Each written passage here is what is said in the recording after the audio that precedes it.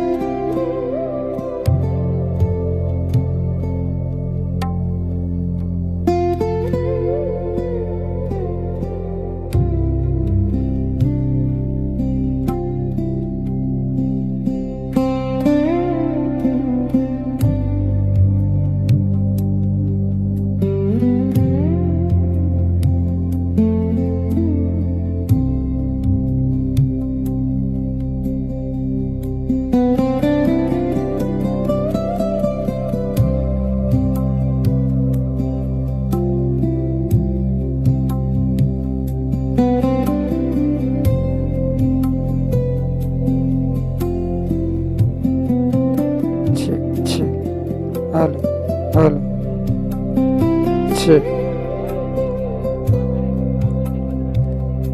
Check. Hello. Check.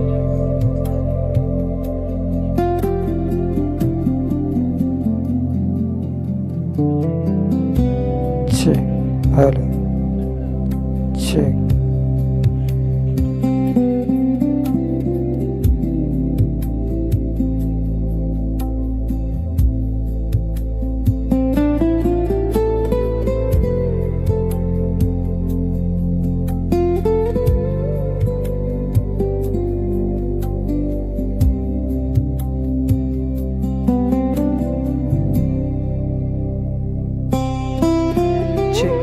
Check, check, check, check, check.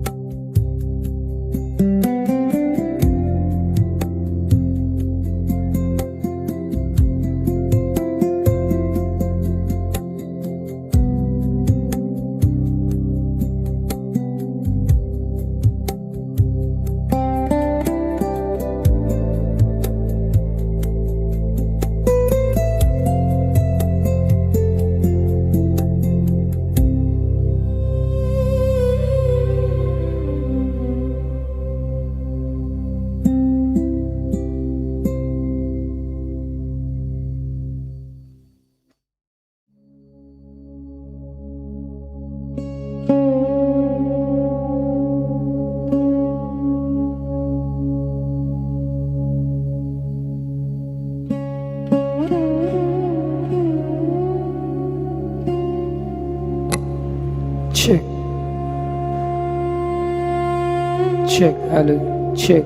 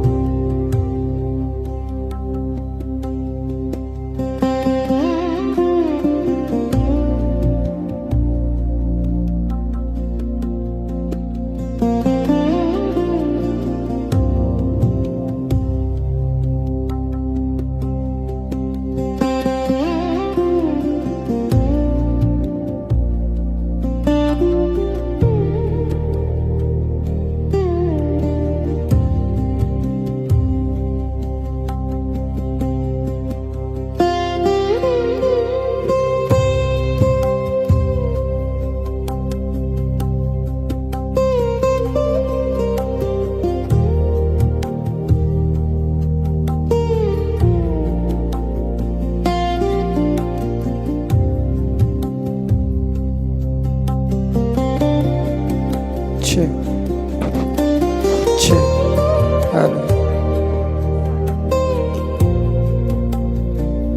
check, check, hello, check, check.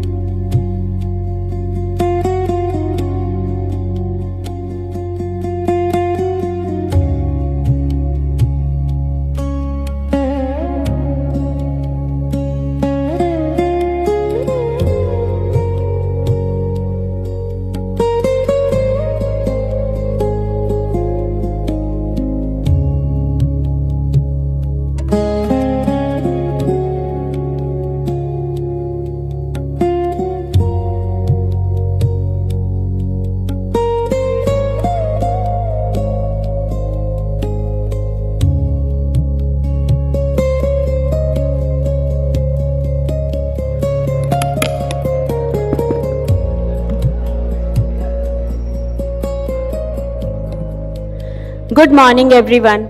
A very warm welcome to all of you, Jamshedpur. We warmly welcome Dr. Naveen Malhotra, President ISA National, Dr. Rajiv Gupta, Secretary ISA National, Dr. Manoj Kumar, our GC Coordinator, Dr. Sharad Kumar, President BJSA, and all the dignitaries and delegates present here. Before we start our scientific session, sad news for all of us. Just 2 days back, we lost Dr. Sasi Dinkar Minj. He was a senior anesthesiologist. He was posted in Dumka. So we'll just have a condolence for 1 minute for him. Let's start.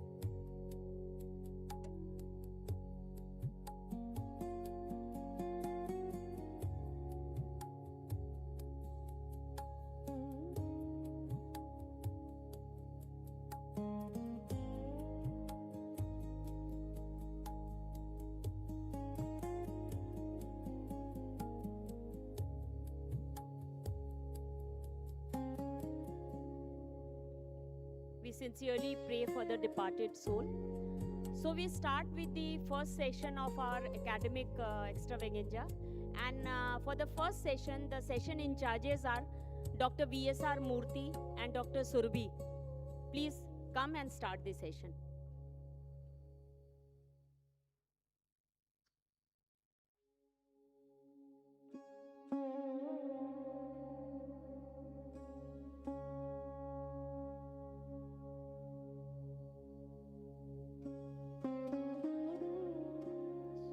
Good morning, everyone.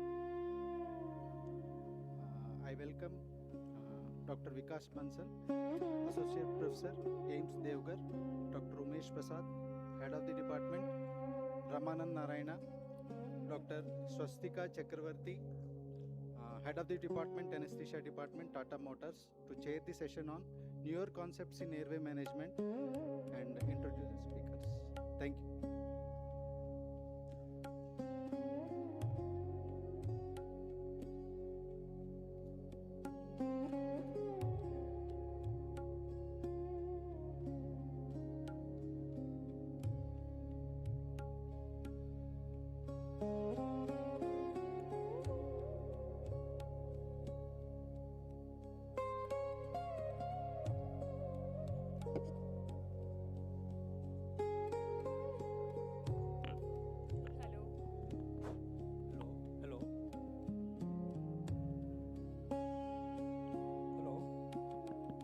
Hello. Good morning, everyone. Respected seniors, Dr. Naveen Malhotra, Dr. Badani, Dr. Rajiv Gupta, Dr. Manoj, all my seniors, all guest speakers, all my delegates, all my juniors. Yeah. Let us start today's scientific session with a very interesting topic. At the same time, it's a rapidly evolving topic that is the current concept of airway management. As we all know, managing airway is the core skill for every anesthetist. But with the development of the technology, with the development of skills, with the newer guidelines, with the practice, it has become possible to reduce the incidence of airway-related complications like airway injuries, like head damage, head injuries, like death. So it is very much required to make ourselves keep ourselves updated. For that, it's my privilege to introduce the eminent speaker, Dr. Umesh Badani, sir. Sir does not require much introduction, but because of his remarkable contribution in the field of anesthesiology, critical care, and pain management, sir is the Dean and HOD Department of Anesthesia, All India Institute of Medical Science, Patna. Sir has remarkable contributions in the field of pain and critical care. Sir is a member of Indian Society, life member of Indian Society of Anesthesiology. Sir is a member of critical care. Sir is a member of member of palliative care. Sir is a member of hospital administration, and so on. So I'm not going into detail. If I have missed anything, sir, excuse me. And with this, I'd like to invite you for your presentation. Would you please share your insights?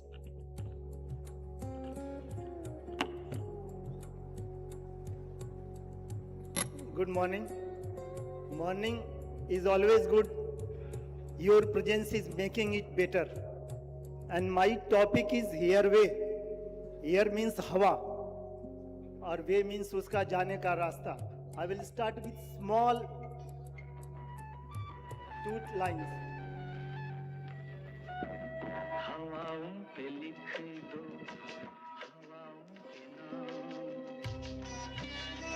हवाओं पे लिख दो हवाओं के नाम.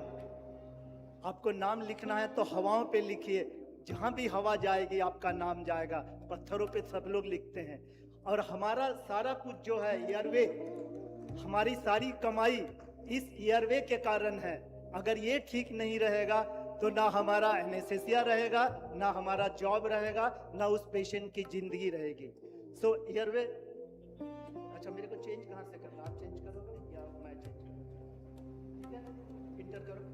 So actually हम लोग सब I will speak in a mix language, Hindi and English, it's no problem. So we are doing laryngoscopy since long, and हमारे टीचर बोला करते थे कि हम ऐसा करते रहे हैं. ये हम निजल एयरवे बहुत अच्छा डालते हैं. From this individual approach, now the management of airway come to a protocol based approach. Next करते जाना, मैं बोल दूंगा कहाँ रुक. ठीक है, next बढ़ाओ आगे भाई. इधर आ रहा है, उधर नहीं आ रहा है. ठीक है, this is the OPD of the AIIMS Patna. Next. So by definition this is the modern airway management has moved from a device centre approach to an evidence based physiology aware and technology assisted strategy. ठीक है, ये अगर ये laptop यहाँ तो नहीं मिलेगा मेरे को, बताना तो पड़ेगा ना. नहीं वो तो ठीक है, लेकिन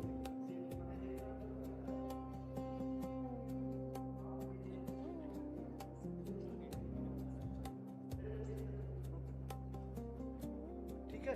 सो this is in a nutshell. It is from the small equipment it has now developed to the next approach. Now in traditional approach, and this is a comparison with the newer concept. In traditional approach,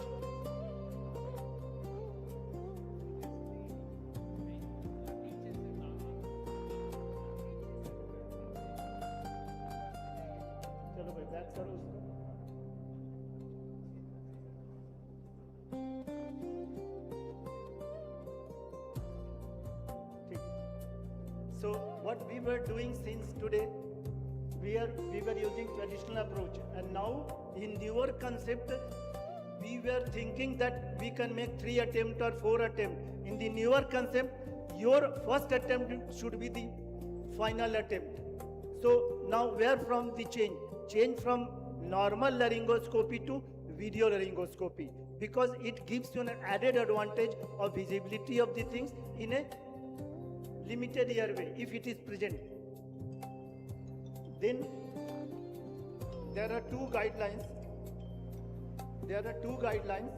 One is the DAS 25 unanticipated difficult intubation guideline, and another is ASA 2022 difficult airway guidelines. Next, please.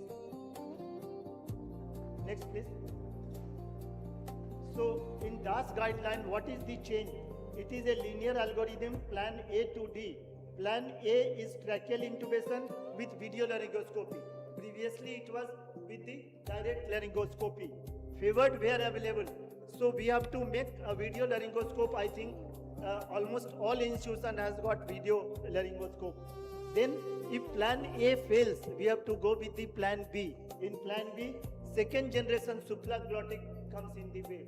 The difference between first generation and second generation empties the stomach and it decreases the chances of regurgitation. If plan B also does not succeed, we have to go to plan C, face mask. Then we have to revert back from intubation because here we have to save the life. So we have to now revert back to face mask, ventilation with adjuncts and optimized positioning. And if plan C also fail, then plan D, emergency front of neck airway. That is, you have to make tracheostomy and maintain here. We have to think for the oxygenation. Next, please. The difference in the ASA 22 guideline, it optimizes pre-oxygenation and continuous oxygen delivery, maximize first pass success, limit repeated attempts, use video laryngoscopy. Next, please. So you can see from normal laryngoscopy, the newer concept that we have to go with the video laryngoscopy. Next, please. So here there is a difference between the two guidelines, the ASA 22 difficult airway guidance and the DAS 25 difficult airway. The core style decision-based flexible approach. Here it is linear A to D approach. Already we discussed the DAS 25. Then main priority is preparation, oxygenation, first pass success. Here again the main priority in the first pass success, continuous oxygenation. Then intubation approach, early use of video, both has got video laryngoscopy.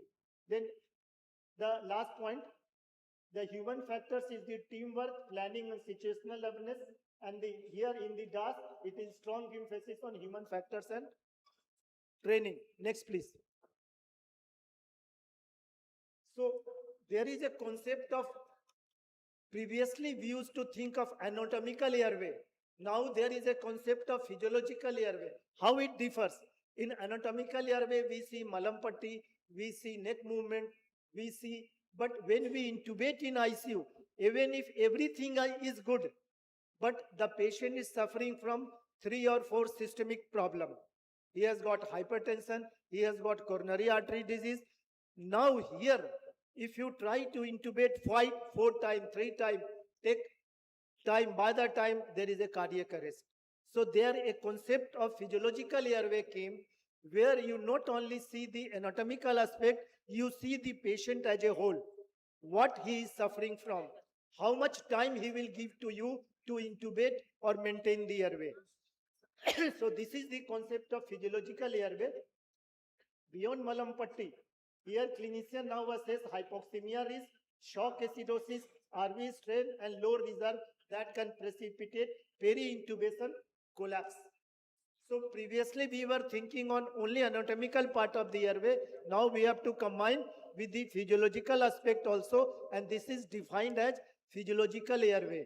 How the patient will react with your intubation or the airway management. So this concept is clear, I think. Now we don't only to think on the airway part for the anatomy, but the physiology also of that patient, that how he will behave during intubation. Next, please. So what is the new in the airway assessment? Normally we used to do airway assessment by malampatti. Now we have got 2 or 3 new with the invent of fiber optic and ultrasound. The whole scenario of assessment of airway has changed. Now you can assess airway by use of nasal endoscopy and virtual endoscopy. What is virtual endoscopy? I think you all can do virtual endoscopy. Virtual endoscopy, normally our surgeons and others order for CT scan. CT scan you see is the section. You see, if you see from here, all sections come in the photograph. you have to ask the radiology friend to make a 3D picture of the CT scan. You have to ask for it, and most of the CT scan has got this arrangement, this facility. If you ask that please convert into a 3D picture, then you can see whether into the third part or second part of trachea there is constriction. So this concept is called virtual endoscopy. You see like endoscope, but you don't put endoscope. You understood this concept? Next, please. Then I already discussed about video laryngoscopy. Then all of you are now aware of point of care ultrasound or focus in airway. Now, if ultrasound is available, we can see all these things by ultrasound. It is a non-invasive method.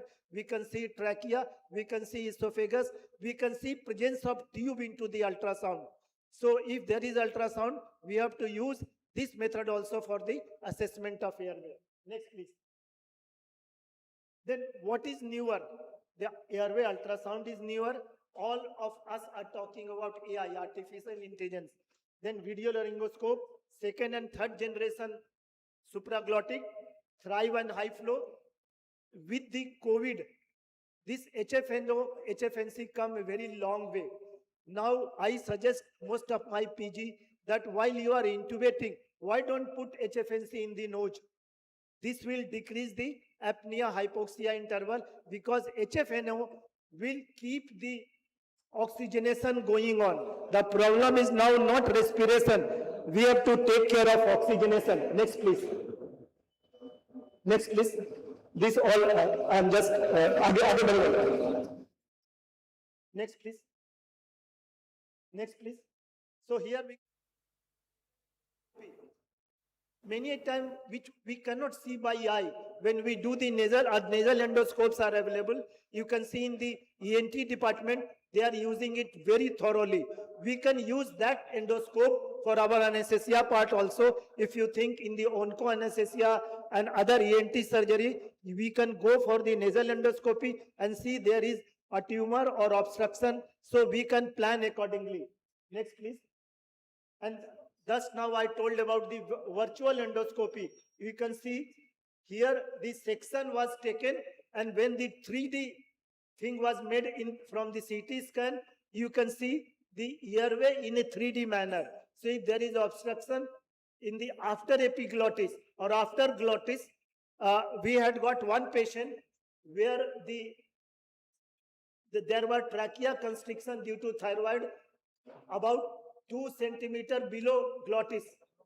So the first attempt in the previous OT, tube could not be passed because when tube was passed, it could not go into the trachea.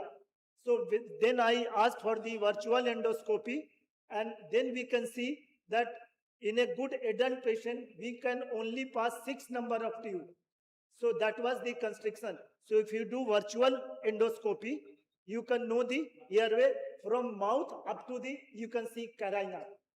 So you understood the concept, what is virtual, and it is available everywhere. Because CT scan is done, you have to ask the CT scan and radiologist to give you a picture of 3D of the airway. Next, please.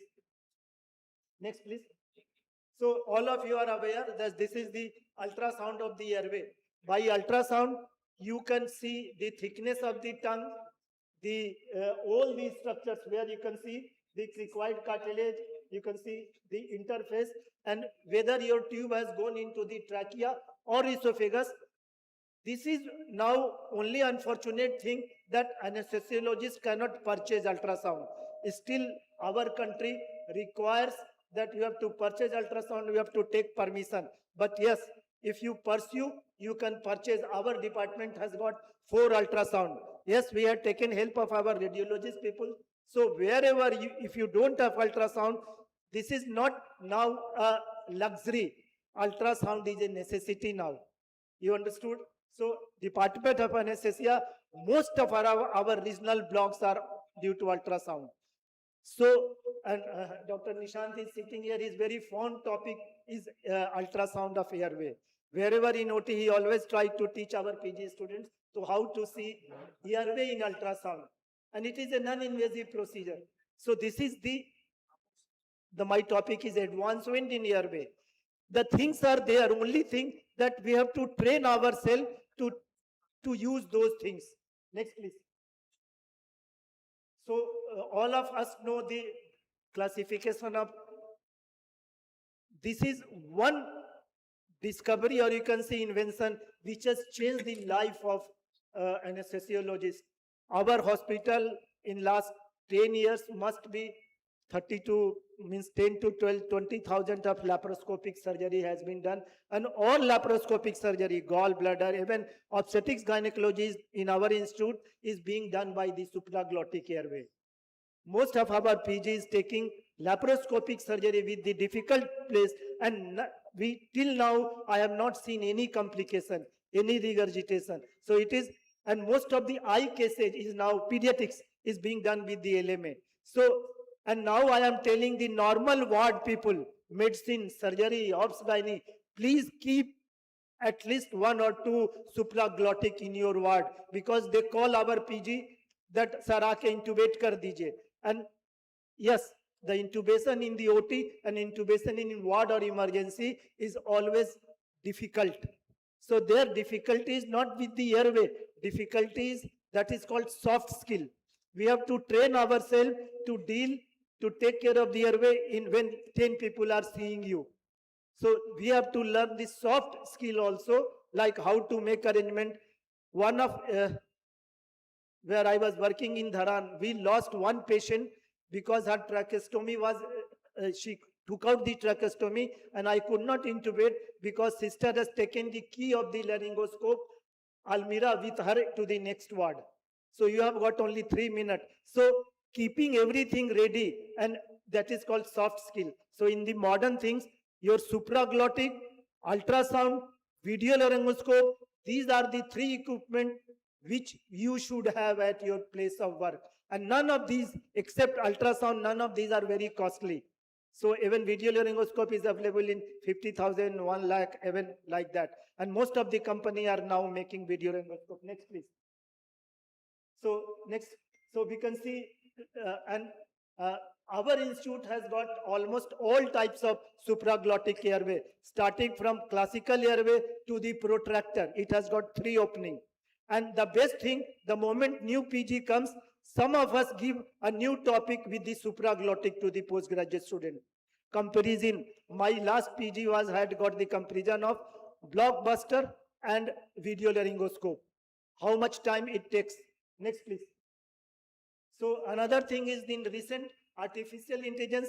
If some of you want to do research, I have taken help of the Sheila Maitra paper on the IJ published. There they have done the, one study was done, and it was seen that if there are programs in artificial intelligence, that in that paper photographs of the human being was taken from different sides, and by seeing the photograph and extrapolating the X-ray and ultrasound and CT scan, they could predict by putting those data whether the airway is difficult or not. So there are many tools in the artificial intelligence. Most of you can take help of your engineer friends, and all of you should come with some idea of using AI into the airway and anesthesia. Next, please. So main uses are, we all can know that we all know that there are 2 kinds of airway. One is anticipated difficult airway and another is unanticipated difficult airway. In unanticipated difficult airway, AI has got a much bigger role. So then image analysis of CT. See, India is a one country where our population is 1.140 million. And our data, what our hospital has got data of radiology, anesthesia is much beyond any European or American country. We have to use these data for making an AI model, and you can make AI model of your place, because human being of every place is different. The human being of Jharkhand is different than human being of Haryana and Punjab. So because they are taller there, they are big built, our population is shorter. So our airway is entirely different with the airway of Haryana and Punjab. And we can come up with our AI model to know about the difficult airway or normal airway with the use of AI. Next, please. So this is the same, we have to now make protocol-based structured airway training program and simulation-based training. All of us should include simulation-based training to our postgraduate students, and NMC also now tells that your hospital or your institute should have at least one mannequin-based training center. So it is not only, again, this is not a luxury, it is a necessity, because we cannot learn by loss of life. We have to learn before life is in our hand, especially in the airway. Next, please. So emergent adjacent developments, airway risk certification with composite scores and checklist, AI assisted assessment and decision support, airway safety bundle. All of in ICU know about bundles. There are many bundles. So now if you see in the net, there is airway bundle also. Next, please. So next, please. So here the newer concept has got. Now these are the problems. Like just today morning we saw that it took time to start the PowerPoint presentation, because here we are relying on machines, and the more we rely on machine, the more difficulty we can face if we don't know the machine. और आपको machine को भी friend बनाना होगा, machine को जानना होगा, समझना होगा. हमारे फ्रेंड को 3 मिनट टाइम लगा पासवर्ड मंगाने में, लैपटॉप खोलने के लिए. आप कोई सा भी इंस्ट्रूमेंट, मैंने एक पीजी के लिए पीएफटी का मशीन मंगाया था, वो किरण पीजी पास करके चला गया, 2 साल तक वो पीएफटी यूज नहीं हुआ, उसके बाद उसका पासवर्ड भूल गए. अब मेरे को कंपनी वाला को फोन करके पासवर्ड के लिए उससे बात करना पड़ा, यार तुम्हारा मशीन तो काम नहीं कर रहा है, ये पासवर्ड मांग रहा है, कहां से आएगा? बोला सर पासवर्ड वो मीर का MIA का वो पीएफटी है, उसने पासवर्ड बताया, तो मैंने उसके बैग पर ही अब पासवर्ड लिख दिया है. तो ये मैं ये कहना चाह रहा हूं कि जब आप मशीन पे ज्यादा डिपेंड करते हैं तो आपके लाइफ को ये इजी तो जरूर करता है, लेकिन आपको डिफिकल्टी में भी डालता है. इसलिए हम लोग पुराने लोग कहते हैं यार छोड़ो, लाओ ना लरिंगोस्कोप, हम इंटुबेट कर देंगे. ये सही है कि हम अभी भी उसको ज्यादा रिलाई करते हैं, लेकिन हमारा जो नेक्स्ट जनरेशन है वो ज्यादा इक्विपमेंट बेस्ड, प्रोटोकॉल बेस्ड और बंडल बनाने का ये है कि बंडल में आप चेकलिस्ट बनाएंगे.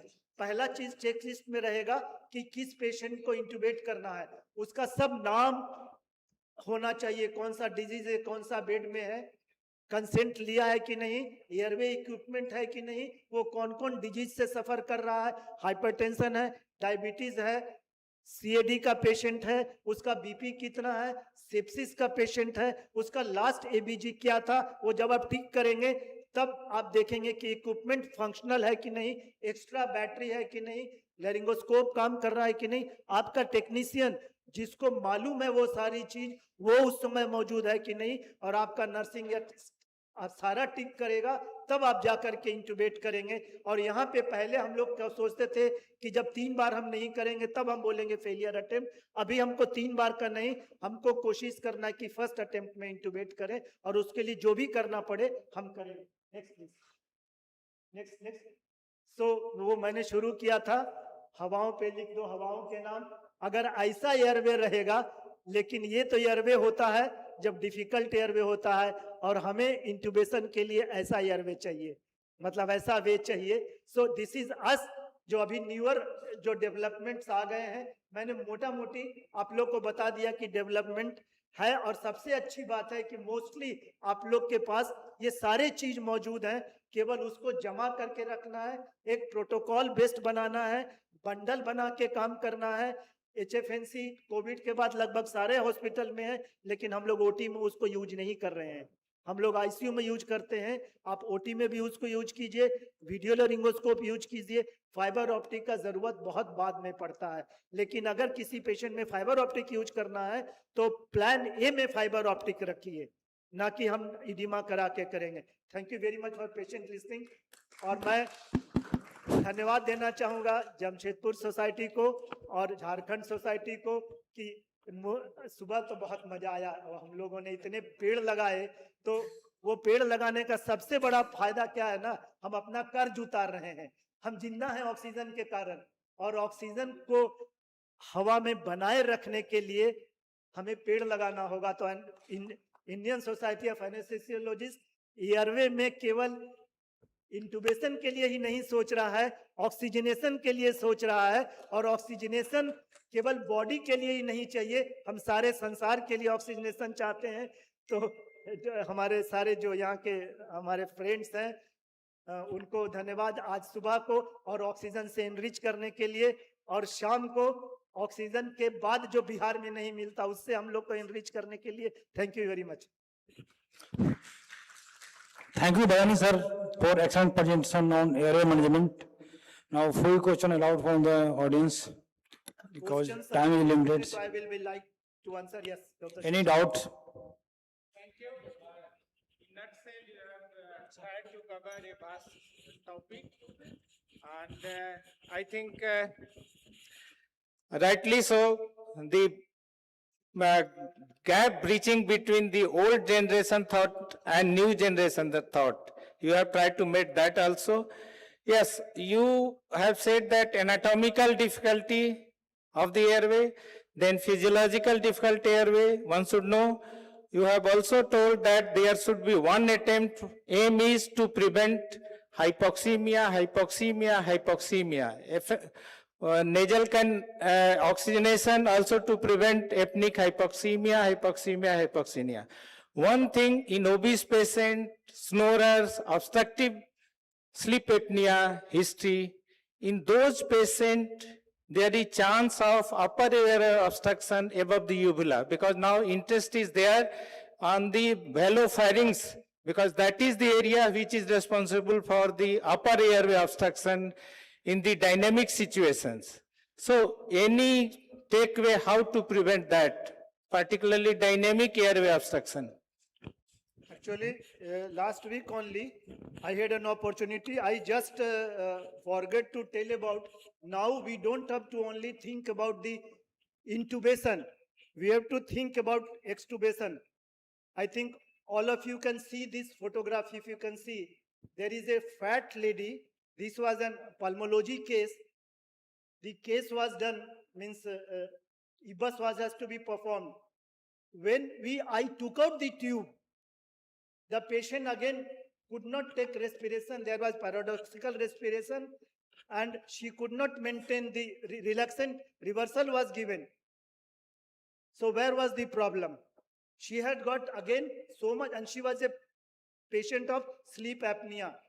Then we discussed with the pulmonologist, and we again intubated the patient after extubation, and then take the patient to ICU, and then it was extubated next day.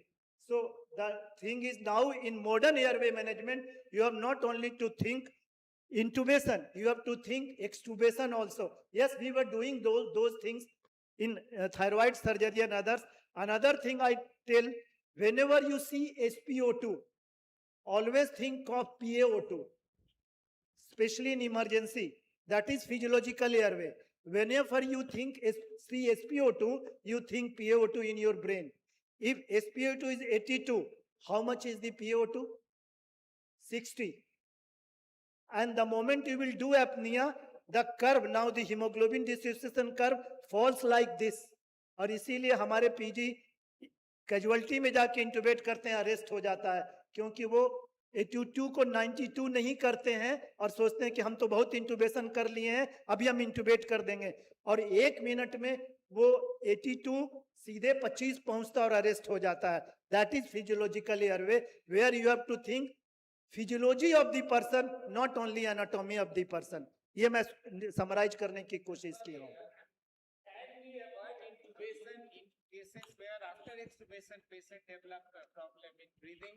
See, अगर हम intubate नहीं करेंगे, जब intubate नहीं करेंगे तो surgery कैसे होगा? इंटुबेट तो करना ही है, बट हमारे पास हमने डास गाइडलाइन देखा, plan A, plan B, plan C, plan D. वो प्लान में हम कहाँ फिट कर रहे हैं? हाँ,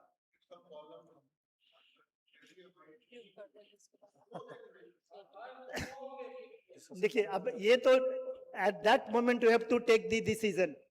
At that moment, yes, if we have got supraglottic airway in spite of intubation, we can put supraglottic, but it is the oxygenation which matter. If we cannot oxygenate Without intubation, we have to intubate, and because here life is in the things. So decision cannot be a fixed guideline. It will be case to case basis, but normally it does not, it is not so common to re-intubate. It occurs only very rarely. So decision the conductor has to take. Thank you, sir. Thank you, Bhadani, sir. Sir, time बहुत कम है, so finished. Thank you. I think we are some late, but I tried to finish in whatever less time we can. And we will go in the right time. Thank you very much.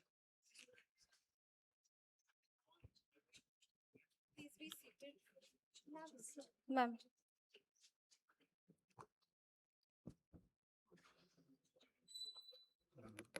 Now I request the chairpersons to felicitate the speaker, sir. Murthy, wait a minute.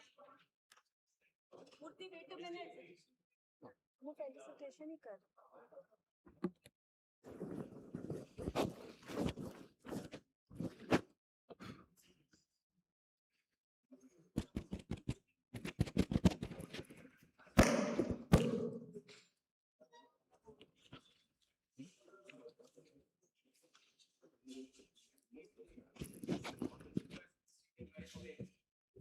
Okay, sorry for the delay. I now request the chairperson to felicitate the speaker. Sir, Badani.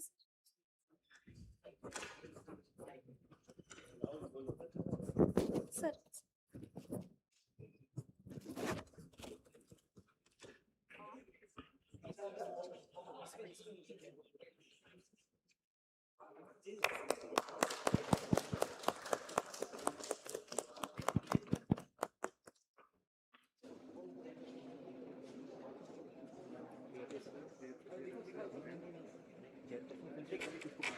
जमशेदपुरा के हमेशा मेरे को डेजा वू होता है, बहुत चीज बार बार लगता है, ये तो कल ही हुआ था.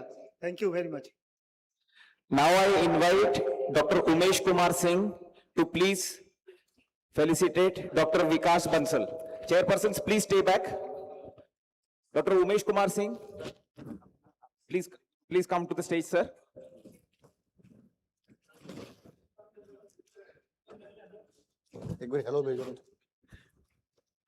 Also, can I request Dr. Dev Sanjay Nag to please come up to the stage to felicitate our chairpersons? And Swastika ma'am also to please join us, please.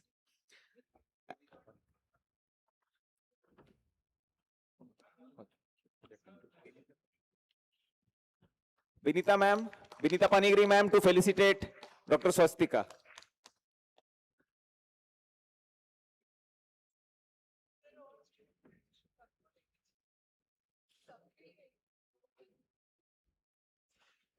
Next PPT और CV ready है?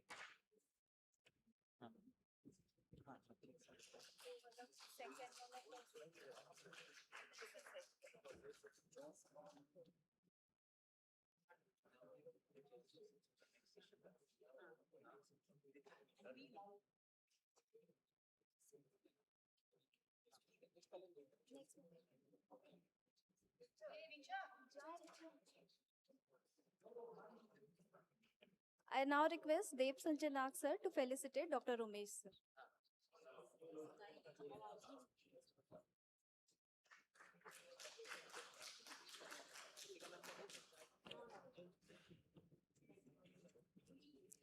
Thank you so much, chairpersons. Okay. Now we start the next session. For that, I request our chairpersons, Dr. UK Singh sir, Senior Consultant, Tata Main Hospital, Dr. Sharad Kumar sir, Senior Consultant, Tata Main Hospital and BJSA President, and Dr. Nishant Sahai sir, Professor, AIMS Patna, to chair the session on the topic Building a Profitable Pain Practice.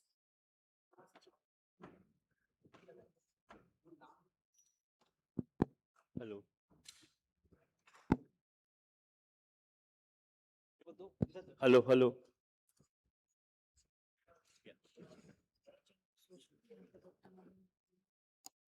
I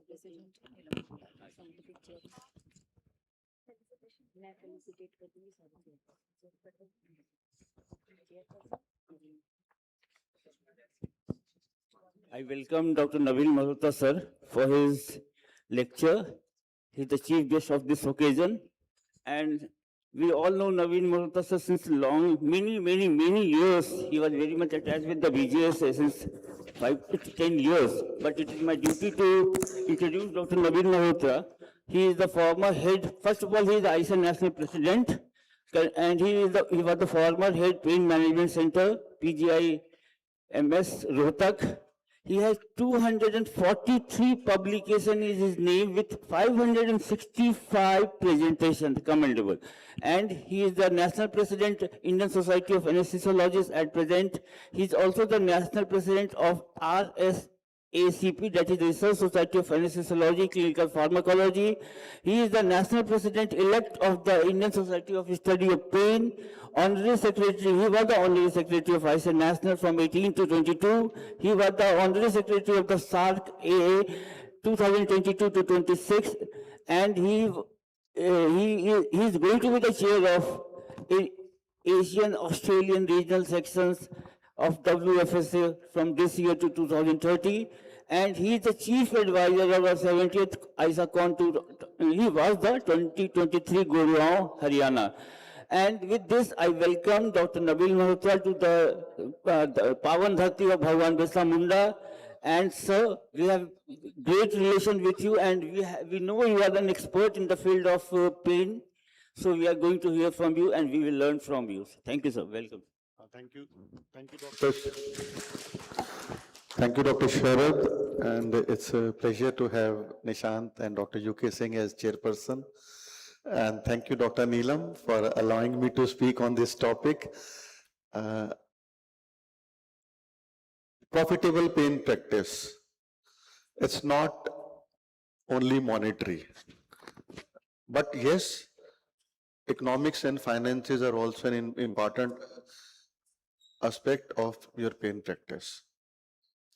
And I'll focus my talk on the front benchers also, established pain physicians also, those who are on WhatsApp, on them also, and middle row, and especially also focus on the young budding students so that you are attracted towards the field of pain medicine and pursue your career in becoming a successful pain physician.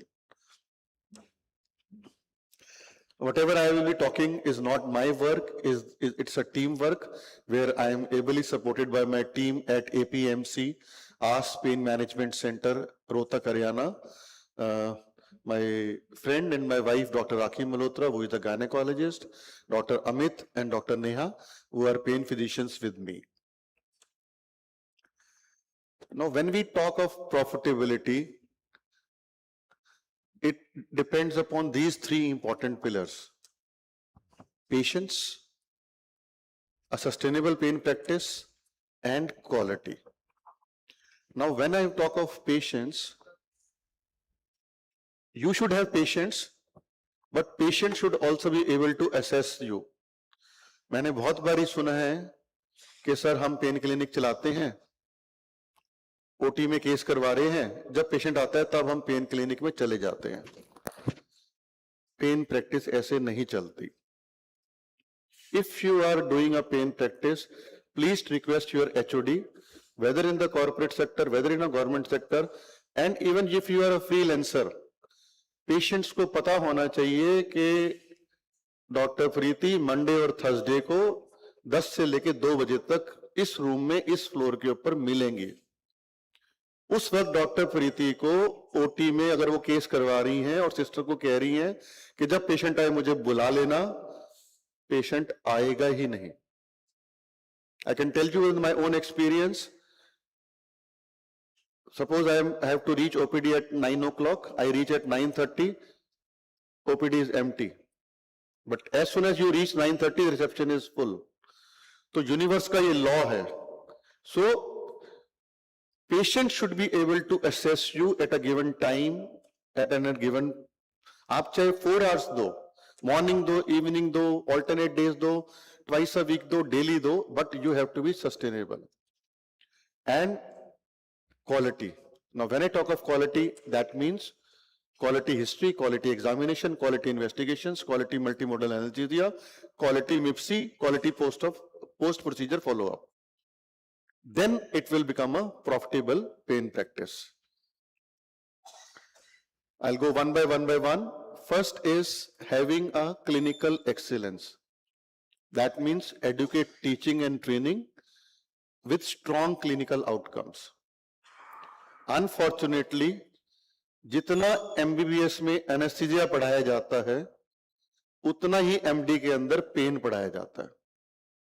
There is those who are in medical colleges, they will remember. पीछे बच्चे हंस रहे हैं कि sir ये सच है. I can see with your smiles. 1.5 page का competency based curriculum है NMC का. Unfortunately, उसमें से 1.5 लाइन भी नहीं पढ़ाई जाती. कल्प्रेट हम भी हैं. We are also in medical colleges. We were also in the medical college. In 50% of the medical colleges, there is pain clinics only on papers. There are no functional pain clinics. So I take this opportunity to request all the HODs of the medical colleges to, और जहां पे DNB चल रही है, please have a functional pain clinic and spare 1 or 2 consultants from your department के वो training लेके आएं और वापस आके पेन क्लिनिक चलाएं और वहां पे DNB MD स्टूडेंट्स का एक्सपोजर हो. Then I'll come to this teaching and training again. Now, why only NS? I am very selfish as Indian president of anesthesiologist. मुझे लगता है कि पेन फिजिशियन सिर्फ एनेस्थीसियोलॉजिस्ट होने चाहिए. मैं गलत भी हो सकता हूं, पर मेरी ये धारणा है and I follow that thing because I firmly believe that we are well versed with the art and science of relieving pain. सारी जिंदगी हमने दर्द ही हरा है and becoming a pain physician is a natural extension of our day-to-day work. And the future belongs to those who prepare for it. अब बच्चे पूछेंगे कि सर MD-DN में तो पढ़ा नहीं रहे, तो अब हम क्या करें? There are multiple options. One, एक तो मैंने पहले बताया कि हम टीचिंग ट्रेनिंग ड्यूरिंग पीजी ही इंप्रूव करें. That's a long drawn process. Then you can go for a structured courses including DM pain medicine which is being run in AIIMS Mangalagiri, AIIMS Gorakhpur, AIIMS Rishikesh. We are in touch with the National Medical Commission to notify DM pain medicine since last 4 years. सब proposal तैयार होके file के ऊपर पड़ा हुआ है. जब government की तरफ से, ministry of health and family welfare की तरफ से अभी एक रोक लगी हुई है कि no new DM MCh courses to be notified, but in those 40 courses our file of DM pain medicine is also there. But these are aims, they can notify, so they have already started it. You can do FNB pain medicine by National Board of Examinations. ये 2 साल का structured course है, which is run in New Delhi, West Bengal, Lucknow, SGPGI, DY Patil, Chennai. It is by FET. बेटे पीछे जो बैठे हुए हो आपको मालूम है FET क्या होता है? FET. नीट एसएस क्या होता है? कोई पीछे कोई स्टूडेंट, नीट एसएस क्या होता है? Anybody knows NEET SS? NEET super speciality examination, जिसमें हम डीएम एमसीएच कोर्सेज के लिए एडमिशन लेते हैं. DM cardiac anaesthesia, neuro anaesthesia, transplant and critical care, paediatric anaesthesia, right. उस एग्जाम से 3 महीने बाद फेलोशिप एंट्रेंस टेस्ट होता है नेशनल बोर्ड ऑफ एग्जामिनेशन का.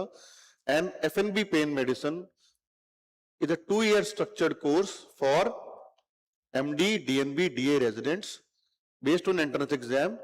एसआर की सैलरी मिलती है and there is an exit exam. These 2 courses and third one is PDF, post doctoral fellowship courses, जो SGPGI, BHU, RML, NY, DY, Patil इसमें चल रहे हैं. These 3 courses are recognized by NMC as an additional qualification. But कई बार बच्चे मुझसे पूछते हैं कि सर हम MD, DNB, DA होके क्या पेन प्रैक्टिस कर सकते हैं? And my answer is yes. You can practice provided you have adequate exposure, adequate knowledge, adequate teaching and training during your post graduation. क्योंकि हमारे करिकुलम के हिसाब से अगर उतनी पढ़ाई हम कर लें बट अनफॉर्चुनेटली वो नहीं होता है, then you can go for fellowships, and उसमें सबसे अच्छी है 1 year fellowship of Indian society for study of pain, fellowship of Indian academy of pain medicine. This is, but unfortunately उसकी भी रफली 40 सीट्स है पर ईयर. एंट्रेंस एग्जाम उसका अक्टूबर में, और जनवरी बैच शुरू होता है जिसका एग्जाम अक्टूबर में होता है, और जुलाई बैच जिसका एग्जाम अप्रैल में होता है. ऑनलाइन एग्जामिनेशन है which you can easily do, and it is a 1 year in house fellowship. I am happy that at APMC we are also running this fellowship. Then there are other fellowships done by senior pain physicians across the country. They are in the West Bengal, in Delhi, in Maharashtra, in Hyderabad, and at Rohtak also we are doing it, where people do both online as well as offline course and then come for hands-on contact program so that they can sharpen their skills. But आपके मन में आ रहा होगा sir क्या करना है pain medicine करके. Reason is that we are around 140 crores now, and prevalence of chronic pain is रफली 30%, 20 to 30% worldwide, and India is no exception. That means at any given point of time there are 30 crore people who are suffering from chronic pain, and there are only 5,000 pain physicians across the country, or in 5,000 में से there are only 1,500 who are exclusively practicing pain. Rest are doing anesthesia also, critical care also, cardiac also, and pain also. So there is a huge gap. और हो क्या रहा है, फिर उसको patients wrongly भी ट्रीट हो रहे हैं और कई बार ट्रीट हो भी नहीं रहे हैं. अब as an anesthesiologist, we are well versed with art and science of relieving pain. So who better than anesthesiologist to become pain physician?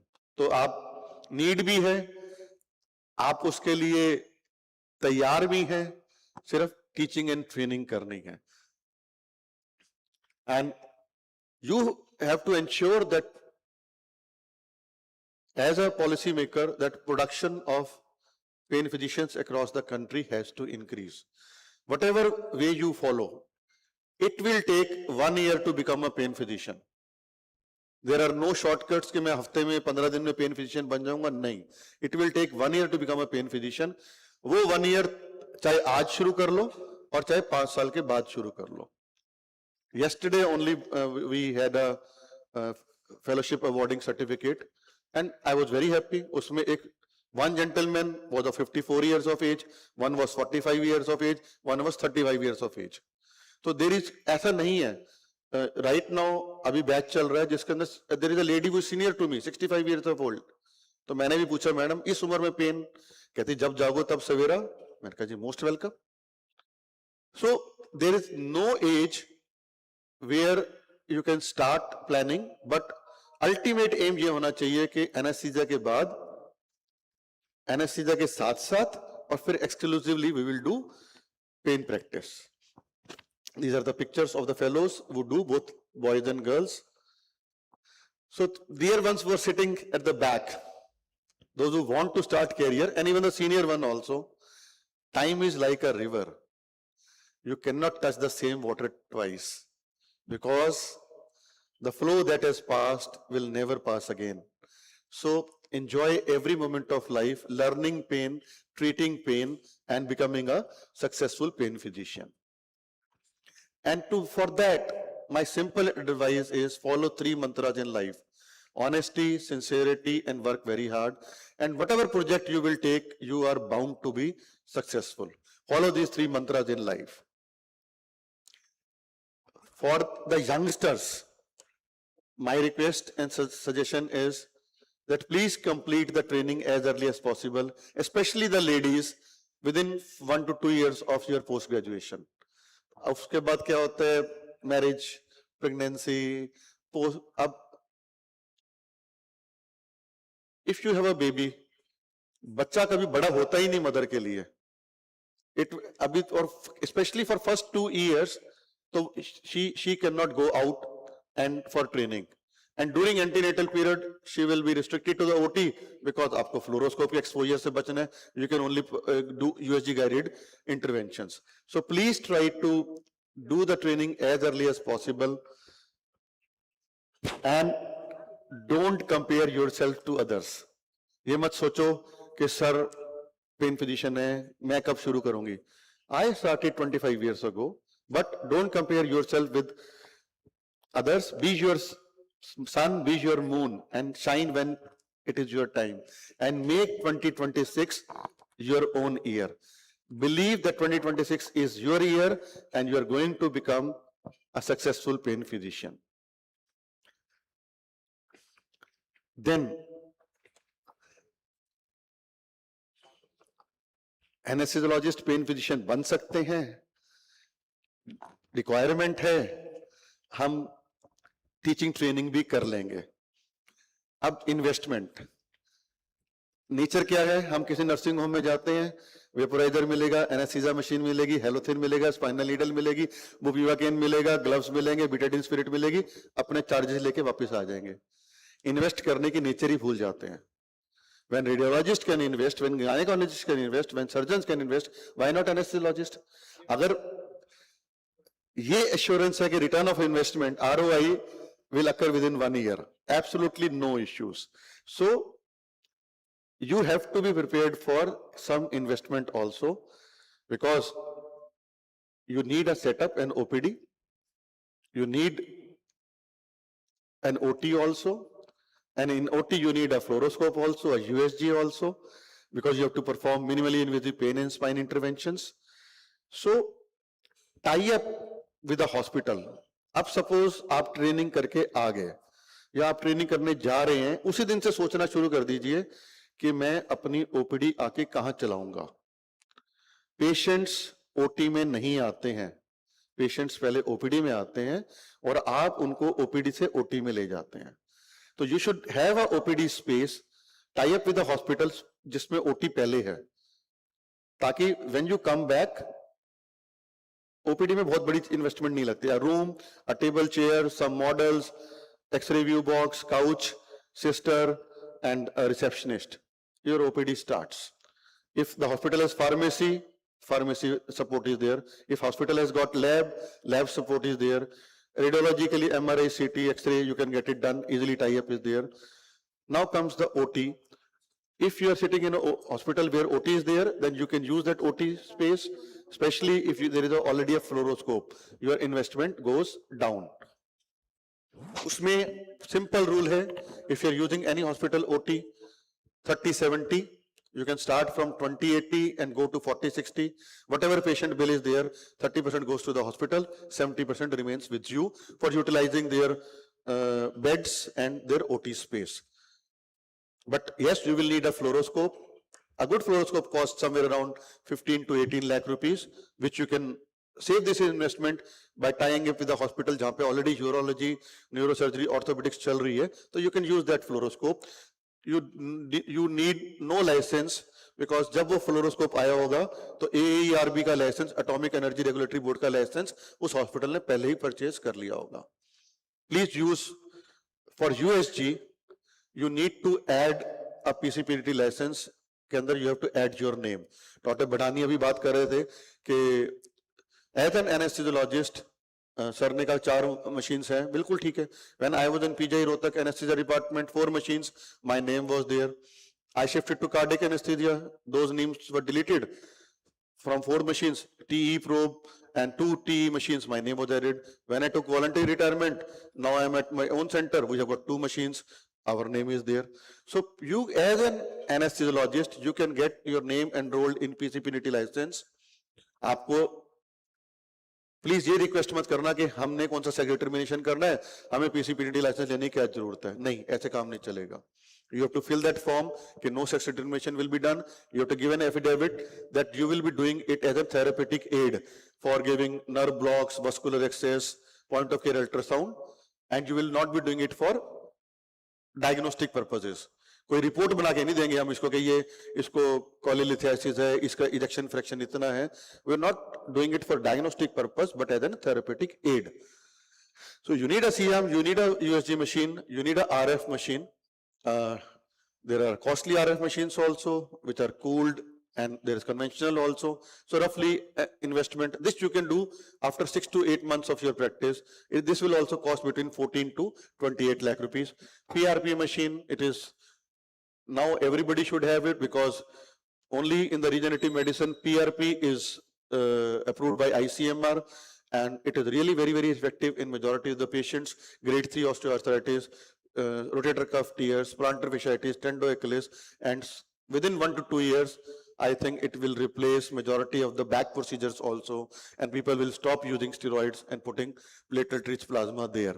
It costs roughly around 2.35 lakh rupees only, and enough stillator costs 30 to 40,000. So this much machinery and equipment investment, you should do it. But again, I am repeating, suppose 30-40 lakh की investment होती है, within 1 year, this return of investment will be there. So, patient experience. Nowadays, everybody is in a hurry. Even if you also go to any hospital, any shopping mall, any office, आपको लगता है कि मेरा काम तुरंत हो जाना चाहिए. Same way, please ensure that there is short wait times. There is continuity of care. If you are not there, your team member should be there. So I always say, please build a team. अगर 2-3 जने मिलके pen practice कर रहे हैं, if today I am here, my team is looking at the center, or there is some difficult case, you both can manage. And ideally, if you are an anesthesiologist and you are working in a team, suppose some allergic reaction occurs or some vasovagal occurs, we anesthesiologists can manage it very, very quickly and efficiently. So build a team, and in team have good pain physicians also, good hospital staff also. जो patients दर्द में आता है, उसको हम बोल के और दर्द दें तो वो बेचारा और दुखी हो जाता है. And do an investment in technology also. And this is the always it is very, very beautiful to work in the team, so that you are working smilingly throughout your day and night, relieving patients suffering from chronic pain. Marketing strategy, yes, it has to be there. Whether you're in corporate setup or you're in a freelancer, you should have a good referral network. You should have a digital presence. Do some community awareness program also. Do some camps in the Rotary, IMA, free health checkup camps, and ensure that you follow up the patients regularly. अब कई बारी patients पूछते हैं, doctor पूछते हैं मुझसे कि sir मरीज आएंगे कहाँ से हमारे पास? तो मैं ये कहता हूँ कि हिंदुस्तान में मरीजों की कमी नहीं है. There is no dearth of patients, कमी है डॉक्टर्स की. पर एक टिपिकल पैटर्न हर पेन फिजिशियन की लाइफ में आता है, वो मैंने यहाँ लिखा है. सबसे पहले ऑर्थोपेडिक्स और न्यूरोसर्जन्स, जो पेशेंट्स उनके सिर दर्द है ना, वो भेजेंगे आपके पास. फिर आपके पास जनरल रेफरल आएगा, and the most important referrals will be patient referral. The patients whom you have treated and who have been relieved of pain, they will be sending patients to you. And then gradually, surgeons, anesthesiologists, अपने relatives को, जिस दिन कोई anesthesiologist आपसे आके अपना treatment करवाए ना, तो उस दिन समझना कि आप संपूर्ण pain physician बन गए हो. पता नहीं चाहकर या ना चाहकर सबसे ज्यादा रेजिस्टेंस एनेस्थीसिया डिपार्टमेंट और एनेस्थीसियोलॉजिस्ट से आती है. उनको पता क्यों नहीं ऐसा लगता कि ये पेन फिजिशियन बन गए हैं तो दे आर मोर पॉपुलर, इनका सोशल नेम फेम हो गया है, तो रेजिस्टेंस आती है जो नहीं होनी चाहिए.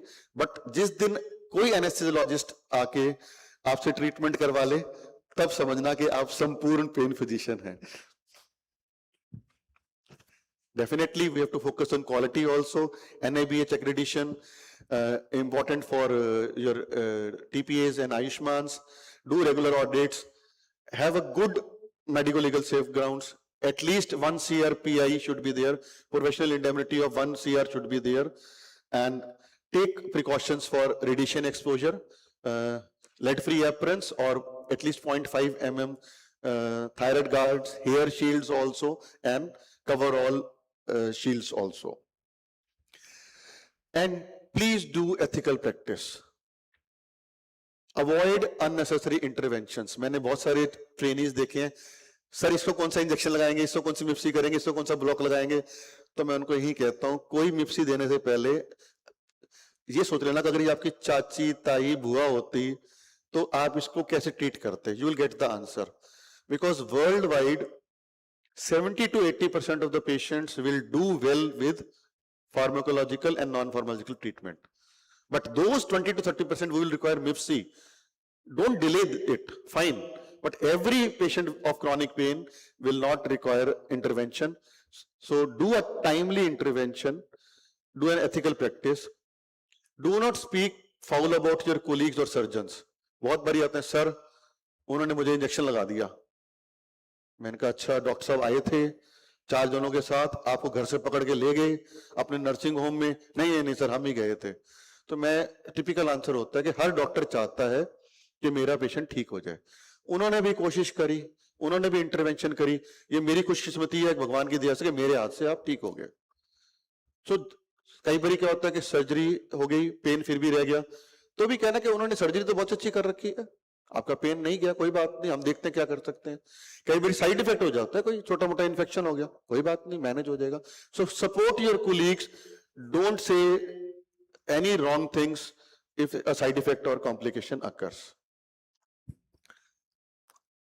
And if pharmacotherapy, yes, I can tell you, my typical questions, response to some patients is, खुराक सस्ती है, दवाइयां महंगी हैं. Medicines have become very, very costly, and I tell them the price is not in the control of doctors. It is regulated by the government. But whatever you want to do, ensure that you give cost-effective prescription with minimum side effects. We all know that NSAID should not be given for more than 2 weeks. Diclofenac, ketorolac, 2 हफ्तों से फालतू नहीं खिलाना तो मत खिलाओ ना. Switch to other modules. Otherwise, people will keep on taking diclofenac, aceclofenac, and they will end up in renal shutdown. So, do a evidence-based practice, monitoring safety and side effects. And yes, the most important thing, finances. In that, please optimize billing. मेहनत के पैसे लेना गलत नहीं है, पर 1-1.5 लाख का bill बनाना भी सही नहीं है. Have a reasonable charges. Then you have to estimate your expenses also. You have to pay salary also. You have to pay for the sterility, machinery, equipments, loans also. But whatever you are earning, please ensure that you are charging reasonably well, but not over exorbitant. And ऐसा भी नहीं कि peanuts के अंदर कि I will give in few thousands. No, please take a respectable figure, not too low, not too high. And whatever you earn, save 20% for future investment also.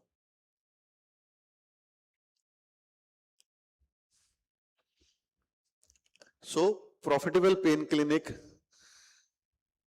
is dependent upon a sustainable clinical excellence practice with ethical growth and timely reinvestment.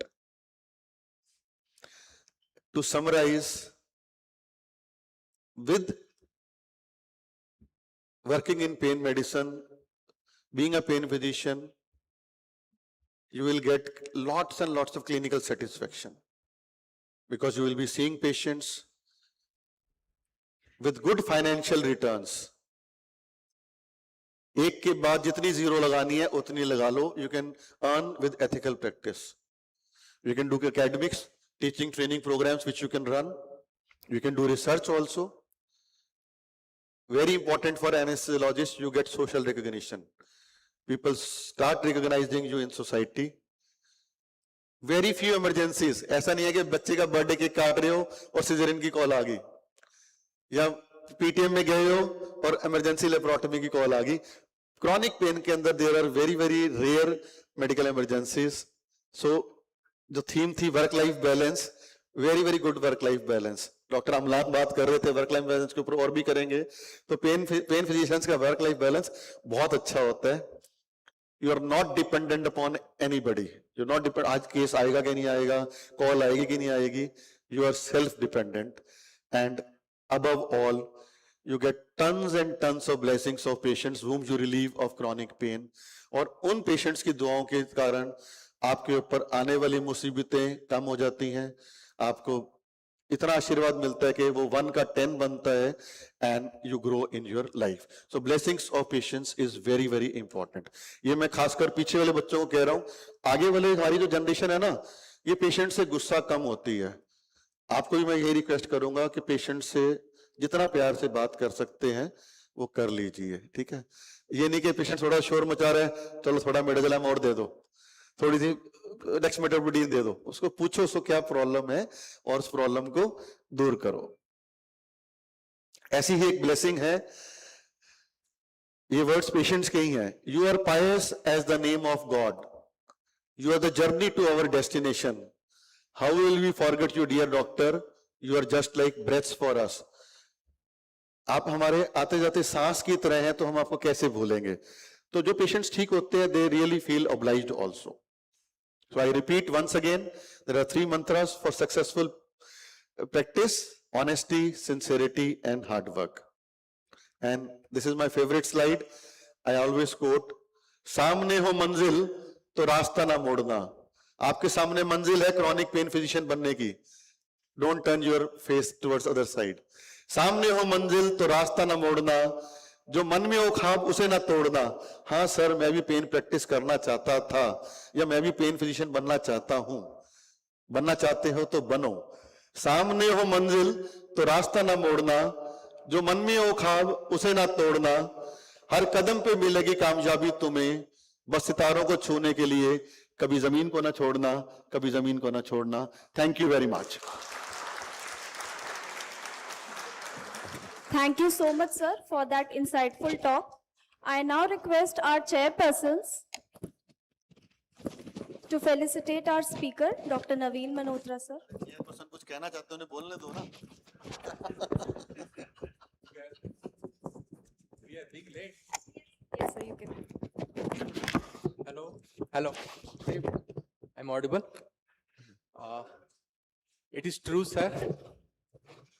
A successful pain center is not built on the basis of financial gain only. It is built on the clinical excellence, ethical practice,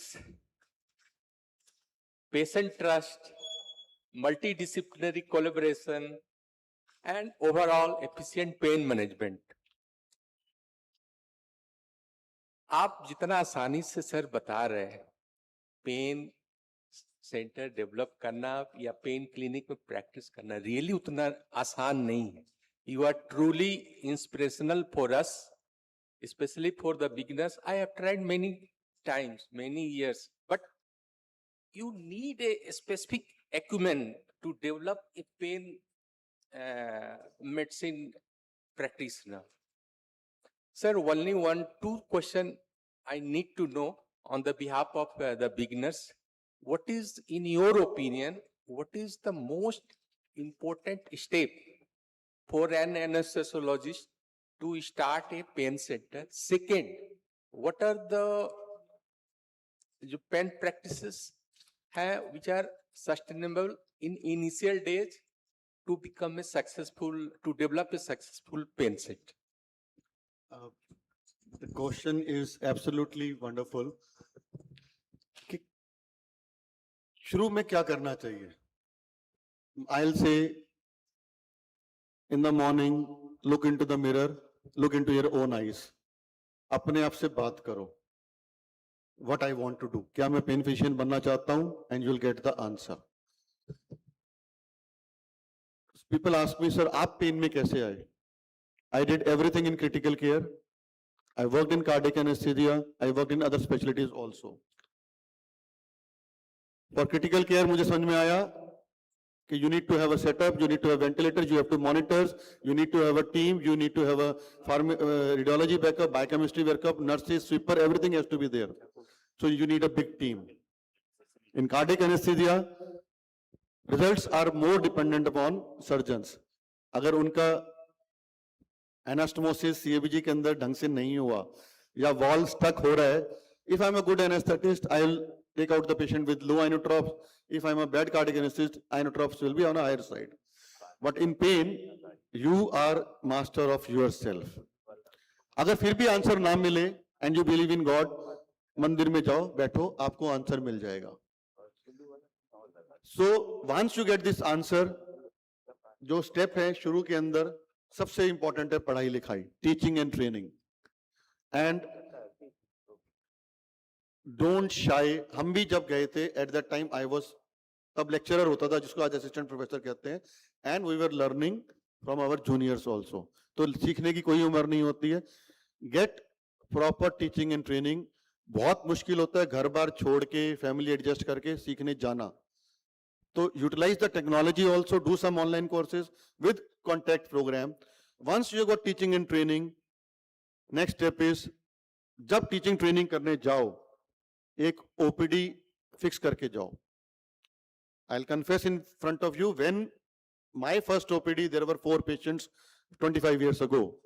And my maximum record has been 336 patients in a day. We started at 8 a.m., finished till 12 midnight. India में patients की कमी नहीं है. और please do not worry about MIPSIs.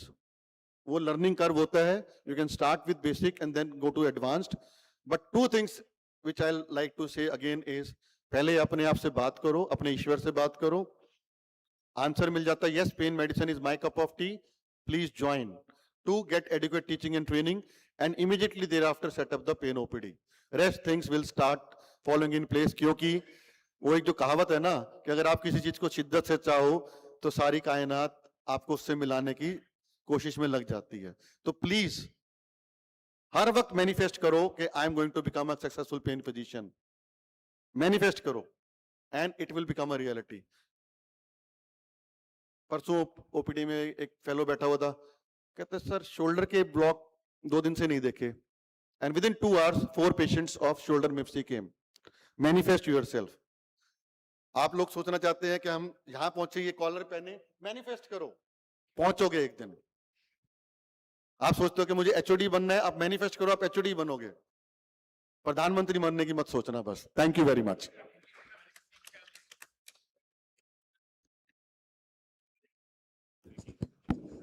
Yeah, thank you so much, sir. First of all, you could spare your time. And it is actually really nice to see some of my favorite people at one of my favorite places, Jamshedpur. And I'm sure you have spoken about a topic which is very, very close to your heart. This is for all the audience members. You know, if there is any question or query that you might have, personally, you can speak, because chronic pain, you can see, is the passion of sir. He could enumerate all the courses at all the different places on the tip of his fingers. And that comes with passion. The passion shows. So not only for the students sitting behind, you know, there can be some queries or questions. We have stalwarts of chronic pain, we can see. If there is any question or query anybody wants to ask, I think sir is a guide for many, many ways. In many, many ways, he's a mentor. But for chronic pain, I think there will be very, very few people who can guide us better. So anybody in the audience, please, for a comment or question or query.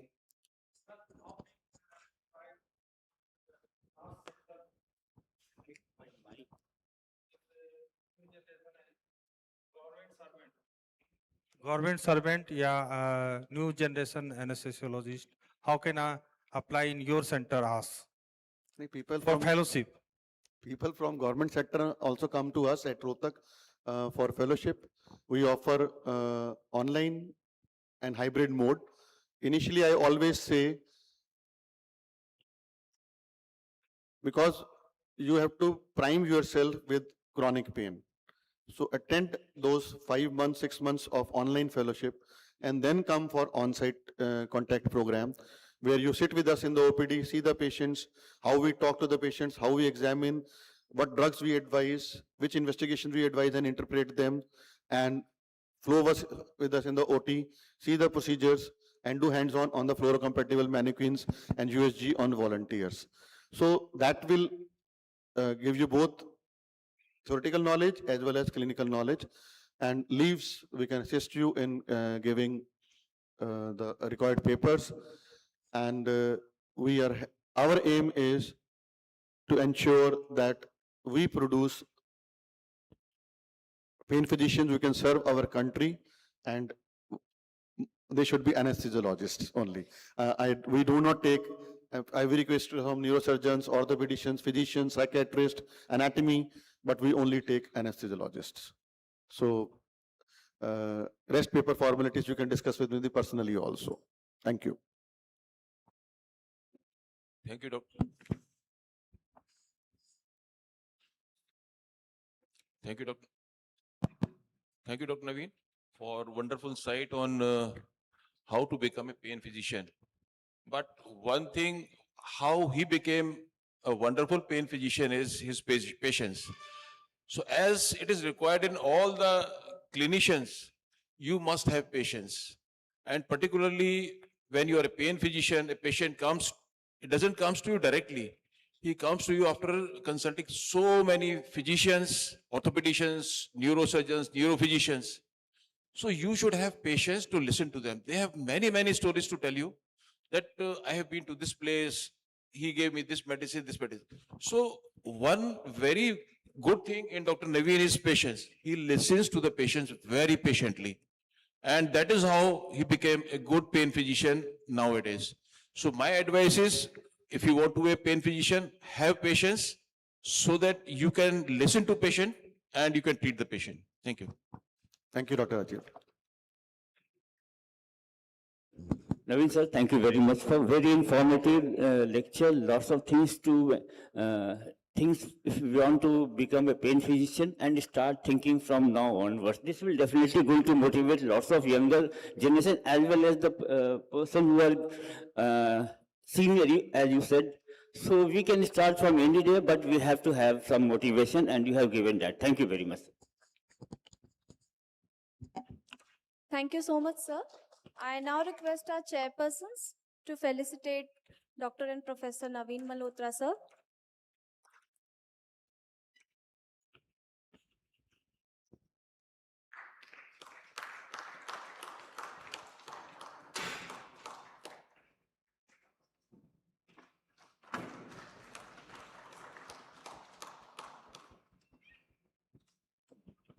Thank you, sir. I now request Dr. Neelam Sinha, ma'am, to felicitate our chairpersons.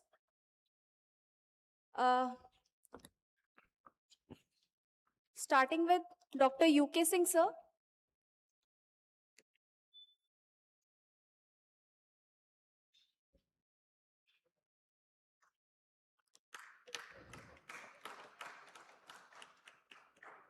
Dr. Sharad Kumar, sir.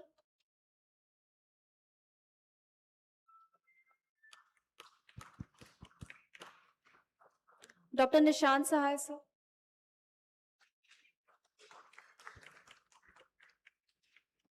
Thank you so much, ma'am. Thank you so much, sir.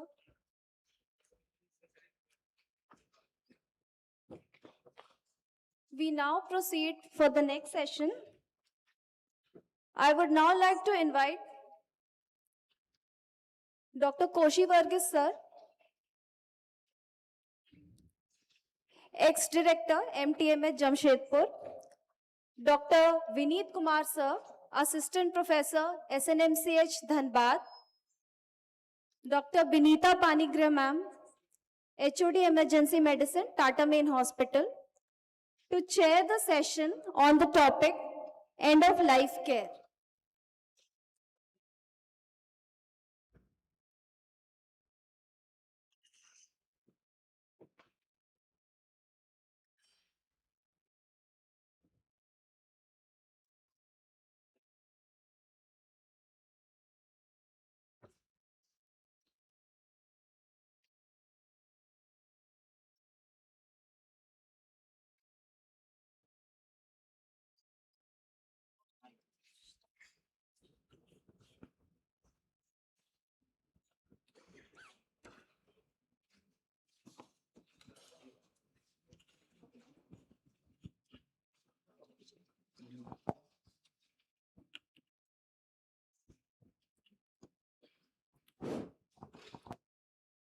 On behalf of the chairpersons, I thank the organizing committee for having us chair this wonderful session right after pain, and the very fascinating and a very close branch for anesthesia, which makes the anesthetist come face to face with a patient and their family members.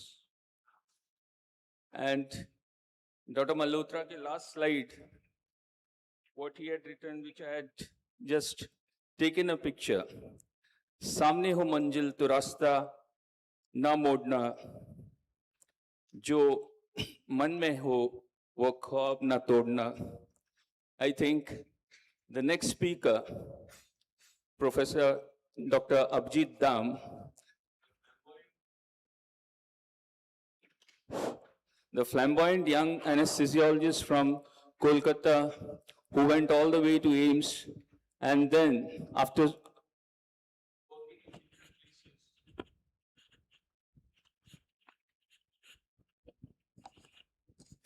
came back and settled in the eastern part of India, in Bokaro, without forgetting that passion which he had within. And he has very successfully started what is palliative care in Jharkhand. He is the pioneer and one of the leaders in Eastern India, and now at the national level. He is one of the mentors for palliative care. And the NGO which he has founded, Koshish, is one which has been supported by friends, the community, and everybody, because his passion, he has been able to infect people who have been in his sphere of influence, something which about pain Dr. Malhotra was just referring to. So it's my proud privilege to welcome Dr. Abhijit Dam, who is also the author of the book End of Life Care, to deliver this lecture. There could not have been any better person. Welcome, Dr. Dam. You are a rishi in this profession.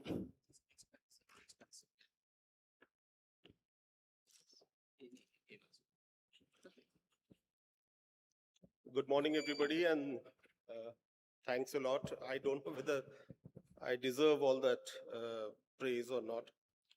But anyway, we are all aware of something called the golden rule, right? Golden rule basically means if I were in that patient's shoes, what would I like for myself?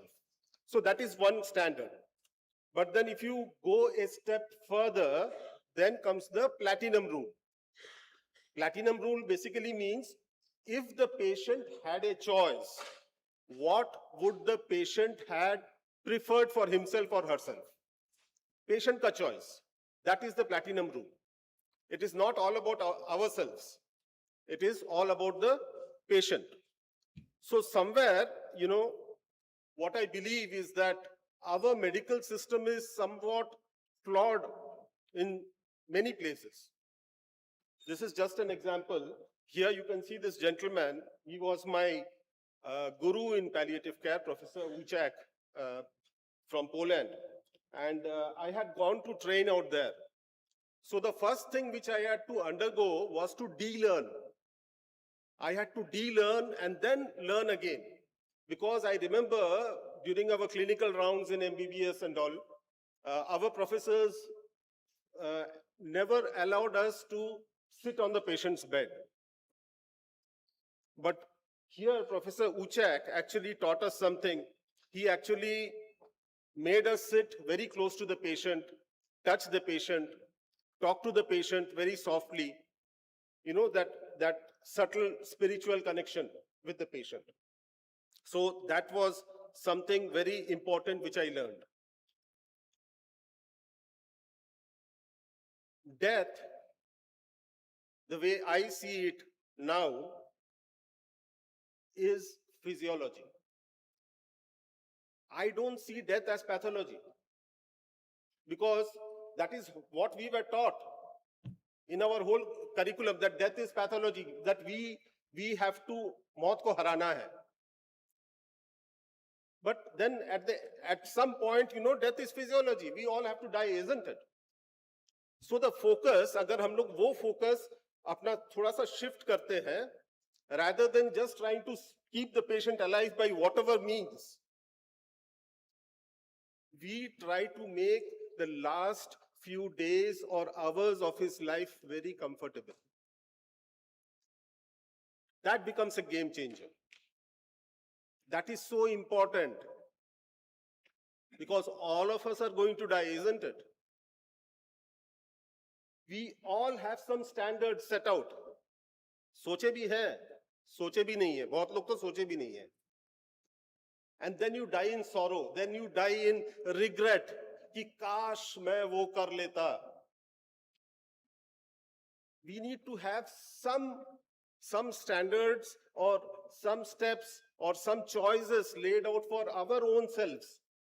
Being selfish is good actually, you know, because by being selfish, you set certain standards for yourself. And those standards can then be given out to others also. So being selfish is good. तो आप कहाँ, कैसे, given a choice, कहाँ मरना चाहोगे? कैसे मरना चाहोगे? आईसीयू में, हॉस्पिटल में, घर में, या हॉस्पाइस में?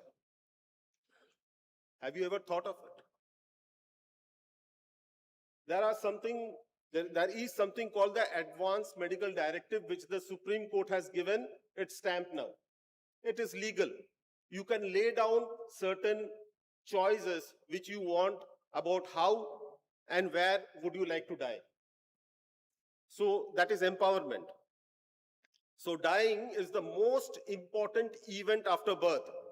And it is not just a physical phenomenon, because as doctors, the whole process of death and dying, we have reduced it to a physical standard. No. Death has social, cultural, and spiritual ramifications as well. And these dimensions are hardly addressed. And my calling came back way back in 2003, doing ICU duties and all. I was literally fed up, and then watching most of the patients, as you are aware, they would die between say 2 at night to 4, 5 early in the morning. That is the period when the maximum deaths happen. And how do your patients die? They die alone. They die in suffering. They die without dignity. It doesn't, and if you apply the platinum rule, would they have opted for that? Would you prefer to die like that? That is the question. So even if you now go back into our ancient culture, there were 6 phases which is mentioned in the Vedas. Asti, that is when the embryo is formed. Then Jayate, when the baby is born from the womb. Then Vardhate, the child grows up. Then Viparanamate, the child matures. Then Apekshiyate, the degeneration. And then finally Vinashayati. And Jatasya hi dhruvu mrityu. Anything which is born has to die. So these principles are not new. These principles were there from ancient times. So the last days may be some of our most significant. Of our, I say, that even we are in the same boat, providing opportunities to create final memories, give final gifts, find spiritual peace, and to say goodbye. And what the family remembers most for a long time after the patient's death. पहले लोग हमारे जो पूर्वज थे वो अक्सर घर में ही मरते थे. Death was something which was quite familiar, because घर के छोटे बड़े सभी लोग मौत देखते थे घर में ही. And it was accepted as something natural. But abhi hum log kahan marte hain? The place of dying has shifted from homes to hospitals and ICUs. Death has been alienated. हम लोग को लगता है कि ये क्या हो रहा है यार? That should not be the way.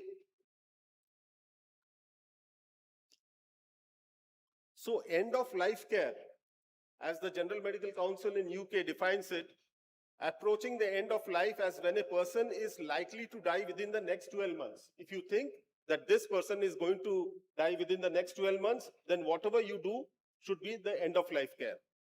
And the ICMR defines it as an approach to a terminally ill patient that shifts the focus of care to good symptom control, comfort, dignity, quality of life, and quality of dying, rather than treatments aimed at cure or prolongation of life.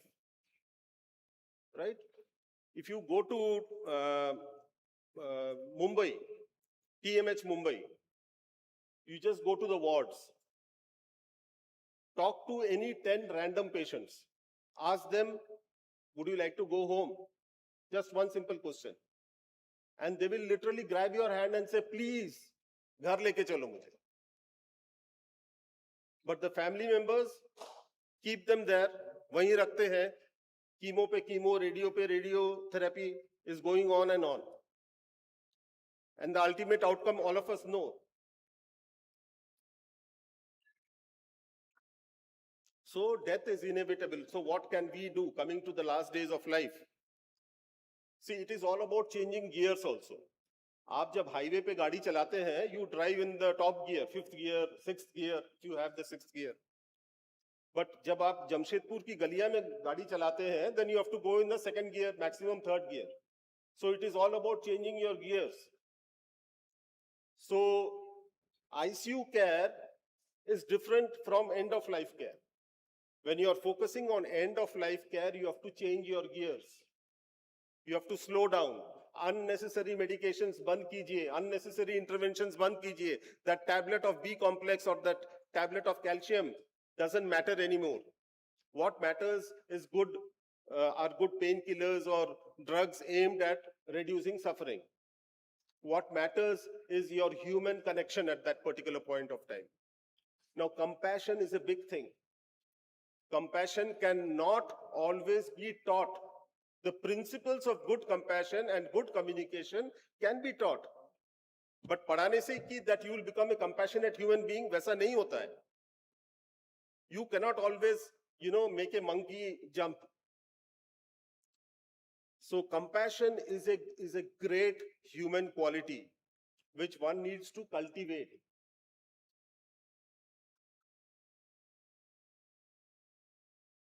So the role of curative treatment in life-limiting illness, see in cancer only 20% are actually held by curative treatment. I asked this question and I have asked it in many previous forums also, that 10 second time देता हूं आप लोग को.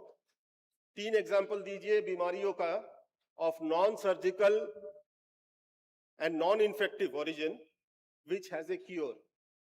बताइए 10 second है आपके पास.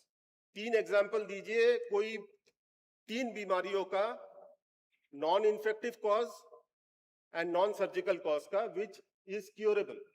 बताइए. बड़े बड़े डॉक्टर्स हैं आप समझ में आया कहां खड़े हैं या कहां बैठे हैं आप. So what medical science was 200 years back, अभी भी basically वही है आप. Technology आया है. What it has done, it has prolonged the process of dying.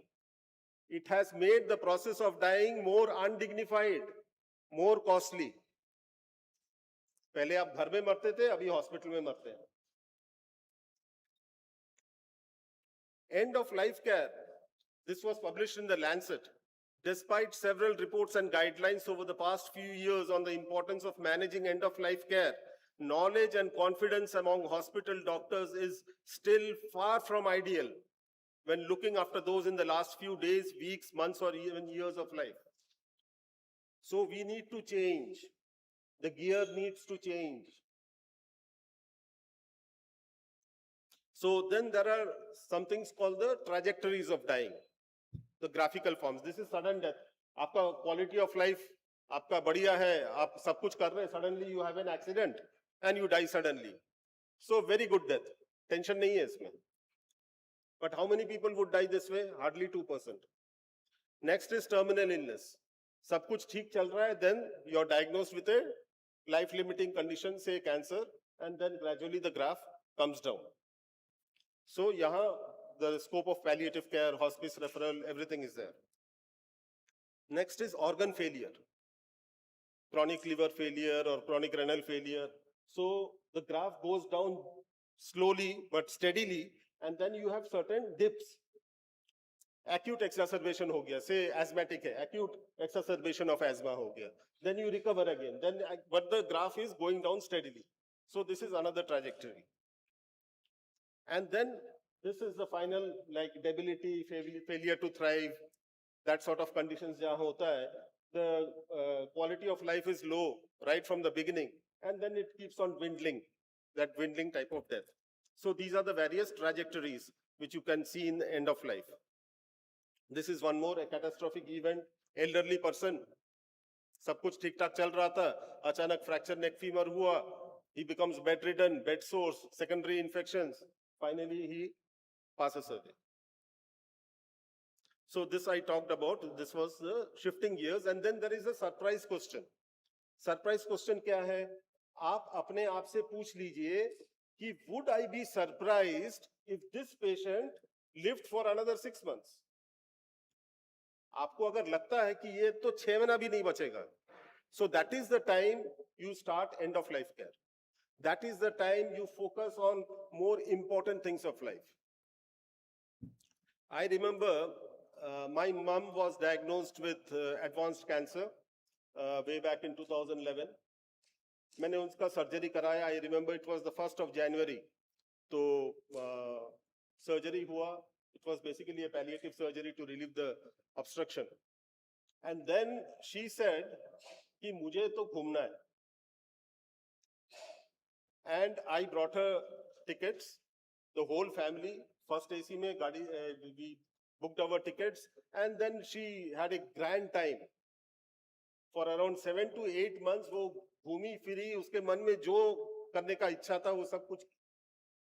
And then finally, as she entered the final few days of life, she came back to my place.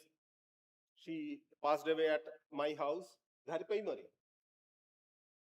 So we need to have some planning somewhere.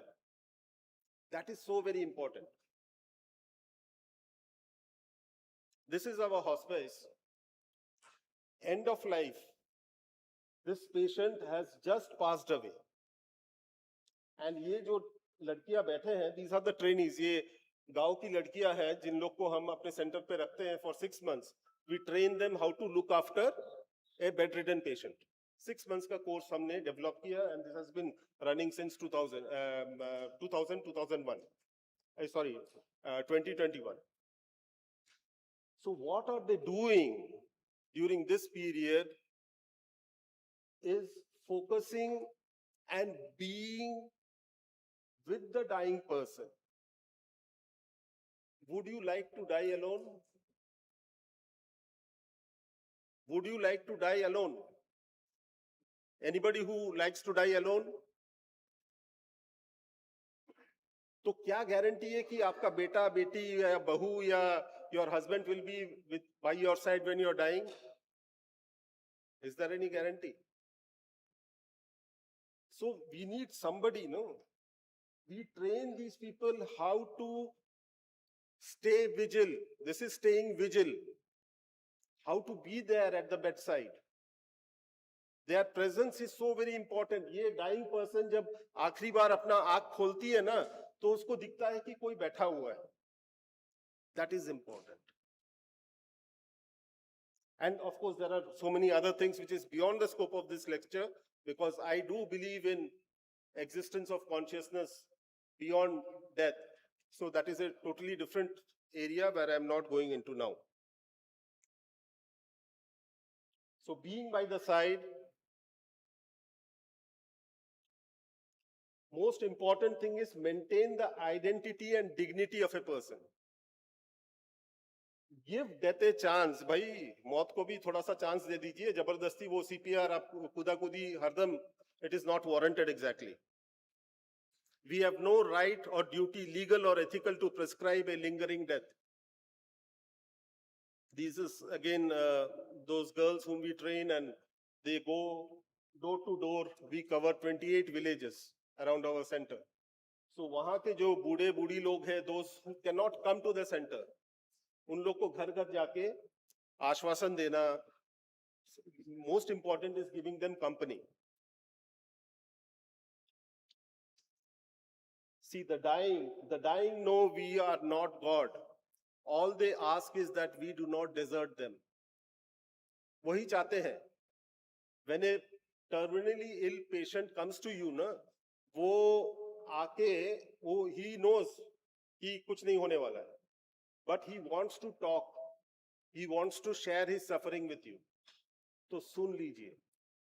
आप जो भी prescription देंगे, whatever you do, whatever pharmacological modalities you try to do, nothing is going to work. यहाँ क्या काम करेगा? Your non-pharmacological approach, your human side will work. Let's get this. So now this graph, this showed the quality of life, physical comfort, and psychological well-being of patients in different areas. Blue shows जो home with hospice care से मरे. Yellow is those who died at home. Hospital was the gray, and intensive ICU was red. So it showed that people who died at home had the best overall quality of life. And the worst quality of life was seen in patients who died in ICUs. So this photograph is a very stark reminder for me. You can see this ventilator. This was a Medicis ventilator. This was way back in 1999. This child had muscular dystrophy, and some very clever person decided to intubate this child. And the child, we could never extubate him. He was there in the ICU for almost 1.5 months. और जब भी मैं इसके bed से पार होता था during the rounds, I used to rush a bit because वो अपनी आँखों से he used to follow me every day. And I used to carry, later on, I used to carry a little syringe of what I call the Koshish cocktail with me, and I used to inject a bit so that he would, just go back to sleep gently. So this is a terrible state. So this is a way to die in the ICU. This again is a way to die in our hospice. This lady, again, you can see the huge tumor in her abdomen, and she's getting a foot massage. आप बोलोगे foot massage काम करता है भैया. One of the best ways of inducing sleep. Very gently, very comfortably. The patients feel so secure. First, hand-to-hand contact हो रहा है. That gentle massage. Combine it with some aromatherapy, some music therapy. काम करता है भाई. So when the previous speaker was talking about pain medicine, when you're addressing pain in your pain clinic, you punch in a bit of aromatherapy. Aromatherapy is a science by itself. You can add a bit of music therapy, and then you see it works wonders. So the second place to die. And this is another place to die, where this lady is gently dying at home, surrounded by all the family members. वो उसकी बहू है, last few drops of पानी दे रही है उसको. So this is another way of dying. Choice आपका है, कहाँ मरना चाहेंगे. So diagnosing dying, we don't want to diagnose dying. We want to diagnose कि इसको अभी वीनिंग नहीं कर सकते तो इसको पैरालाइज कर देते हैं या इसमें थोड़ा सा डायलिसिस भी कर लेते हैं. But we don't want to diagnose dying because कहीं हमको लगता है कि हम हार गए हैं. वैसा नहीं है. So as one enters the terminal phase, patients become weaker, loss of interest. वो बार-बार जाके उनको डिस्टर्ब मत कीजिए. Because they are in a transition zone now. A dying person will speak less, he will interact less, वो ज़्यादा सोएगा. तो बार-बार जाके उसको हिला के, ऐ जीभ दिखाओ, ये दिखाओ, वो दिखाओ. Unnecessary investigations, कोई मतलब नहीं होता है. That person is entering what I call the bardo of dying. Now, bardo is a Tibetan term, वो अलग कहानी है उसका. So they are already entering the bardo of dying. So in that transition zone, they are focusing on something different and beyond. So let them be.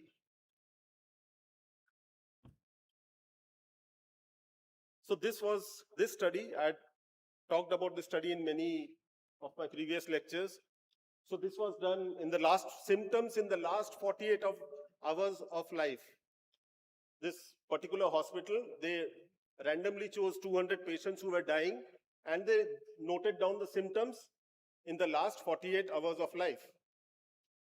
Noisy and moist breathing in 56% patients, urinary dysfunction 53%, pain 51%, so on and so forth. You know what this means?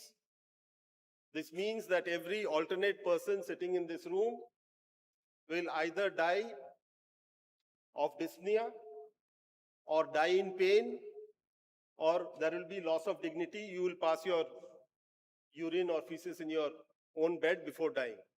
This is actually what it means. So are you actually ready for it?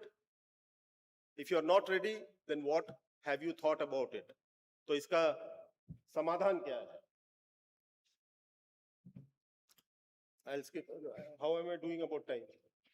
Okay. So I was also talking about non-pharmacological methods. Those are so very important. This gentleman, he had cannonball mets in his lungs. He had malignant melanoma. Unka expression dekhiye, he's actually sitting up, his eyes are literally popping out, he's literally pulling in the breaths, his accessory muscles are working.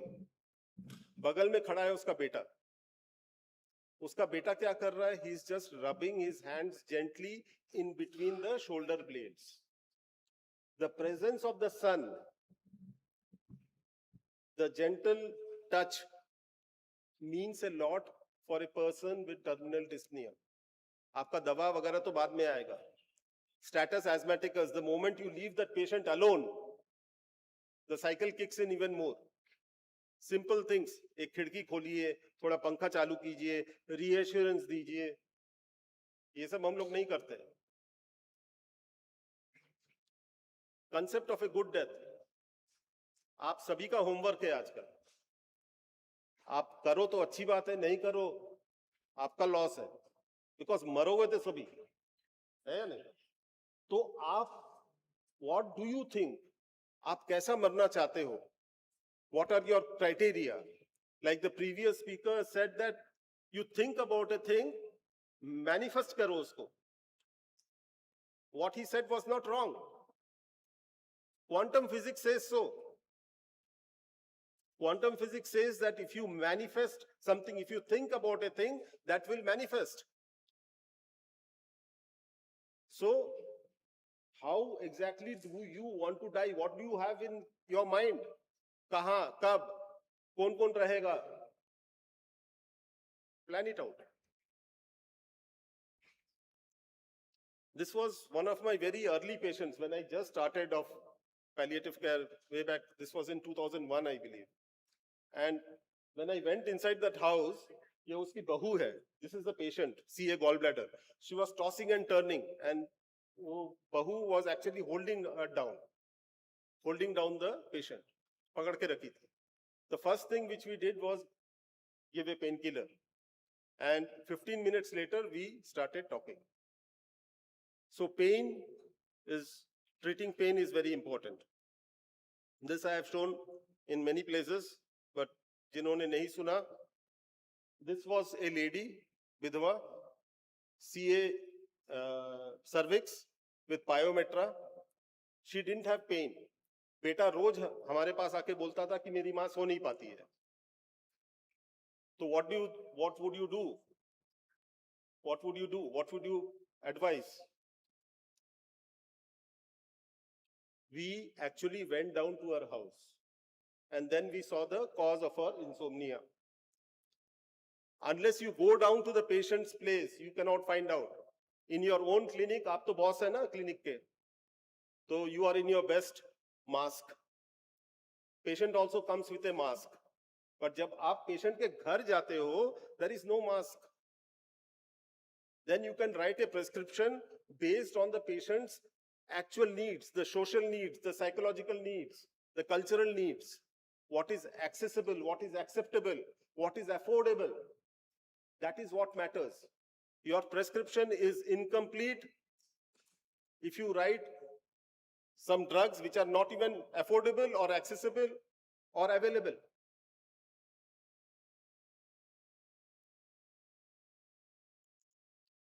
Skip all these. So, time again. Okay. So these are the basic physiological changes. I won't go into the details.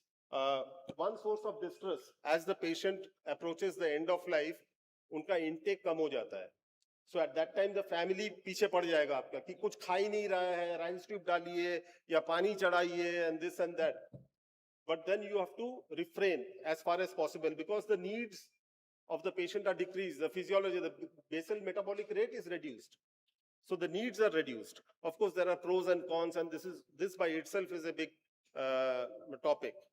So one thing you need to remember is that when you're dealing with end-of-life care situations, it is not only about the patient, it is about the family also. Because often the family suffers more than the patient. Okay? So and decision making, so all those are important. Then there is something called palliative sedation, which is not euthanasia. Euthanasia is something different. Palliative sedation is something different. We don't have the time, so I'll just be running. So again, end of life care, there you can see the syringes kept. These were in my early days when oral morphine was not available with us, and we used to give intermittent subcutaneous injections by putting in a butterfly needle. It used to work quite well. This is how we nurse our patients, ideally in the recovery position, in the slight modified recovery position, you can say. And you can see that butterfly needle out there for giving, comfort producing drugs. So, as the patient enters the dying phase, there is something called the Liverpool care pathway. It is all about changing gears. You have to reduce the number of medications. You have to shift your attention from treating to providing comfort, basically. Let the patient's relatives visit more frequently. So those sort of things. You need to ask yourself the questions. What is the prospect of life? What is the aims of treatment? What is the risk benefit? And does it lead to a lingering death? अगर मैं आज इस patient को मैं Ryle's tube डाल देता हूं, will it lead to a lingering death? Will I be adding days to life? So you need to ask yourself those questions.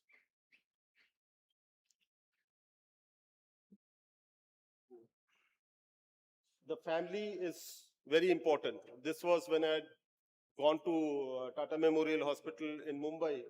From the second floor, they have their pain clinic, chronic pain clinic there. वहां से मैं नीचे देख रहा था. I really don't know ये कौन सा family है, कहां से आया. But what I could make out, वो छोटी सी बच्ची है, उसका पेट काफी फुला हुआ है. Maybe she was the patient. And these two, that couple, वो दादा दादी होंगे लगता. But see how the child is bonding so perfectly with them.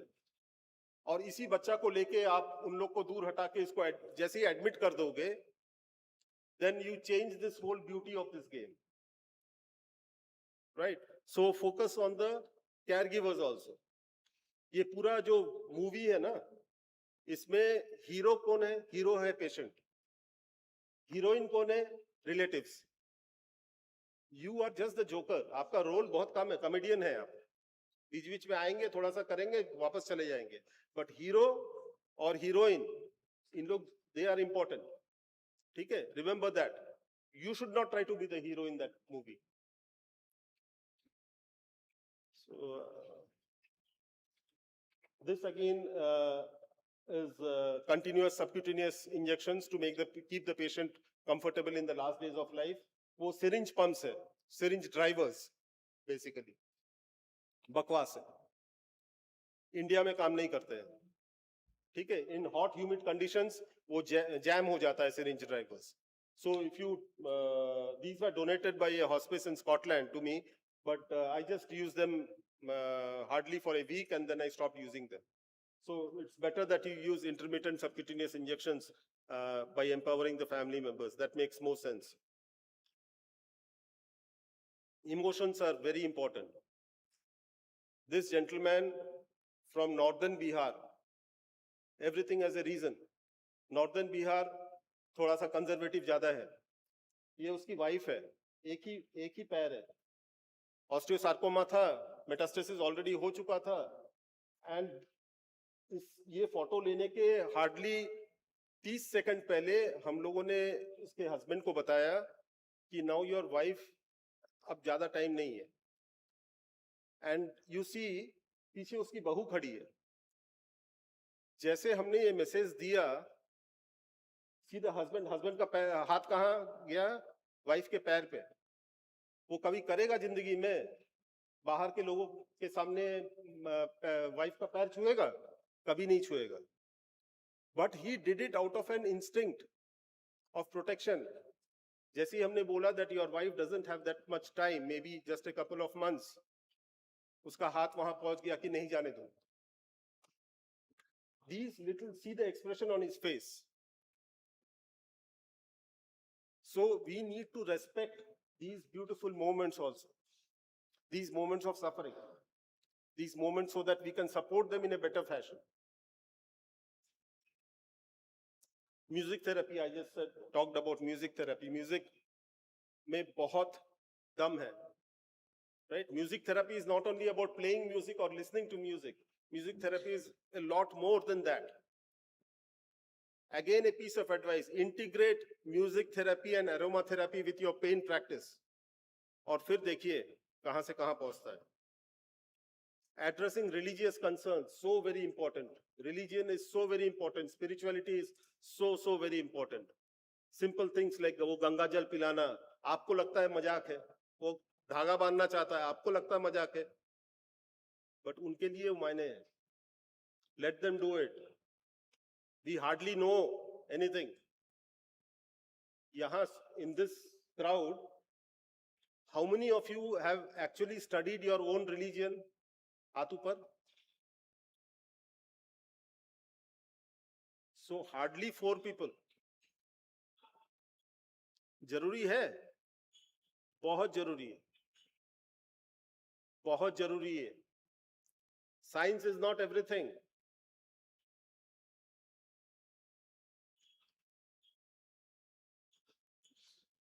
Okay, I think preserve hope, but do not give false hope. ये मत बोलना कि नहीं सब ठीक हो जाएगा. अरे पेशेंट को भी पता है, रिलेटिव्स को भी पता है कि कुछ भी ठीक नहीं होने वाला है. Don't give false hope. Bereavement support. I'll just talk about this slide. This again was my guru, Professor Uchak, and this photo was taken in Poland. Beach wala jo grave hai, that is Anna Drasba. She was a young girl who had a spinal tumor. She died a very painful death. In spite of morphine and so many other things, but she still died a very painful death. उसके मरने के 1 साल बाद उसके पिताजी का accident हो जाता है and he dies. तो उसके पिताजी को बगल में दफनाया गया. And that lady standing next to Professor Uchak is the mother. वो एंटिसिपेटरी अपना ग्रेव पहले से रेडी करके रखी है कि मैं जब मरूंगी मुझे यहां दफनाया जाए. This is called planning. This is called planning. और हम लोग तो मृत्यु का नाम ही सुनना नहीं चाहते हैं. गरुड़ पुराण का नाम सुना है? कितने लोग रखते हैं अपने किताब, वो किताब अपने घर में? कोई नहीं रखता है. डर के मारे नहीं रखते हैं. ज्ञान का किताब है.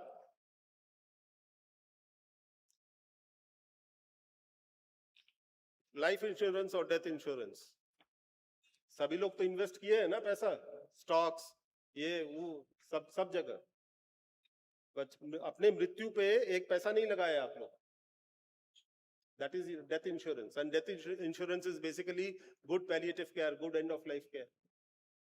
That is what you need. Thank you.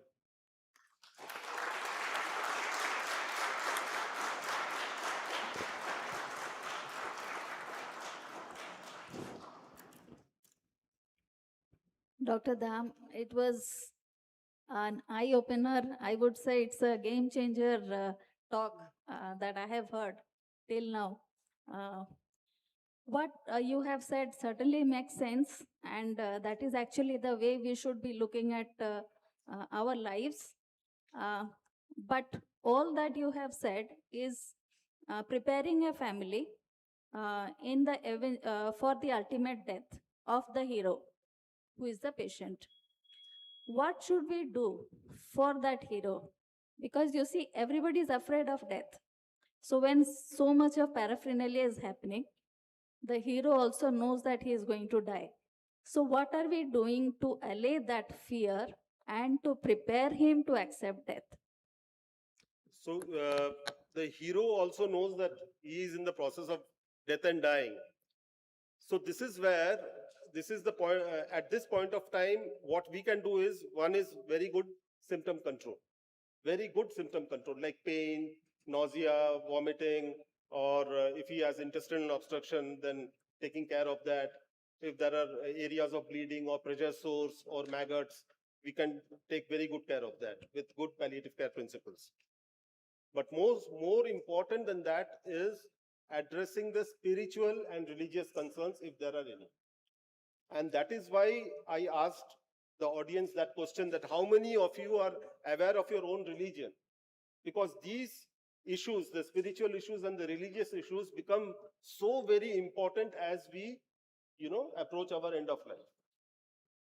आप जब भी, if you go to any mandir or any, church or even masjid, the most of the regular persons there are usually senior citizens. Because as you approach, your end of life, then you understand that you are not Superman anymore, or Superwoman for that matter. So तब थोड़ा सा डर आने लगता है. अब जब डर रहता है, तो and you know that this ये जो भय है, it can only be alleviated by the higher means. So तब आप वहाँ का connection खोजते हैं. So that connection is important. So that was wonderful. Now I would open this for the house. Any queries? I'm sure people will be eager to ask questions. Vamsi.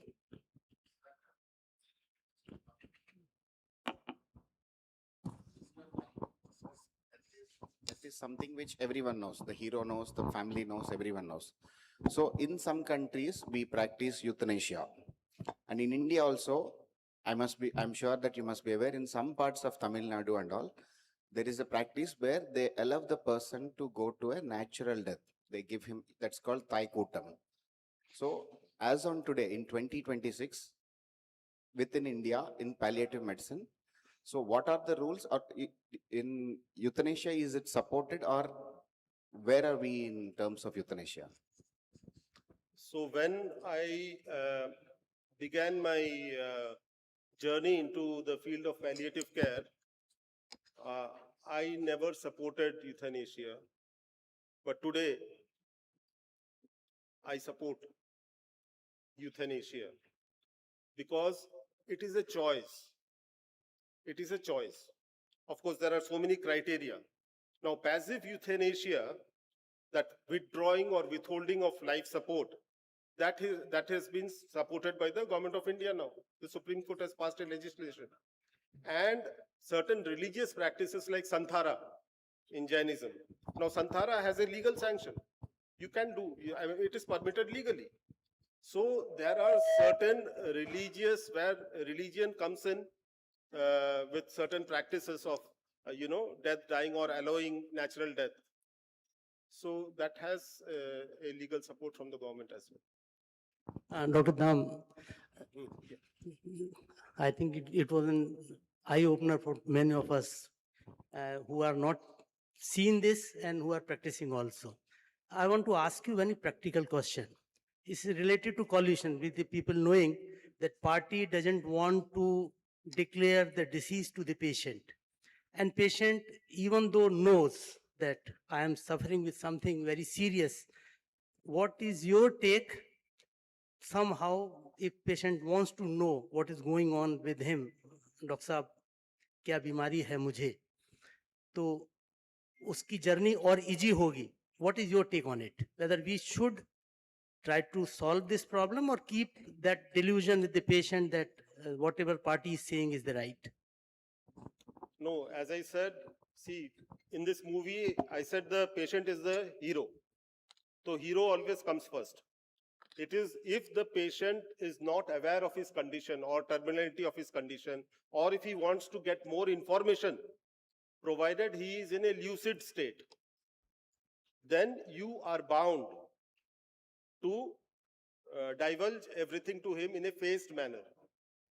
So again, in a phased manner, ulti nahi karna hai, but gradual in a phased manner, you have to breaking bad news, you have to follow certain protocols, and then you can do it. If the family members say that nahi, mere pitaji ko kuch mat batao ya meri maa ko kuch mat batao, so that is that might be the situation in many households. There you have to take the family members first into confidence and then ask them a simple question as to why aap kyun nahi batana chahte hain. Talk to them, reason it out, right? So वहां ऐसा नहीं कि उन लोग नहीं कह रहे हैं, उन लोग बोल रहे कि नहीं बताना है और you just march into the patient's room and tell him everything. No, that is not the way. तो आपको वो मध्यम मार्ग, गौतम बुद्ध का मध्यम मार्ग, वही चुनना पड़ेगा. यहाँ भी थोड़ा सहलाना पड़ेगा पीठ, वहां भी सहलाना पड़ेगा. So and then you have to bring them to a compromise state, जहां you वो बीच वाला रास्ता एक चुन के then you have to break the bad news. Thank you, Dr. Dam, for this excellent exposition of a very difficult topic, which is much needed. And I believe that this is something that all those who have heard would be contemplating and thinking upon.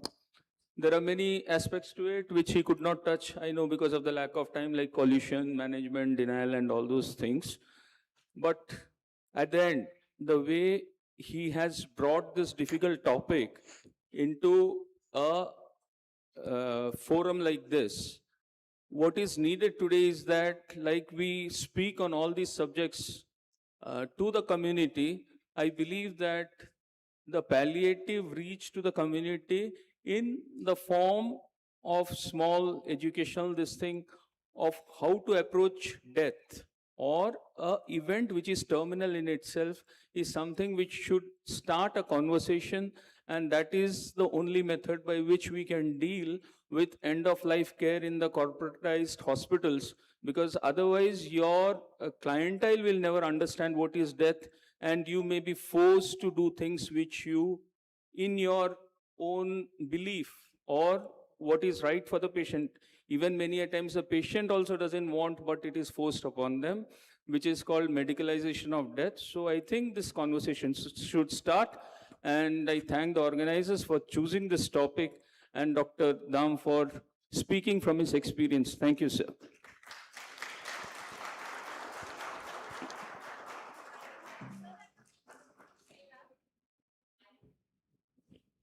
Sir, you are needed on the dais. Sir, I would request you to come back.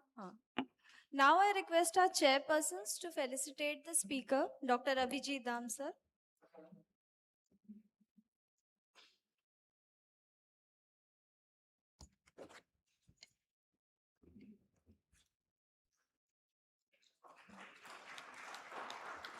Let's have a good round of applause for sir. Yeah, thank you very much. Thank you, sir. Now I request Dr. Ashok Jadon, sir, to felicitate our chairpersons. Dr. Koshi Varghese, sir.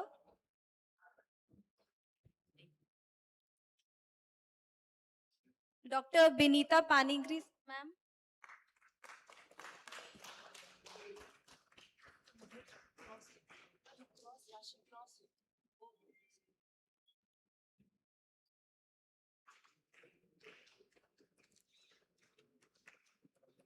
Dr. Vinit Kumar, sir.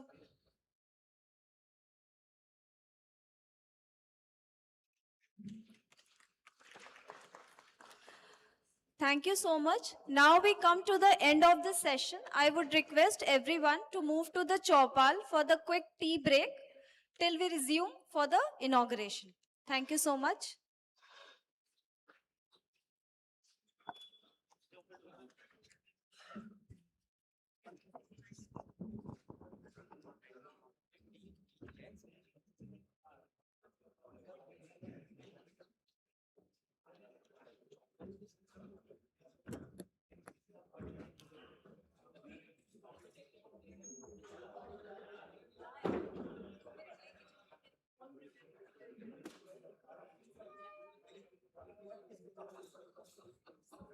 Ju- Just, just one thing. Everybody might not be able to be accommodated at the chopal. So please, I'm so sorry for that announcement. Just please make sure that you guys divide yourself into two groups. On the right of this, or on the right of us, is also there are also some arrangements for tea, and some of you can of course go to chopal. I would request the seniors to move towards chopal, and all of the others we can go be here. And anyways, we will be starting in 5-10 minutes. So yes.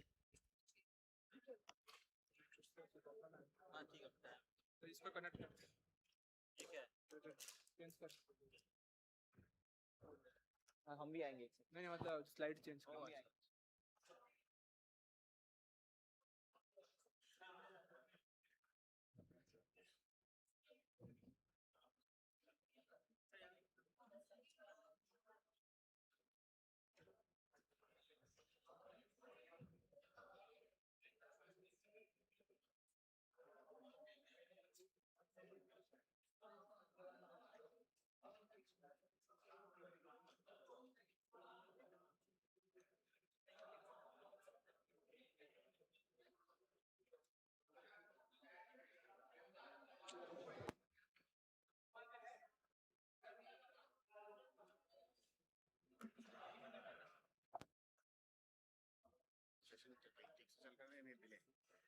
एक घंटा delay चल रहा है हाँ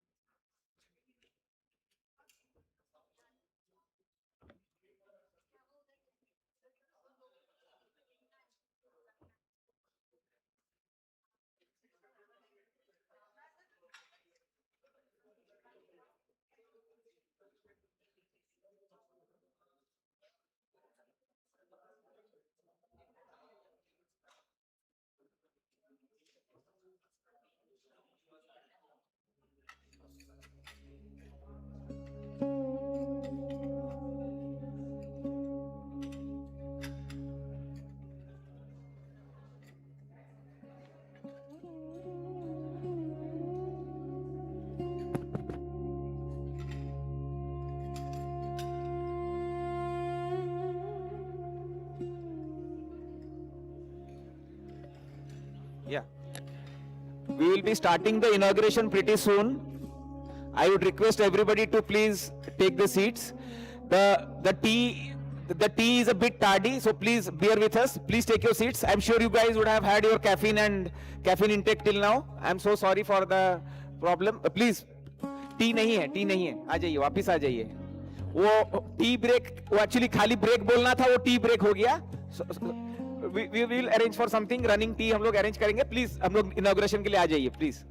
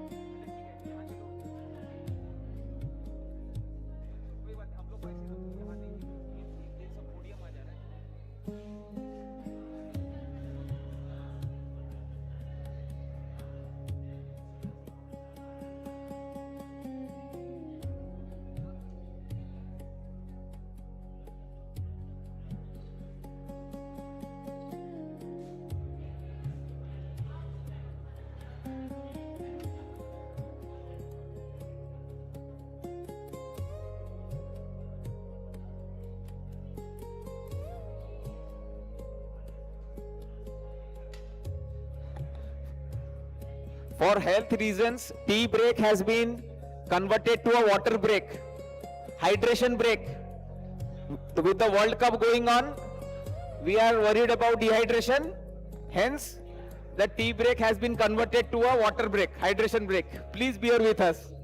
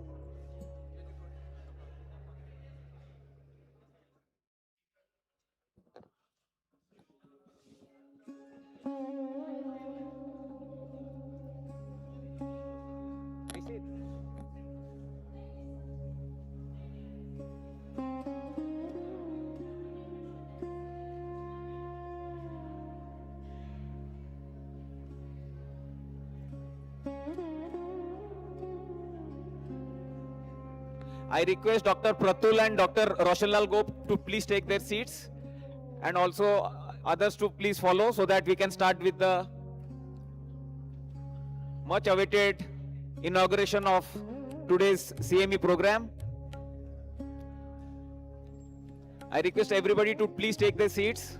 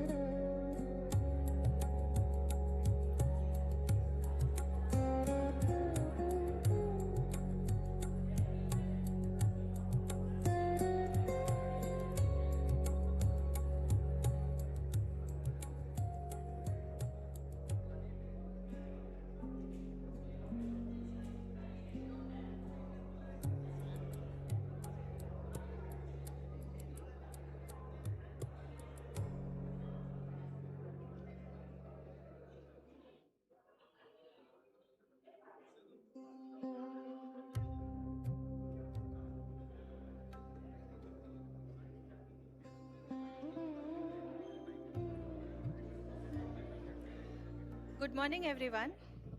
I request everyone to be please seated.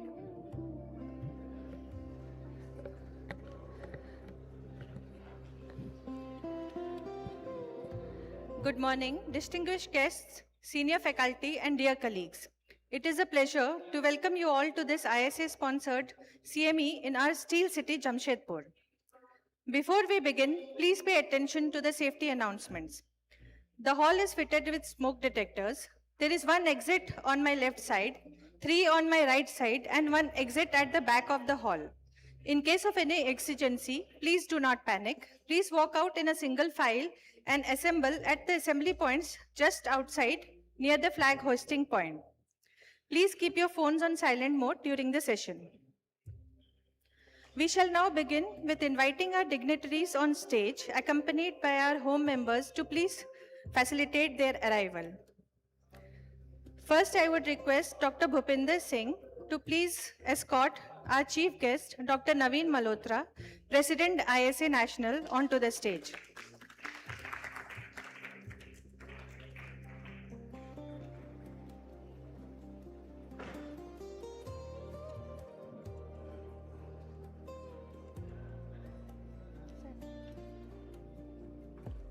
उनको दे दीजिए.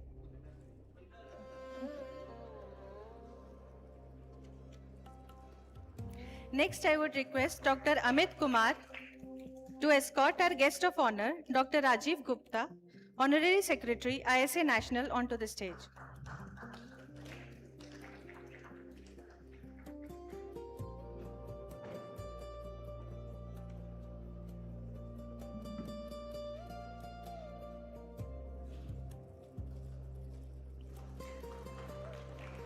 I now request Dr. Pratul Bhushan to escort Dr. Manoj Kumar, CMA Coordinator and immediate past Treasurer, ISA National.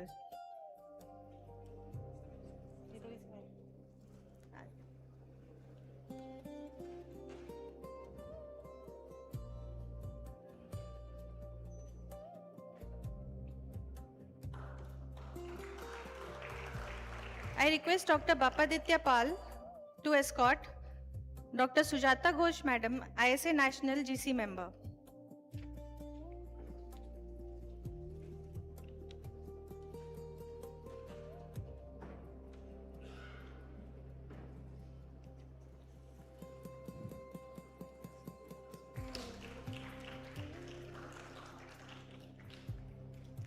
I now request Dr. Meera Pillai to escort Dr. Sharad Kumar, President, Bihar and Jharkhand Society of Anesthesiologists.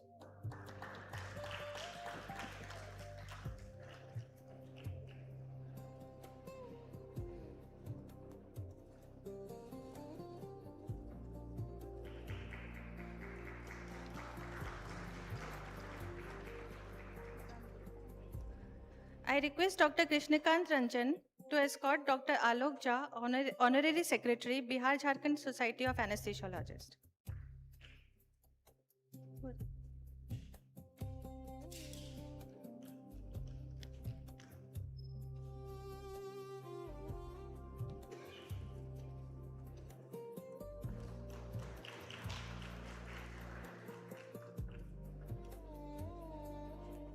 I now request Dr. Swati Saroha to escort Dr. Umesh Prasad, Treasurer, BJSA, onto the stage.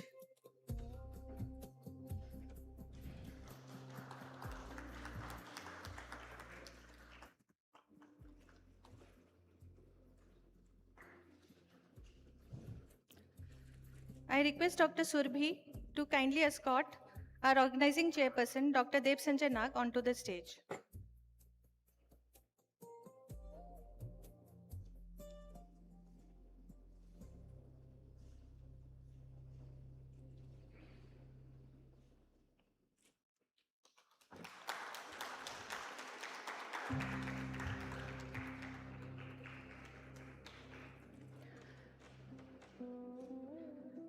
Now I request Dr. Neha to escort President Jamshedpur Society of Anesthesiologists, Dr. UK Singh sir.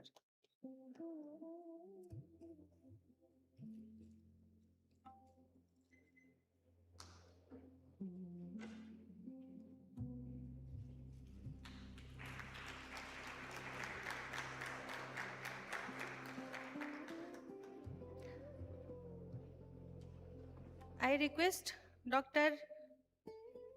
P.K. Ganguly to kindly escort Dr. Amlan Swai, Secretary JSA, onto the stage.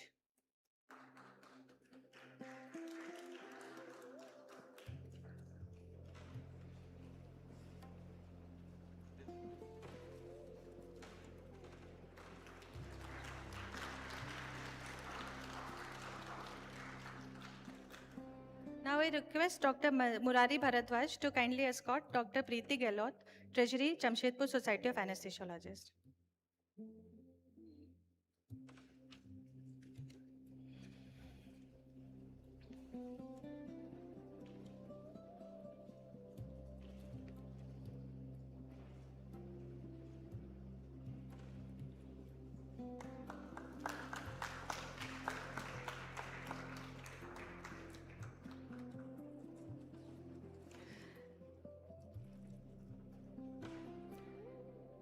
I now invite our organizing chairperson, Dr. Dev Sanjay Nag, Chief Consultant and Head of Department Anesthesiology, Tata Main Hospital, Jamshedpur, to deliver the welcome address.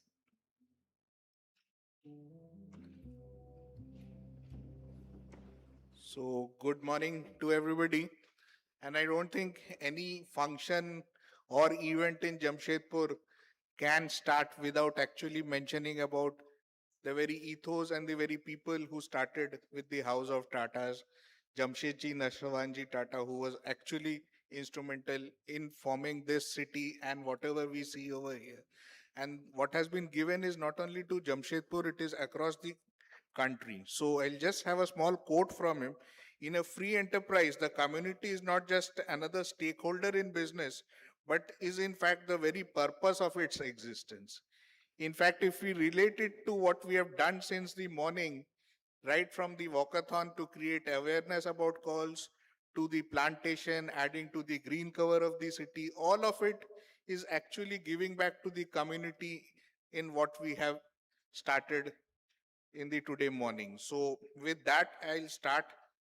And respected chief guest, Dr. Naveen Malhotra, sir, our President, ISA National, respected Dr. Rajiv Gupta, sir, the Honorary Secretary of ISA National. We also have our ISA GC members, Dr. Manoj Kumar, Dr. Sujata Ghosh, and all the dignitaries on the dais from the state leadership and from the city leadership also. So thanks to the support of all, we could actually have this CME, which we have been planning for a long time, but finally we can see it fructified and we are all gathered here. The sessions have been actually superb since what we have, and there is more in store. So we'll have some of the best speakers in the country sharing with us, not only for the postgraduates, I think there is a lot for even the seniors amongst us to benefit out of it.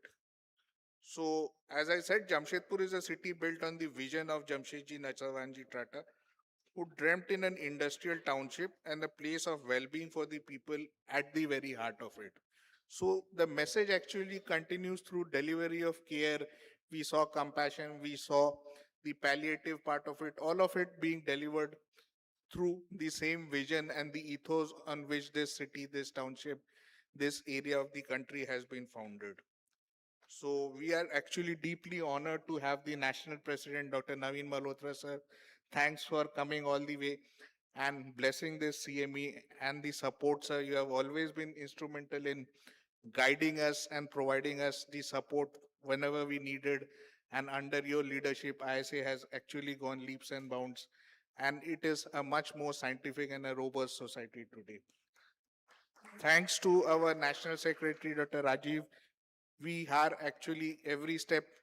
Dr. Amlan was interacting with him and he was continuously guiding about how we progress with the entire planning for the CME. So thank you so much, sir. And obviously with Dr. Manoj, who has always been instrumental and supportive for any function we in Jharkhand or Jamshedpur want to organize. And Dr. Sujata Ghosh's smile and the support has always been there. So basically they all symbolize that the ISA National is right there with us in developing the scientific journey of what we started many years ago, thanks to many of our seniors over here, who had actually made Jamshedpur City branch one of the most academic branches and We hope that we are able to continue with that legacy. So with that, everybody, all the dignitaries on the dais and all the senior colleagues and friends and senior dignitaries of the dais, thank you for participating in large numbers in this CME, and I hope this CME is a learning journey and a pleasurable experience for all of us. Thank you so much.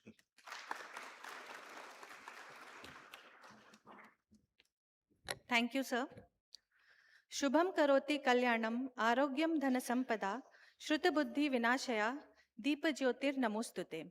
I bow to the light of lamp which brings auspiciousness, prosperity, good health and abundance, and which destroys dark or negative thoughts. To make this day a blessed one, we invoke the lamp of knowledge and wisdom to dispel the darkness of ignorance. We now proceed to the ceremonial lamp lighting. I would request all the dignitaries on the dais to kindly light the lamp.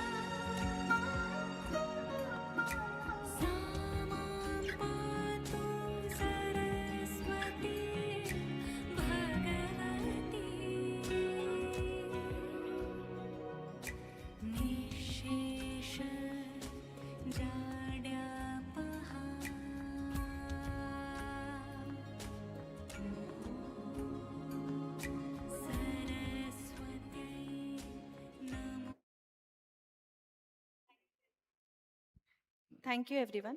We are now honored to have such a distinguished panel of anesthesiologists with us. I would like to invite Dr. Umesh Kumar Singh, Senior Consultant, Tata Main Hospital, Jamshedpur, and President, Jamshedpur Society of Anesthesiologists, to kindly address the gathering.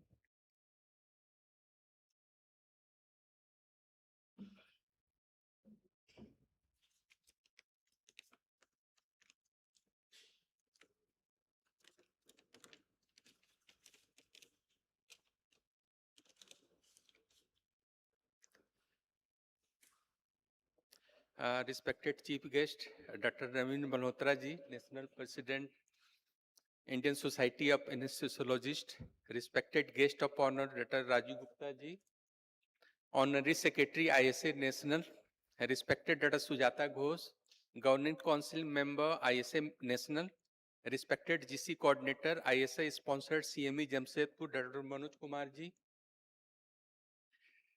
distinguished office bearers of Bihar and Jharkhand Society of Anesthesiologists, esteemed faculty, respected chairperson, dear colleagues, postgraduate students, ladies and gentlemen, Johar. A very good morning to all. It gives me immense pleasure and honor as the officiating president of the Jamshedpur Society of Anesthesiologists, which has been serving our fraternity since 1996. It is more than 30 hours journey. To extend a very warm welcome to each one of you to this ISA sponsored CME hosted by Bihar and Jharkhand Society of Anesthesiologists and proudly organized by Jamshedpur Society of Anesthesiologists. Today's scientific program has been thoughtfully designed around two highly relevant themes: hemodynamic monitoring and work-life balance in anesthesia, along with expert deliberation on airway management, perioperative ultrasound, AI in operating room, and several other contemporary topics. I am confident that this CME will enrich our knowledge and ultimately improve patient care. On behalf of JSA, I express my heartfelt gratitude to the National ISA and BJSA to entrusting Jamshedpur with the responsibility of organizing this prestigious academic event. I also sincerely thank our distinguished faculty, chairperson, delegates, postgraduate students, sponsor, and every member of the organizing committee whose dedication has made this program possible. I encourage everyone to actively participate, ask questions, exchange ideas, and make the most of this wonderful academic opportunity. Once again, I extend a warm welcome to all guests and delegates. I wish you a productive, enriching, and memorable CME. Thank you. Jai ISA, Jai Hind. Thank you, sir. Next, I would like to invite Dr. Umesh Prasad, Head of Department Anesthesia, Brahmanand Narayan Hospital, Jamshedpur, and Treasurer BJSA and Organizing Secretary to say a few words. Good morning to everybody. Industrial town Jamshedpur में सभी को हार्दिक अभिनंदन और स्वागत करता हूं। सबसे पहले Naveen Malhotra sir, Rajiv Gupta sir, madam and Manoj Bose को बहुत बहुत धन्यवाद देना चाहता हूं, जिन्होंने बीजेएसए को 3 CME दिया है। पहला जो हुआ था बोकारो में हुआ था, दूसरा पटना में हुआ था, आज जमशेदपुर में हो रहा है। और each CME के लिए उन्होंने 1.5 लाख स्पॉन्सर किया है। इसके लिए बहुत बहुत धन्यवाद देना चाहता हूं और आशा करता हूं कि आगे भी इस तरह से इन लोगों का सहयोग बना रहेगा। साथ ही साथ जमशेदपुर JSA और BJSA सारे मेंबर को धन्यवाद देना चाहता हूं, जिन्होंने इतने मेहनत के साथ आज CME को इतना सफलपूर्वक बनाया है। हमारे पास अभी नेशनल ही नहीं कह सकते, इंटरनेशनल फैकल्टी आई हुई हैं और आज का टॉपिक है हेमोडायनेमिक मॉनिटरिंग। और आशा करता हूं कि आप लोग कुछ न कुछ नया सीख कर जाएंगे और वो आप लोग फ्यूचर में काम करेगा। थैंक यू, धन्यवाद।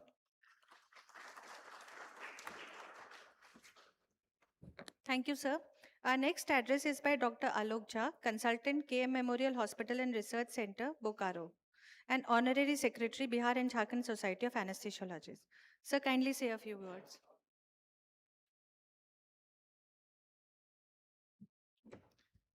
Respected chairpersons, Dr. Naveen Malhotra sir, Dr. Rajiv Gupta sir, Sujata ma'am, Sharad boss, and all Dr. Manoj and all the dignitaries on the dais and off the dais. Jamshedpur हमेशा से ISA Jamshedpur हमेशा से active रहा है scientific organisations के लिए, और इस बार भी इन पार्टिसिपेशंस आपका बहुत ही अच्छा रहा है। बिहार झारखंड सोसाइटी की तरफ से मैं धन्यवाद देना चाहूँगा हमारे प्रेसिडेंट डॉक्टर नवीन मल्होत्रा सर और राजीव गुप्ता सर, जिन्होंने 3 ISA sponsored CME Bihar Jharkhand society को दिया है। मैं तहे दिल से धन्यवाद देता हूँ। मुझे उम्मीद है कि आगे भी हम लोगों को इस तरह का सपोर्ट मिलता रहेगा और जमशेदपुर सोसाइटी को इतना बढ़िया ऑर्गेनाइज करने के लिए, इतना बढ़िया वेन्यू एंड एवरीथिंग एल्स, मैं बहुत बहुत दिल से धन्यवाद देता हूँ। Thank you all. Thank you, sir. Next, I would like to invite Dr. Sharad Kumar, Senior Consultant, Administrator, Trust Hospital, New Project and RM Coordinator, TMH Jamshedpur, and President BJSA to deliver his address. Yeah, thank you, Silora. First of all, I would like to thank Naveen sir for gracing the occasion as chief guest and giving all the support. Not today, from the last so many years. It's almost 10 years I am working with him and he has never said no. Everything is possible. He has said, Sharad, ye jo bhi raha ho. Those who approach, he always say, go ahead, I am with you. So thank you very much. Raju sir, it's always pleasure talking to you. You are always supporting BGSA and GSA. Although this time I was not very much involved, but Amlan and Dr. UK Singh was totally in touch with them. I was connecting off and on, but sir, the support you have given to GSA, especially for organizing this CMA, thank you very much, sir. Dr. Manoj, 3 CME दिलाने में इन्होंने मुझसे वादा किया था sir 2-3 साल पहले कि शरद बॉस बीजेएसए को हम 3 CME दिलाएंगे, वो लगे रहे. I was always in touch with Manoj and he was always saying कि 3 CME तो मिलेगा and he approached Naveen sir. I also approached 3 CME तुरंत हम लोगों को मिल गया. Execute भी हो गया. This is the 3rd CME we are organizing in this prestigious hall. And Dr. Manoj, thank you. Sujata ma'am, thank you very much for coming all the way and all the dignitaries coming, sitting over here. And first of all, I would like to thank each and every member of the Jamshedpur Society. I feel so good and proud of seeing my branch. This is my branch, sir. And the commitment of each and every member, you can see, is palpable. They are totally involved in the CME from the last 10, 20, 30 days. Amlan and UK Singh, they have gone mad. And they have made the people mad. Means ki kaam to karna bhai. And the standard they have shown today is commendable. Commendable. I would like to appreciate all our committee members, especially the organizing, the main of Silora, Preeti, I can take many names, Srividya. They all have worked really hard. इन लोगों के लिए एक बार ताली बजनी चाहिए. I request. एक बार ताली बजनी चाहिए. And the support of our DNB students. They are always in the background. But the work they have done, you can see each and everything has been supported by all the DNBs. We have DNBs across many locations in this town, and the support they are giving us is too good. And also seeing the involvement of new anesthesiologists who have joined our faculty as faculty in the many parts, many hospitals, and each of them are doing their best to support the GSA. That's why the GSA or the ISA or the BGSA grows. If you give responsibility to the junior, they will definitely feel part of this CME. And they will learn and they will give support in future to make them leaders from the very beginning. Give responsibility, but have an eye on them. Guide them. That's the quality of a big organization. When you will support your junior, the society will rise. With this word, I would like again thank you, each of you and all of you who have come different parts of the state, from the Ranchi, Dhanbad, Bokaro, Kolkata, I can see, and Patna also. And thank you very much for joining GSA. And I feel proud of being the member of GSA, and also the BGSA always support each and everyone, and the ISA support I have told. And I request also in future we will plan some more CME and the PG assembly, which is pending. I request Naveen sir and Raju sir that we will come for the PG assembly, and we are planning in near future, and request the support for that. Thank you very much, sir. Thank you, everyone. Thank you for your words of encouragement, sir. I would now like to invite Dr. Sujata Ghosh, Professor and Head of Department, Rampurhat Government Medical College, West Bengal, and Council Member, ISA National, to kindly address the gathering.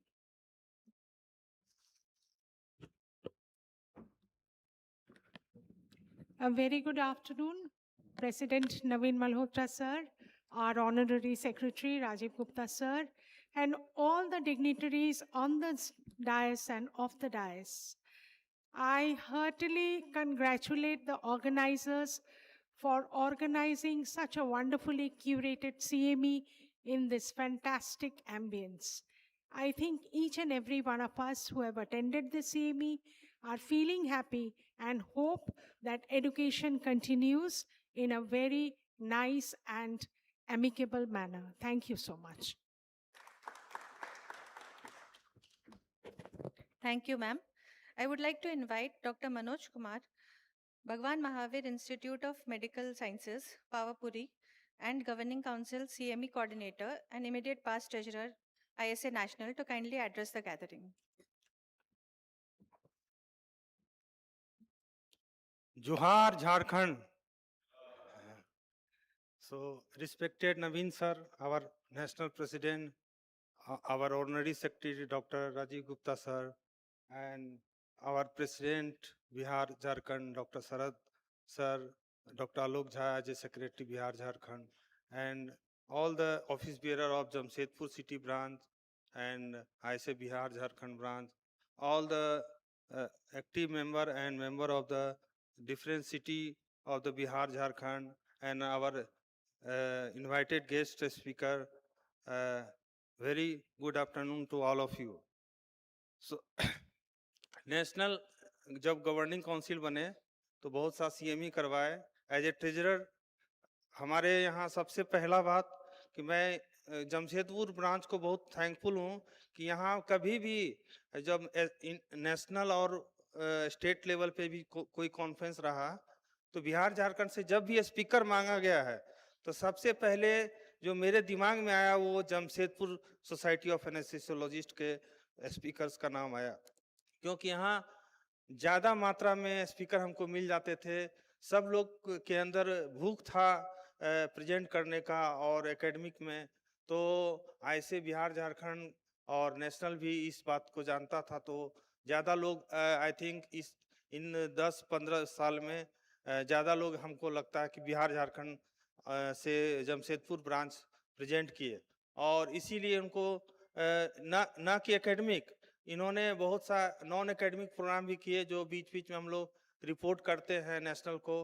तो बहुत thankful हैं। इसी तरह अपना जोश बनाए रखिए और हमारा जो ब्रांच है बिहार झारखंड में वो बेस्ट ब्रांच बन के रहे। पटना ब्रांच बनता है, जमशेदपुर ब्रांच हमेशा प्राइज ले जाते हैं। तो thankful to all the member of आईसे and office bearer. Neelam madam हंस रही हैं। मैडम जब आप प्रेसिडेंट थे तो आप भी बहुत काम किए। I appreciate your gesture. जब नेशनल सीएमई का डिमांड किए तो सबसे पहले नवीन सर बोले कि एकदम करो, और 1, 2, 3 ही नहीं और करो, जितना चाहे करो।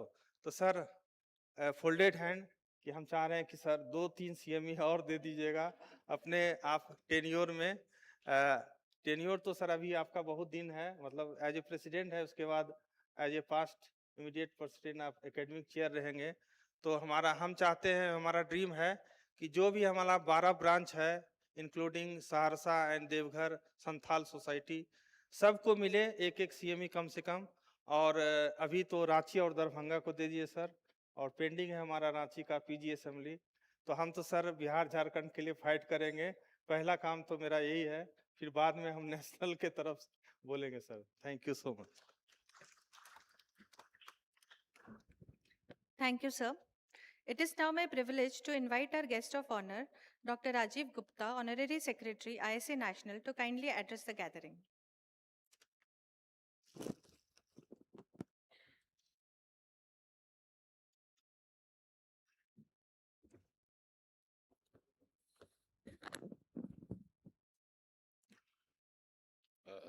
Respected President, ISA National, Dr. Naveen Malhotra, dignitaries on the dais,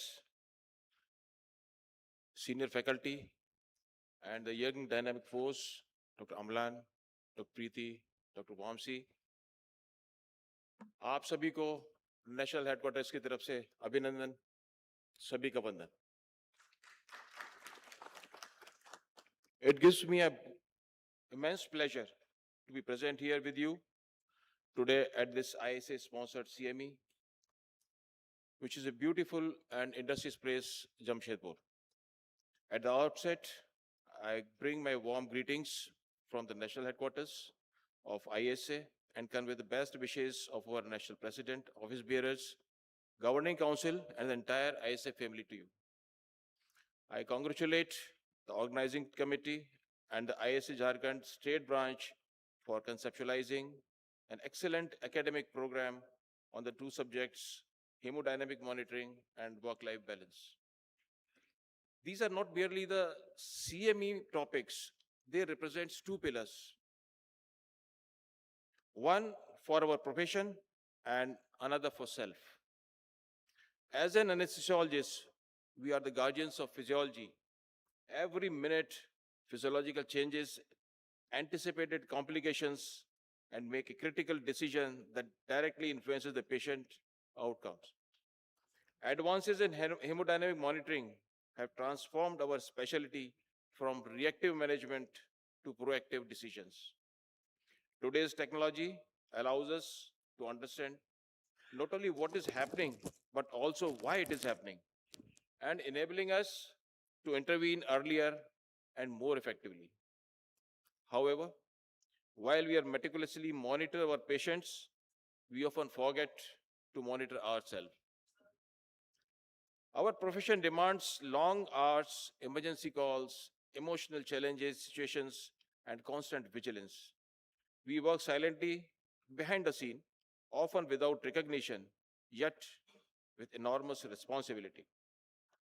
Burnout, fatigue, and emotional stress are increasingly recognized challenges in our healthcare work. Life balance is therefore not a luxury, it is essential for sustaining excellence in patient care and preserving our own well being. I am particularly happy that the CME combines these two themes, reminding us that well being of our patients and well being of our physicians are inseparable. Dear friends, the Indian Society of Anesthesiologists has traveled a remarkable journey over the past 7 decades. From a small professional association, ISA has grown into one of the largest and most respected specialty organization in our country. Today, it represents thousands of dedicated anesthesiologists working in teaching institutions, corporate hospitals, government hospitals, defense services, and private practice across India. But the true strength of ISA does not lie merely in numbers. Its strength lies in its members. Its strength lies in its commitment to the academic excellence. Its strength lies in willingness of every member to share knowledge, mentor younger colleagues, promote patient safety, uphold ethical practice, and work collectively for the advancement of our specialty.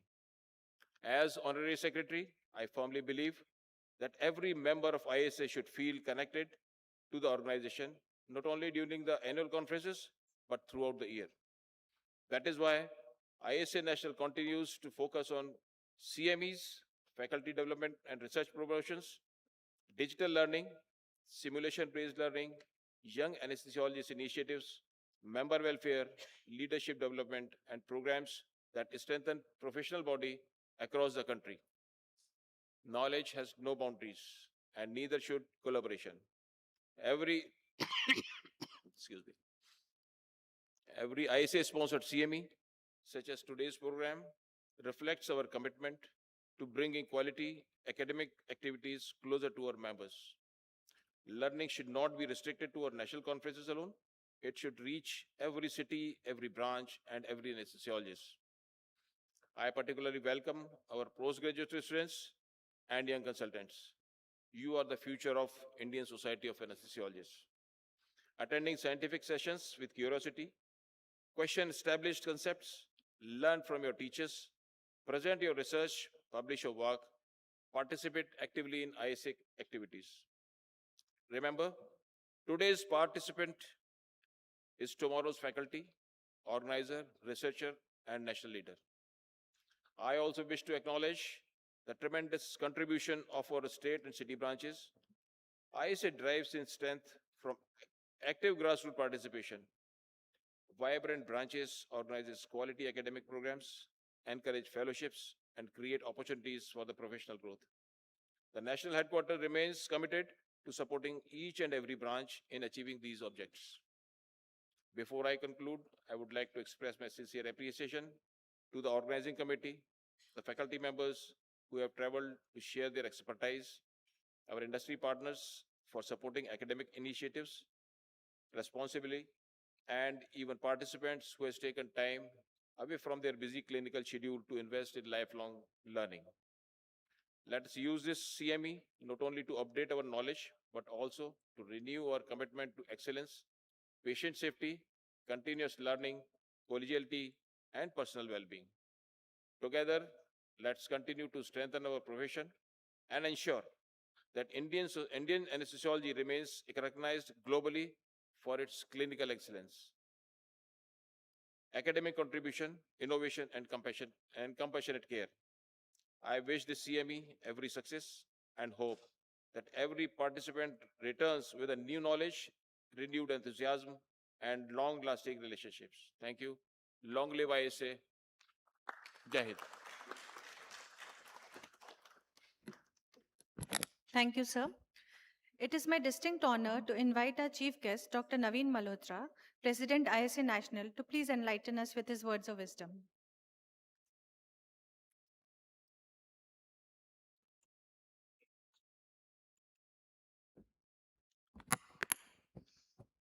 Namaskar to all. First of all, I am not chief guest. I think the better term will be chief host. As the president of the association, it's my duty to ensure that everything is done in a proper way. Heartfelt congratulations to, कहने के लिए नहीं कह रहा हूं, दिल से कह रहा हूं, to Jamshedpur Society of Anesthesiologists for doing an excellent program. Heartiest congratulations.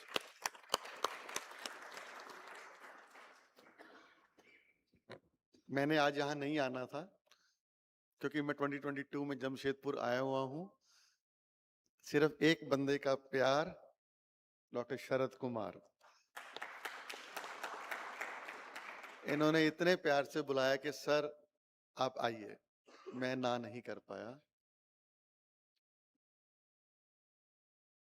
Doctor Manoj, doctor शरद कह रहे थे कि CME thank you very much. कोई थैंक्स करने की जरूरत ही नहीं. ये तो हमारी ड्यूटी है टू एंश्योर कि academic programmes, clinical programmes, workshop different parts of country में हों.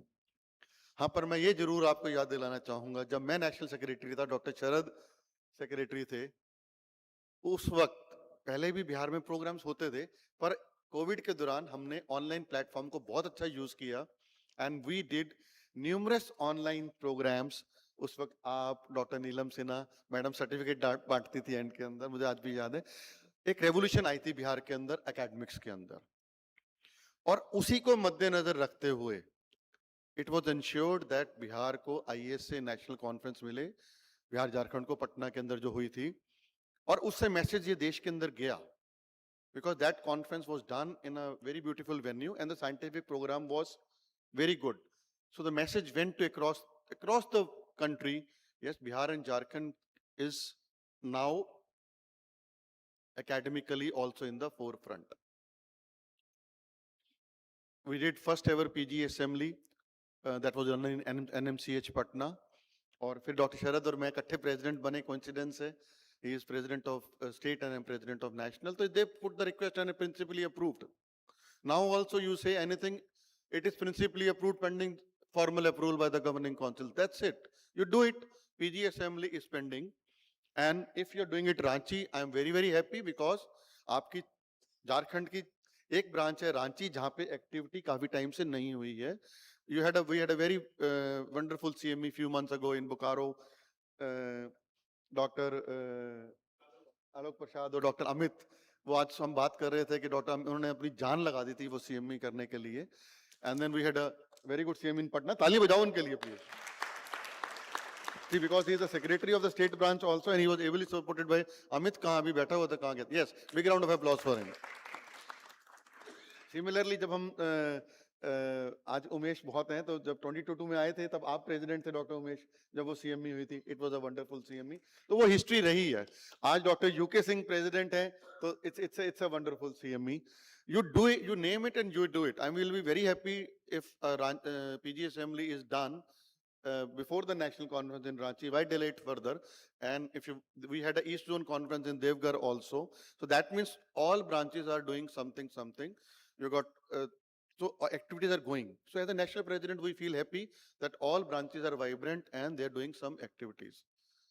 मुझे बिहार झारखंड से एक पर्सनल लगाव भी है, अपना घर जैसा भी लगता है, और लोग कहते भी हैं ये सब एक ही यूनिट जैसी है. Punjab, Haryana, Delhi, UP, MP, Bihar, they are just like one unit and one family.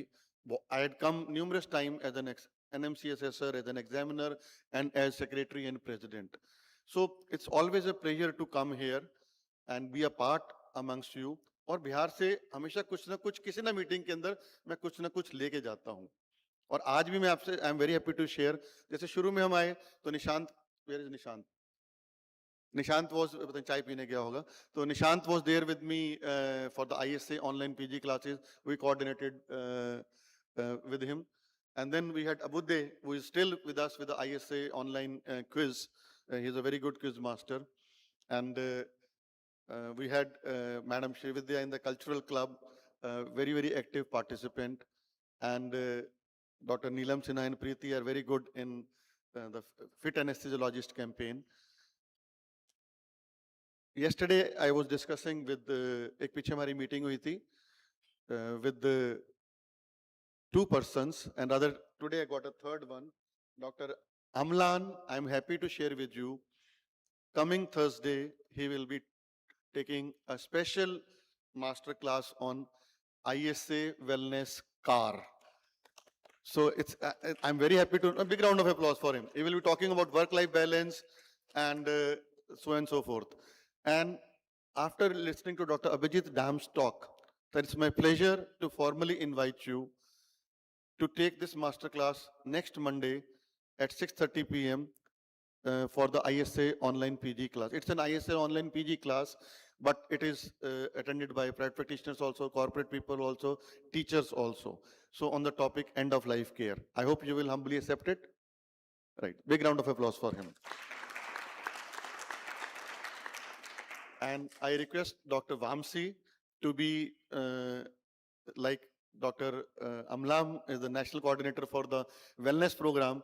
Dr. Vamsi, I saw his passion for tree plantation to be the national coordinator for the tree plantation. You please guide, take the responsibility and do it. So I never go empty-handed. And अगर मैं CME PG Assembly grant होती हैं, तो we also get lots and lots support from you. And anybody of you who is interested in participating, contributing, taking a lead in any program, I'm just a phone call away. I am here till lunch. You want to do something, just tell me and it will be principally approved. The only thing is that it should be under the banner of ISA. अमलाम से बात हुई, मैंने कहा ISA wellness car कहेंगे उसको, अमलाम wellness car नहीं कहेंगे. कहता सर मुझे कोई दिक्कत नहीं है. Right? So Amlam has been doing it fantastically planned along with his team members, and it is always pleasure to meet my own juniors. Dr. Preeti, who is now treasurer. अच्छा लगता है, छोटी सी बच्ची थी जब वहां से PG करके गई थी, आज पैसा संभाल रही है. She is the treasurer of the branch. And Dr. Dev Sanjay Nag, sir, heartiest congratulations for organizing this wonderful CME. Morning से, rather हम जब से रांची land करे हैं, we had a very, very beautiful dinner. Thank you, madam, yesterday. And सुबह plantation drive, walkathon, पंचरक्षक. मैं इसके बारे में थोड़ा सा clear करना चाहूँगा. This is our flagship program. It is named as ISA Panchrakshak. And why Panchrakshak? Because it is named after Hanuman ji. Hanuman ji had 5 Panchmukhi Bhagwan bhi kehte hain unko. So the feedback when we did lots of programs with Rotary, IMA, Lions Club and those and so forth, कहते sir हर किसी को तो heart attack नहीं होता ना. So that is why we included vasovagal attack, leg raise, syncopal attack or vasovagal attack, do the leg raise. In unconscious patient, do a left lateral recovery position. In choking, do abdominal thrusts. In cardiac arrest, do chest compressions, compression only life support, and importance of having emergency medical kit in each home. 4 tablets of atorvastatin 20 milligrams, 4 tablets of clopidogrel 75 milligrams, 4 tablets of 5 milligrams sorbitrate, and 4 tablets of aspirin. ईमानदारी से बताना, किसी के घर में है? एक, सिर्फ only one person. ये क्वेश्चन मेरी वाइफ ने पूछा था मुझसे कि सारे हिंदुस्तान को पढ़ा रहे हो, आपके घर में है? तो प्लीज हैव दिस एक kit in your home, because these are life saving drugs before and you can diagnose such problems. So please ensure. और इसके साथ साथ डॉक्टर बोकारो में भी बहुत अच्छा पंचरक्षक प्रोग्राम होता है. Now it is mandatory that whenever we do any ISA activity, whether it is a state conference, workshop, CME, our this flagship program ISA Pancharakshan has to be conducted. Why? Because this is our social outreach program. हम जब तक समाज को कुछ देंगे नहीं, समाज हमें रिटर्न में उतनी एप्रिसिएशन, उतनी एक्नॉलेजमेंट नहीं देगा. And we can always say to our local administration, local politicians, and then subsequently at the national level, okay, these many people we have trained free of cost. Also, on academic front, I'll invite expression of interest from you for centers of excellence. If you feel that you are good in one thing, please become ISA National Center of Excellence. Whatever you think you're best in it. If like Dr. Vijit Dam is doing very good work in palliative care. If he thinks that, yes, I can teach other anesthesiologists from different parts of the country, both online, hybrid, physical, whatever you think, you will happy that you liaison with College of Indian Society of Anesthesiologists and become Center of Excellence. Teach this thing to everyone. If you are good, then teach others so that your good strength, good qualities spread to others also. So there's a, if in any clinical field of anesthesia, whether it is airway, cardiac, neuro, pediatric, pain, palliative care, wherever you want to have centers of excellence, please approach us, and it will be formally approved by College of Indian Society of Anesthesiologists and taken forward. अच्छी बातों के साथ थोड़ी सी कड़वी बात भी कह देता हूं. पहले हाथ जोड़ के क्षमा मांग रहा हूं. पटना कॉन्फ्रेंस के साथ जो जुड़ी हुई थोड़ी सी खराब यादें हैं, उनको हम जितनी जल्दी भूल जाएंगे वो ज्यादा बेहतर रहेगा. समय के साथ साथ बड़े बड़े घाव भी भर जाते हैं. इस घाव को भी भरने में थोड़ा टाइम लगेगा, पर मुझे यकीन है कि ये भर जाएगा. This should not overpower rest of the activities of under the banner of Bihar and Jharkhand ISA. मैं डॉक्टर शरद कुमार को, डॉक्टर आलोक को मेरा विनम्र निवेदन भी है और सलाह भी है कि अपने ब्रांचेस के अंदर ऐसे ही एकेडमिक प्रोग्राम्स, क्लिनिकल प्रोग्राम्स और वर्कशॉप्स करते रहिए, मेंबर वेलफेयर एक्टिविटीज करते रहिए, और उस एक छोटे इशू को जितनी जल्दी रिजॉल्व कर लीजिए, और जितनी जल्दी उन पुरानी, अब अगर किसी का दिल दुखा है, वो वक्त दोबारा वापस नहीं आएगा. नवंबर 2024 वापस नहीं आएगा, पर आपस में बैठ के कई बार बातों से बड़े बड़े जख्म भरे जा सकते हैं. वो कहते हैं ना कि भाई जब दिल से निकले तब सॉरी बोलना. तो अगर किसी ने किसी का दिल दुखाया है तो प्लीज मेरी रिक्वेस्ट है, एक दूसरे को सॉरी बोल के आगे बढ़िए, ताकि we achieve larger goals under banner of ISA. अतीत के साथ जुड़े रहेंगे तो कहीं नहीं पहुंचेंगे. और मैं अपनी बात को इसलिए मैं ये मेरे बहुत दिल से मैं कह रहा हूं. मुझे लगता है कि आप मेरी बात का मान सम्मान भी रखेंगे और उस एपिसोड को जल्द से जल्द भुलाएंगे. दो पंक्तियों के साथ मैं अपनी भावनाओं को कहना चाहूंगा. एक रास्ता है जिंदगी जो थम गए तो कुछ नहीं, ये कदम किसी मुकाम पे जम गए तो कुछ नहीं. Thank you very much.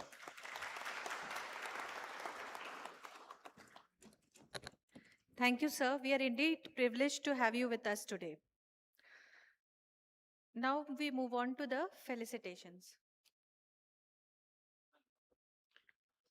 Whether they are sharing a lifetime of wisdom, guiding us through challenges, or simply enriching our community with their presence, our seniors have been the cornerstone of our foundation.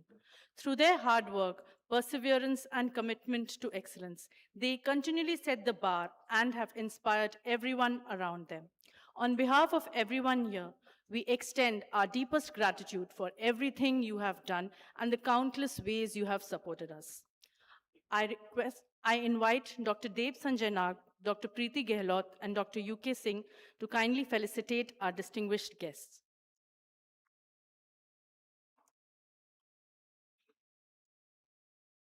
I request everyone to please give a loud round of applause to our very own host, Dr. Naveen Malhotra, sir, chief guest for this evening, for this function, President ISA National.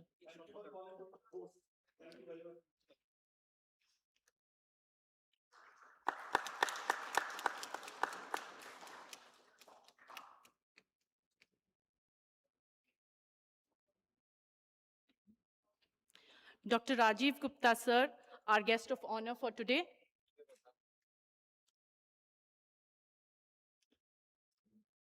Madam आप भी आगे चलिए।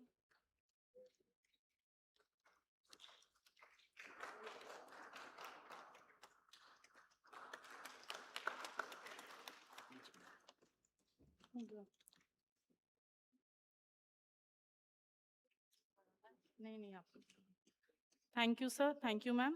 I now invite Dr. Sharad Kumar, Dr. Alok Jha, and Dr. Umesh Prasad to felicitate Dr. Manoj Kumar.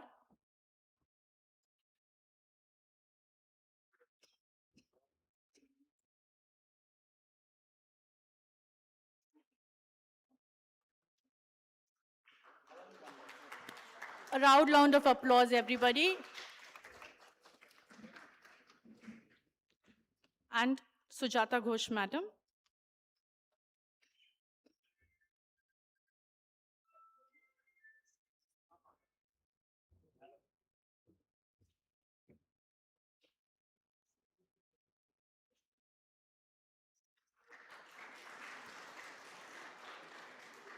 Thank you, sir. Thank you, ma'am. I now request Dr. Naveen Malhotra, sir, to honor our distinguished seniors. Dr. S.S. Thakur, sir.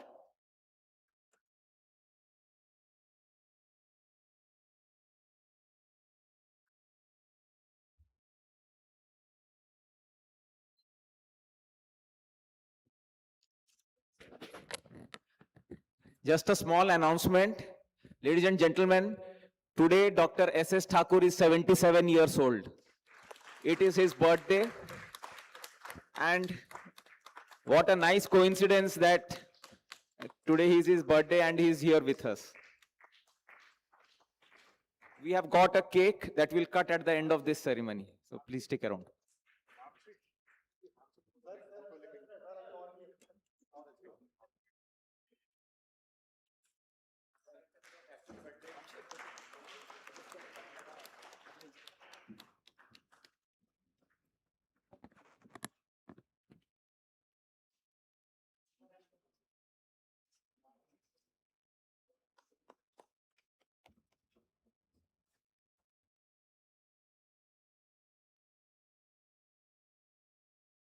Thank you, sir. Dr. B.C. Mahapatra, sir.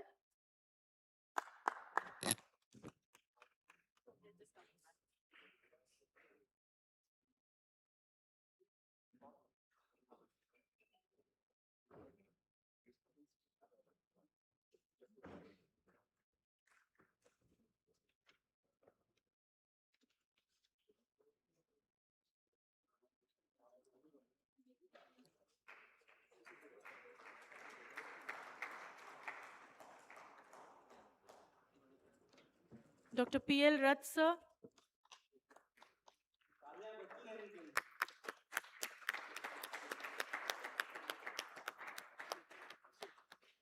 Sir, they are coming.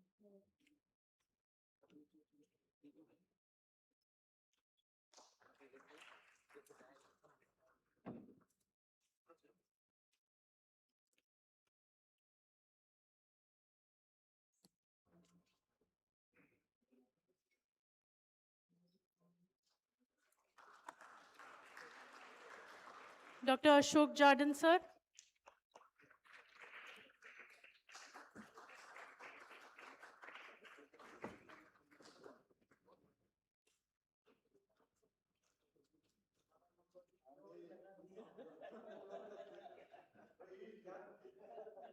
Dr. Shashikant, sir.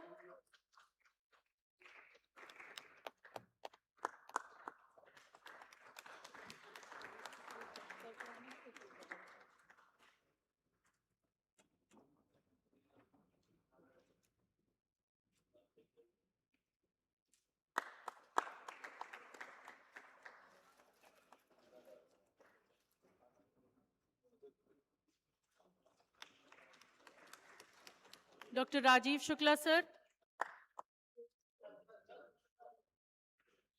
Dr. Koshi Varghese, sir.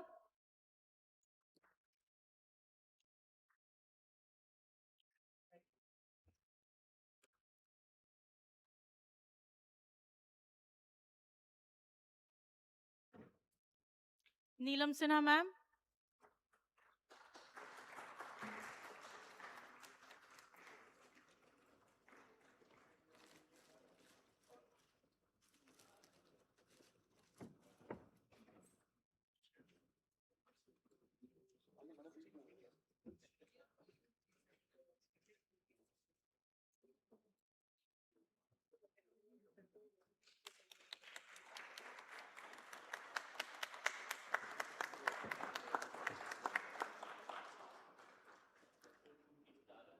Thank you, Naveen sir and Rajiv sir.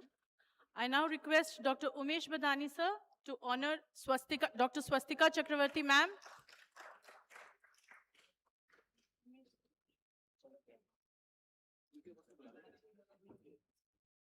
Umesh Badani sir. Umesh Badani sir is not here. I request Sharad sir to do the honors. Dr. Swastika Chakravarti ma'am.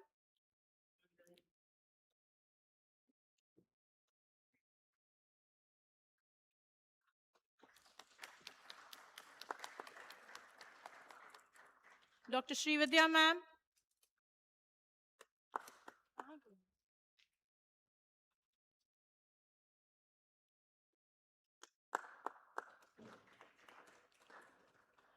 Dr. P.R. Mohanty sir.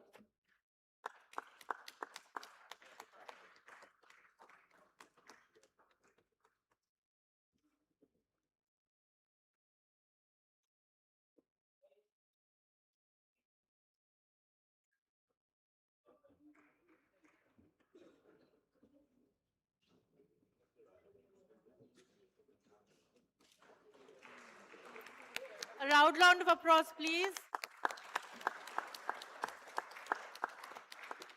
Thank you, Sharad sir, for doing the honors. I now request Dr. Amlan Swain, Senior Consultant, Tata Main Hospital, and Secretary, Jamshedpur Society of Anesthesiologists, to propose the vote of thanks.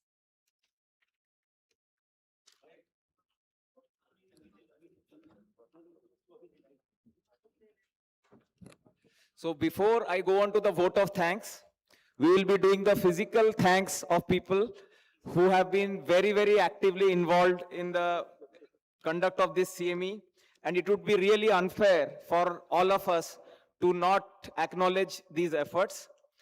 And a special thanks to Rajiv sir and Naveen Malhotra sir for being kind enough, and ISA National for getting us 10 ties and 10 T-shirts, which we will be giving over to the names as I announce. So the ties will be for the gentlemen and the T-shirt will be for ladies. Of course, we'll start with the ladies first. Dr. Richa. Dr. Richa is a postgraduate student. She's been working tirelessly throughout this, in the background for this conference. A big round of applause, ladies and gentlemen.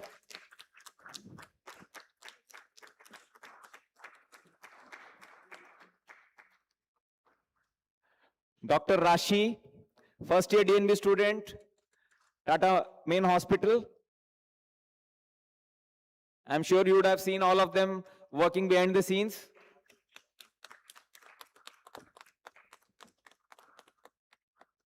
Dr. Swati Saroha, Assistant Professor, Manipal Tata Medical College.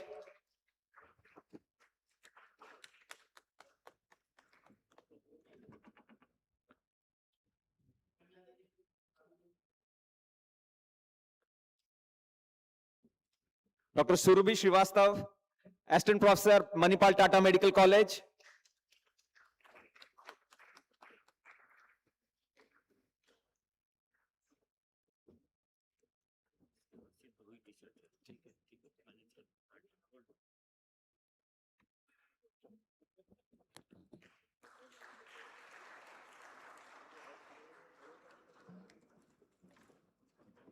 Dr. Jayantika, first year DNB student,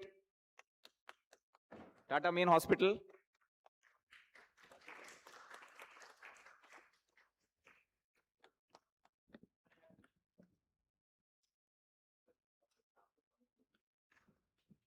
And Dr. Neha, senior resident, Manipal Tata Medical College.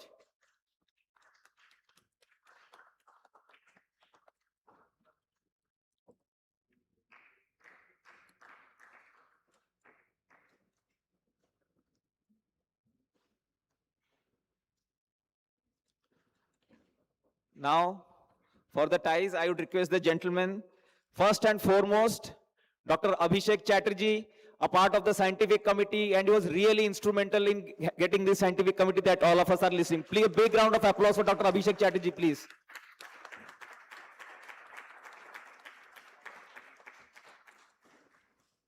Dr. Bappaditya Pal, All our outstation delegates would have talked to him. He is the one who's been taking care of transportation, hospitality of every one of us. Thank you, Dr. Bappaditya.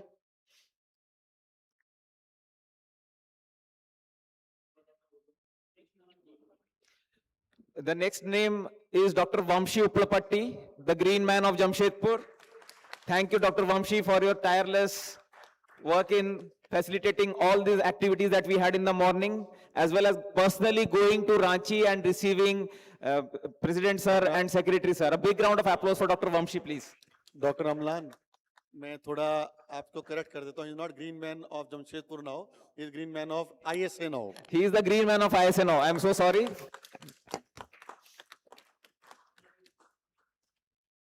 Dr. Mantish Kumar, he's been again, throughout the night, he has been going and picking up faculty from outside who have come in from outside, and also coordinating with the transport people. So big round of applause. He is the first year DNB at Tata Main Hospital. Second year.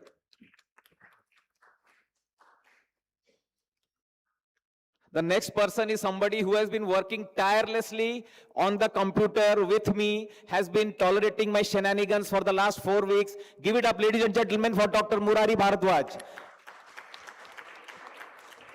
For all the flyers, for all the Excel sheets, this gentleman has been working tirelessly through the day and night.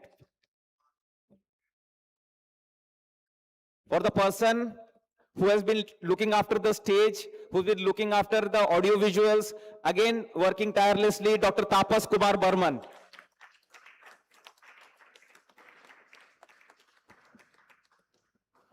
The person who has got the most reprimands from me, I'm sorry, Dr. Nishit, please come up. First year DNB student. Dr. Rahul. Next up is Dr. Rahul Panda. Please be ready. First year DNB student, Tata Main Hospital. Be it going and picking up bouquets, be it going and picking up our faculty, he has never ever said no to anything. Dr. Rahul, thank you for your efforts. And Dr. Chandrakant, is he here? Dr. Chandrakant, so he was literally running with the banner today morning on the streets of Jamshedpur. The ISA Panch Rakshak banner. Thank you for your dedication. First year DNB student from. So now it's pleasure to. Okay. एक बार उसी को repeat कर दो, कोई बात नहीं. चंद्रकांत के लिए टाई नहीं है, but we will arrange something. Chandrakant, come, we'll give it to you later on. आ जाओ, कुछ ना कुछ तो देंगे ही. एक टाई वैसे ले लो. हाँ, don't worry. Thank you very much to the ISA National. So we have felicitated all, but I'll like to place on record deep sense of appreciation for the person who has conducted this ceremony flawlessly, the master of ceremony, Dr. Silora. Please come. Silora is there. Come, madam.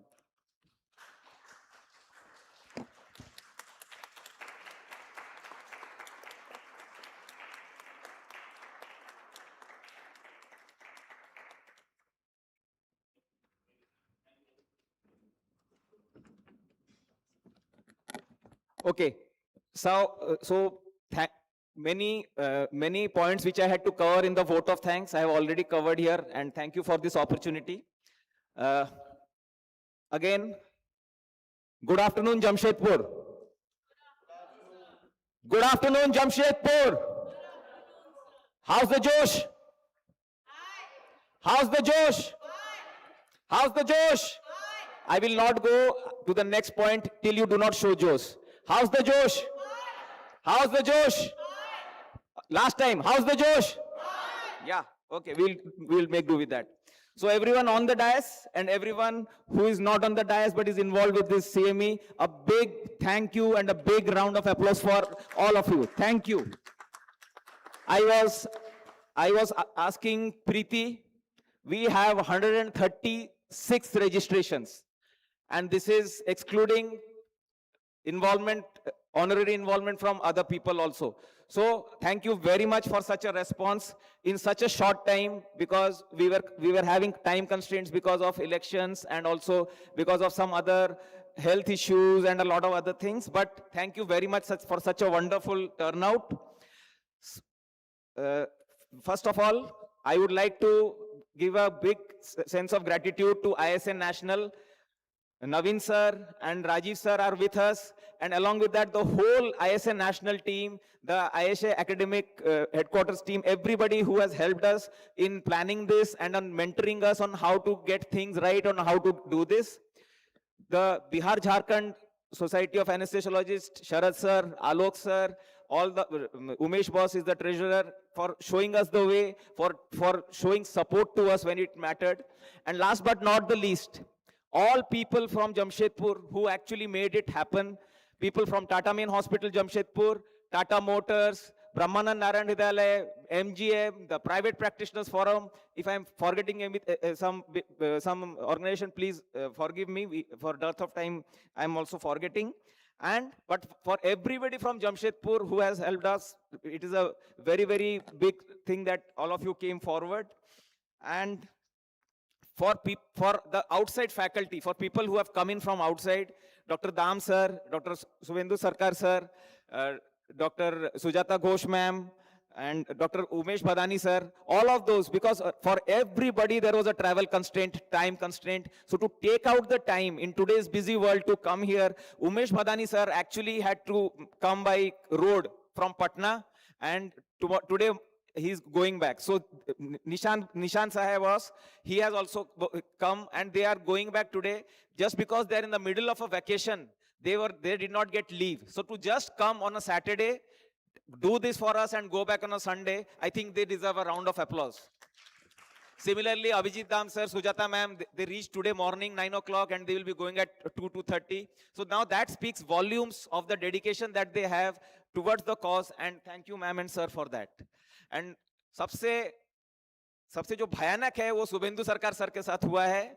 He has boarded a train which was supposed to start at the fantastic time of 1 a.m. 3:30 a.m. he has messaged me that the train just started.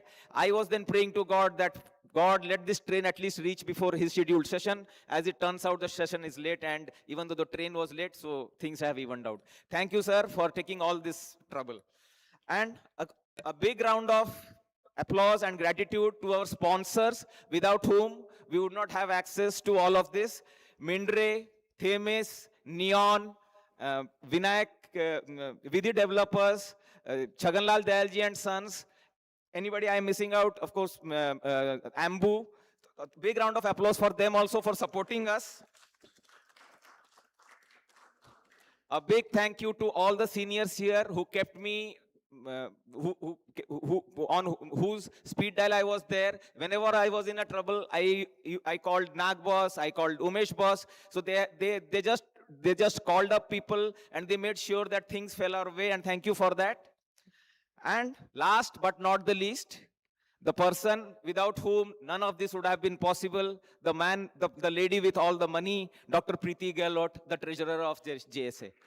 So without much ado, and one more person, another person, it will be injustice if I do not mention her name, Dr. Srividya, for working tirelessly behind the screens to manage the stage. Thank you very much.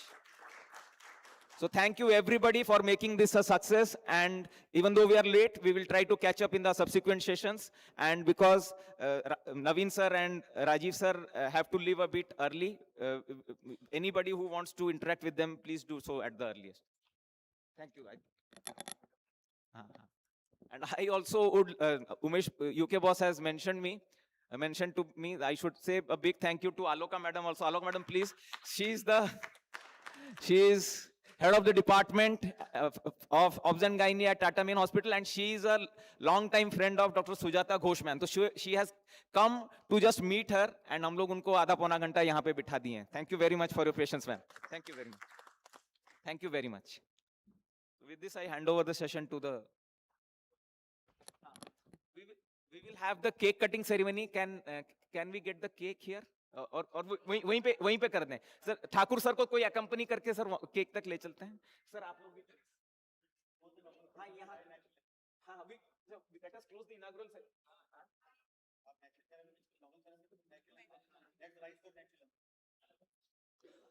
I'm deeply grateful to all our dignitaries and our dedicated organizing team for the successful inaugural ceremony.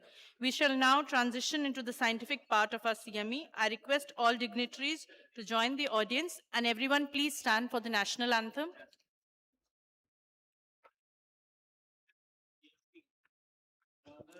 मन अधिनायक जय हे भारत भाग्य विधाता पंजाब सिंध गुजरात मराठा द्राविड उत्कल बंगा विंध्य हिमाचल यमुना गंगा उच्चल जलधि तरंगा तब शुभ नामे जागे तब शुभ आशीष मांगे गाहे तब जय गाथा जन गण मंगल दायक जय हे भारत भाग्य विधाता जय हे जय हे जय हे जय जय जय जय हे. Thank you.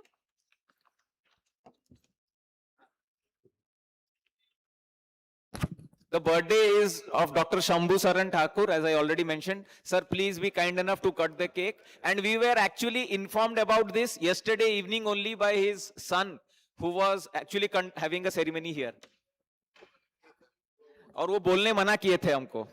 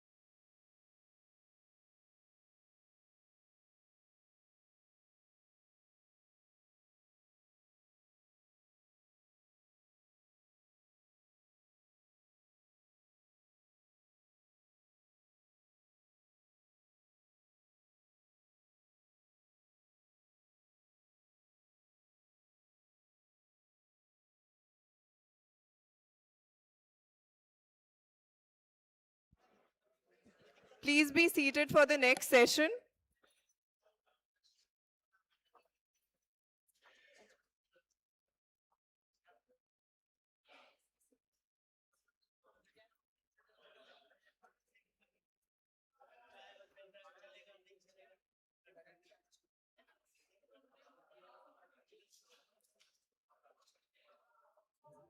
Hi, sir.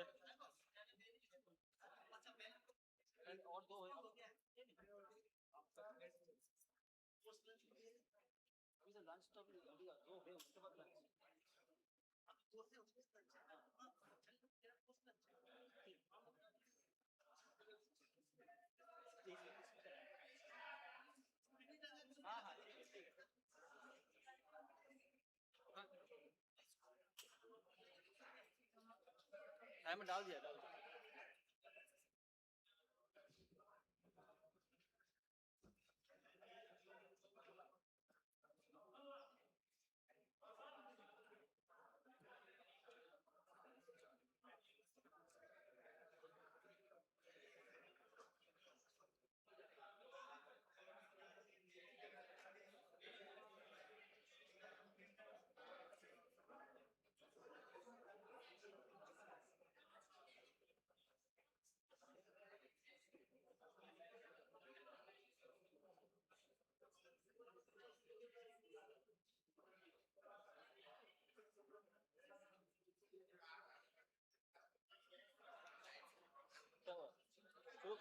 Late मत करो बहुत लेट एकदम अरे तो मैम बोल शुरू बोल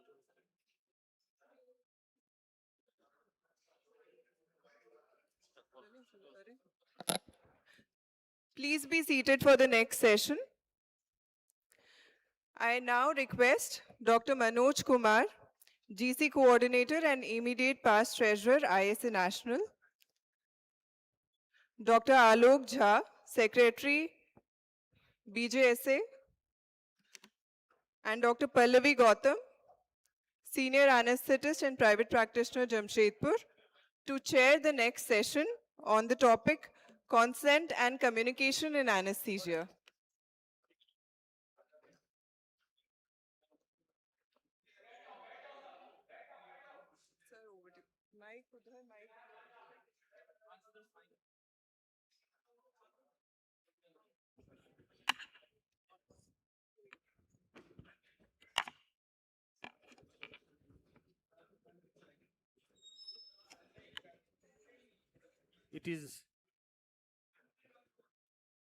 It is a great pleasure for me to invite such a eminent speaker of the ISA National, Dr.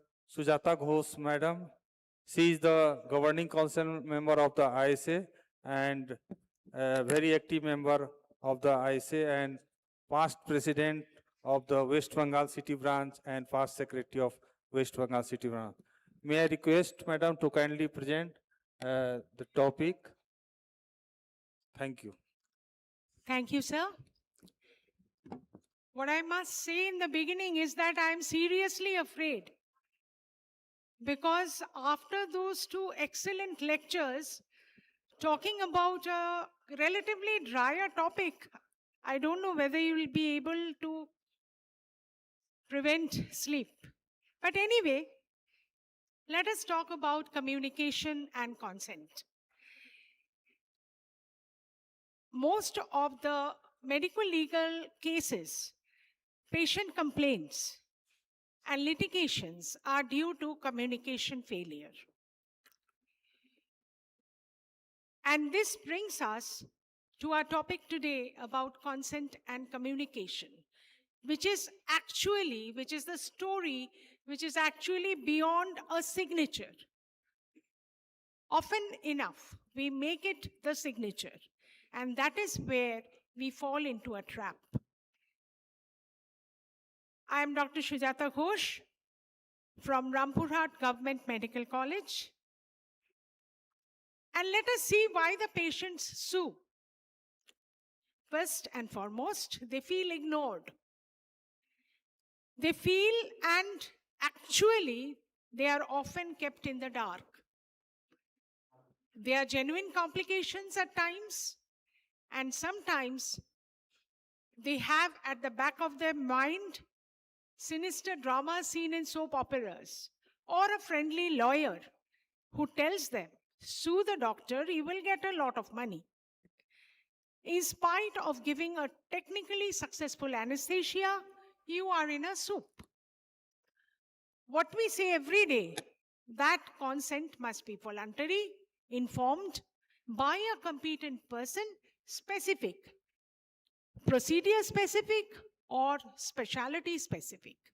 It should be current, revocable, and amenable to discussion. I'm not going to elaborate right now because there is lots to talk about it. What are the 7 essential elements of a valid consent? The word valid is the key here. What makes the consent valid? It must be voluntary. The decision must be made freely without coercion. It must be informed. Informed of what? Informed of what is going to be done.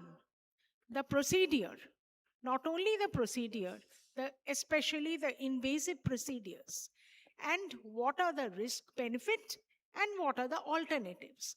Until and unless you talk about this, your consent is not considered valid. After that, we come to competence. The competence of the patient to judge what is being said, the information that is being shared, to appreciate the risks and the benefits and make a thorough judgment. It must be specific.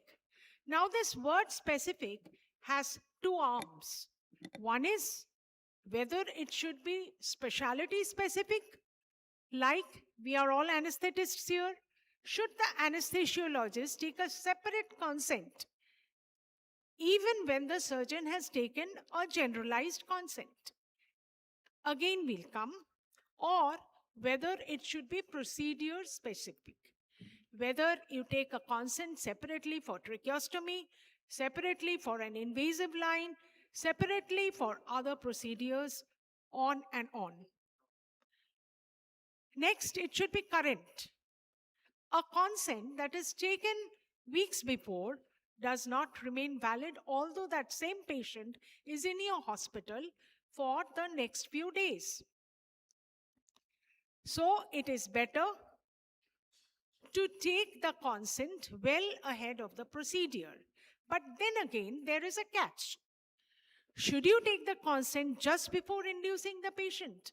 No, because at that point, neither the mental state of that patient nor the time frame is conducive enough for the patient to give a valid consent. And this may be important in the court of law. And it should be revocable. Come on, I have given a consent, so that is full proof. No, I can say I do not give consent even before induction. I think all of us have faced patients who have left the OT table although the patient needed the surgery. But we have to guarantee that. We just cannot press him down and say, no, you need the surgery, you will have to do the surgery. No, it is on his free will that he will consent for the surgery. Otherwise, no. So consent is basically an ongoing process. It involves communication, understanding, trust. Trust building is a very important part of consent taking. And that should be throughout the peri-operative period. We have ethical principles that bind consent. Autonomy, beneficence, non-maleficence, justice, confidentiality, and shared decision making. Honestly, these are also legal jargons. But overall, if you look into it, autonomy is the free will of the patient. Beneficence, whether it benefits that patient.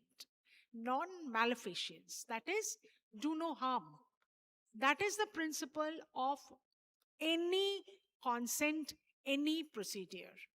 Justice, whether you are doing justice to the patient, justice to the disease, confidentiality, what is shared during the process of consent, what information is shared or exchanged, the place where the consent taking process is done should remain confidential.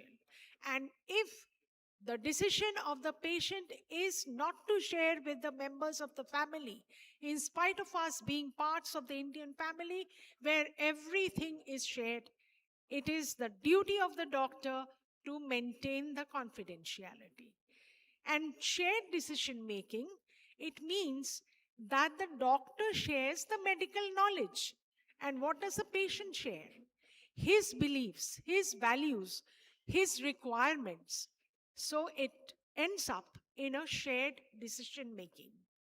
And all this is governed by the IPC, the Bharatiya Nyaya Sanhita, Consumer Protection Act, NMC Ethics Regulation, hospital policies, and the Supreme Court judgments. The Supreme Court judgments have formed the backbone of the roadmap of consent taking, not only in India, but all over the world. In the beginning, if I really would like all the senior members to remember that in your house staffship days, you had a small chit of paper, I consent, and a signature. That was all there was. But now, when you are writing an anesthesia note, you have to sign another paper as an anesthetist where all possible complications, all possible procedures are written. The government sector has a thinner pamphlet and the corporate has a thicker one. Why? Because the road has changed, and it has changed because of the landmark judgments given all over the world and not only in India. If we look at the most important landmark judgments, one is Samira Cooley and Dr. Prabha Manchandana. It was from India. The anesthesia relevance is the validity of the informed consent. This is so important that I'll elaborate a little later. But the key learning of the anesthesiologist is that anesthetists should obtain specific anesthesia consent, discuss material risks, alternatives, blood transfusion issues, possibility of ICU ventilation, regional anesthesia, and procedure-specific content has become mandatory after this judgment in 2005. Now we come to the Montgomery versus Lancashire Health Board, which was a case in UK, which dealt with the risk of disclosure. The anesthesiologist and the judgment passed ensured that the anesthesiologist must disclose materials. It might be rare, but if it has serious harmful effects, if it has catastrophic results, if it has psychological implications, however much the rarity of the situation be, you will have to explain to the patient. For example, dental injury, awareness, nerve injury, failed block, aspiration, post-operative ventilation. This is considered by the patient as a reasonable information. So it has to be delivered to them. Again, informed consent, a case from USA, Canterbury versus Spence, which reinforces that the patients and not the doctors decide which information is material, which information is important for them. Now we come to the Bolam. This is a very old case of 1957. But it is so important that there is something called a Bolam test, which is done. And honestly, this is perhaps one of the main shields for the doctors, especially the anesthesiologists. That is professional negligence. What makes it a professional negligence and what makes it not a professional negligence. So always remember the Bolam test. Next comes the Bolitho. Later, much later, it was a judgment passed on evidence-based practice.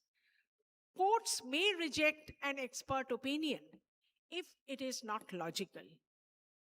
Anesthetic decisions must be evidence-based and not merely customary.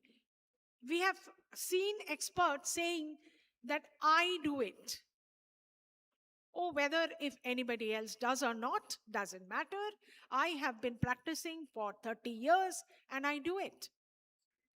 No longer is this tenable in the court of law. The practice that is done has to be evidence-based. I was talking about Samira Kohli versus Dr. Manchanda of 2005.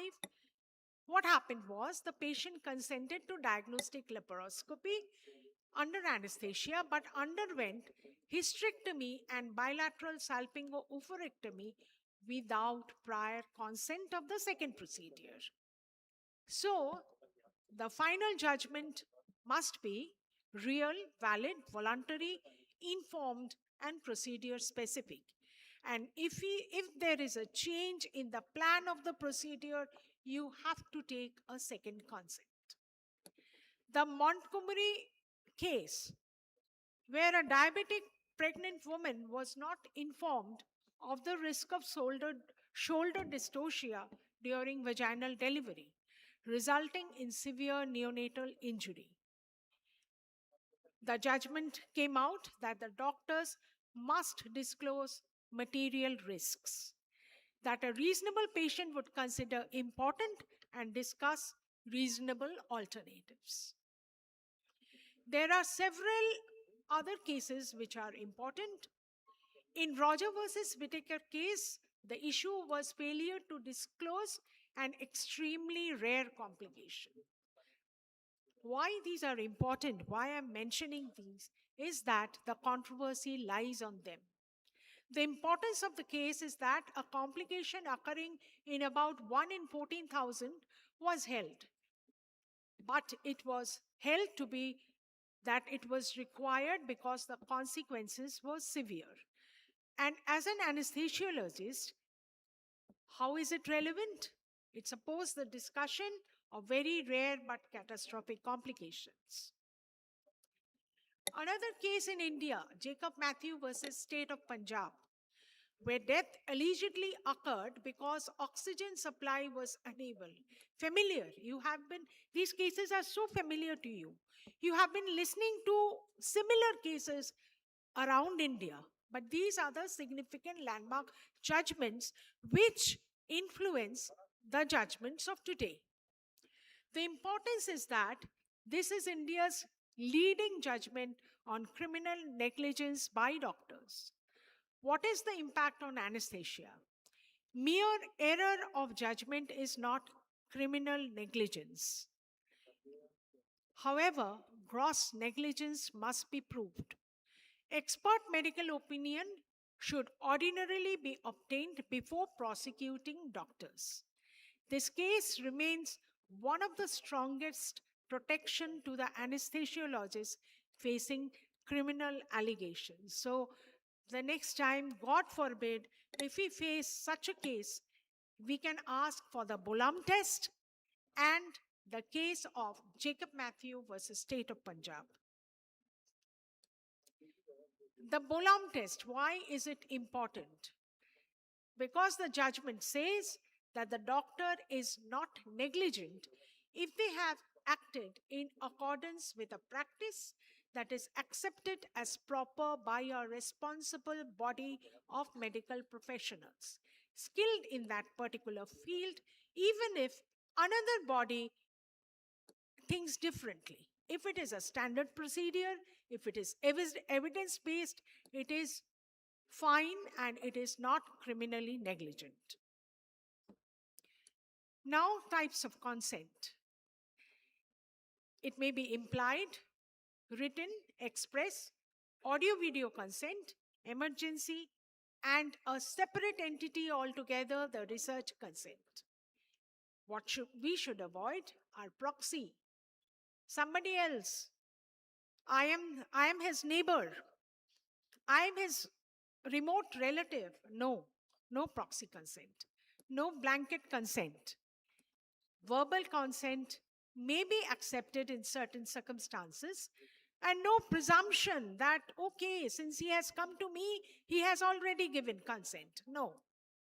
The law of consent has evolved from protecting doctors in the Bolam to protecting patient economy and autonomy in the Montgomery.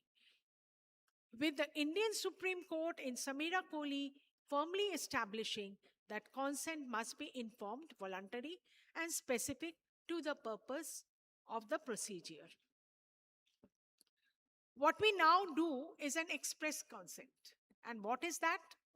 It is clearly and explicitly communicated by the patient, either verbally or in writing, and after receiving adequate, a stress on the word adequate, information about the proposed intervention. Again, voluntary, informed, competent, specific, current, revocable. There can be no doubt about its importance, and the legal importance is that it protects the patient's autonomy, provides documentary evidence in case there are disputes, and it is preferred form of consent for all invasive procedures. Research consent. I told you, it is a totally separate entity. In the research consent, since it is a healthy adult, there should be respect for autonomy, beneficence, non-maleficence, and justice. In the consent, what you have to say is the purpose of the research, the procedures taken, the potential risks and benefits, and more importantly, the alternatives, and what happens if the subject goes away from the study. Will his treatment be stopped or altered? Confidentiality measures taken, and right to withdraw without affecting routine medical care. All these, which we have been discussing, is governed by the Declaration of Helsinki, the Belmont Report, the ICMR, and the National Ethical Guidelines. So what happens in life-threatening emergencies, which come very often? We have, certainly we have an idea what to do, but let us just stress upon it. In a life-threatening emergency, when the patient is unconscious or unable, or any situation where the patient is unable to give consent and we do not have a surrogate who can give the consent, what is the law? What does the law say? How does it talk in your favor? The principle is simple. The right to life overrides the need of consent. The doctor's duty is to preserve life, and this duty takes precedence over the duty to take consent. This is not an exception to ethics. No, because it is considered to be an extension of our principles of beneficence, non-maleficence, and justice. Whether you are doing justice to the patient by saving his life. And it is also presumed that if this patient needing emergency surgery could give the consent, he would have said, yes, please save my life. It is a presumed fact. Once the patient or the relatives are available, the information must be given as soon as possible. And of course, documentation at every point of time. What are the legal formalities that govern these? The doctrine of necessity. The act done in necessity to prevent greater harm is legally justified. Implied consent. Courts recognize implied consent in emergencies and emergencies only, when the treatment is life-saving. and Good Samaritan protection, which has been reinforced in 2023. The law protects the doctors, not only the patients or the pedestrians taking the RTA patient to the hospital, but also the doctors who are treating a life-threatening emergency. So, will the audio-video consent be the future standard? Yes, it may be, although it is not yet. It improves transparency, documents the communication, the way it ensures the confidentiality that is adopted. It reduces disputes, and it is already become mandatory in some research involving vulnerable population. So if you are doing a research or planning a research on the vulnerable population, please and please take an audio video consent. Now, the red letters, the controversies. Let's walk through each of the questions. How much information is enough? We are saying talk about the rare things. Well, there is no universally accepted checklist. It should be reasonable, subjective, and standardized to the patient and his care. But what's the blooper?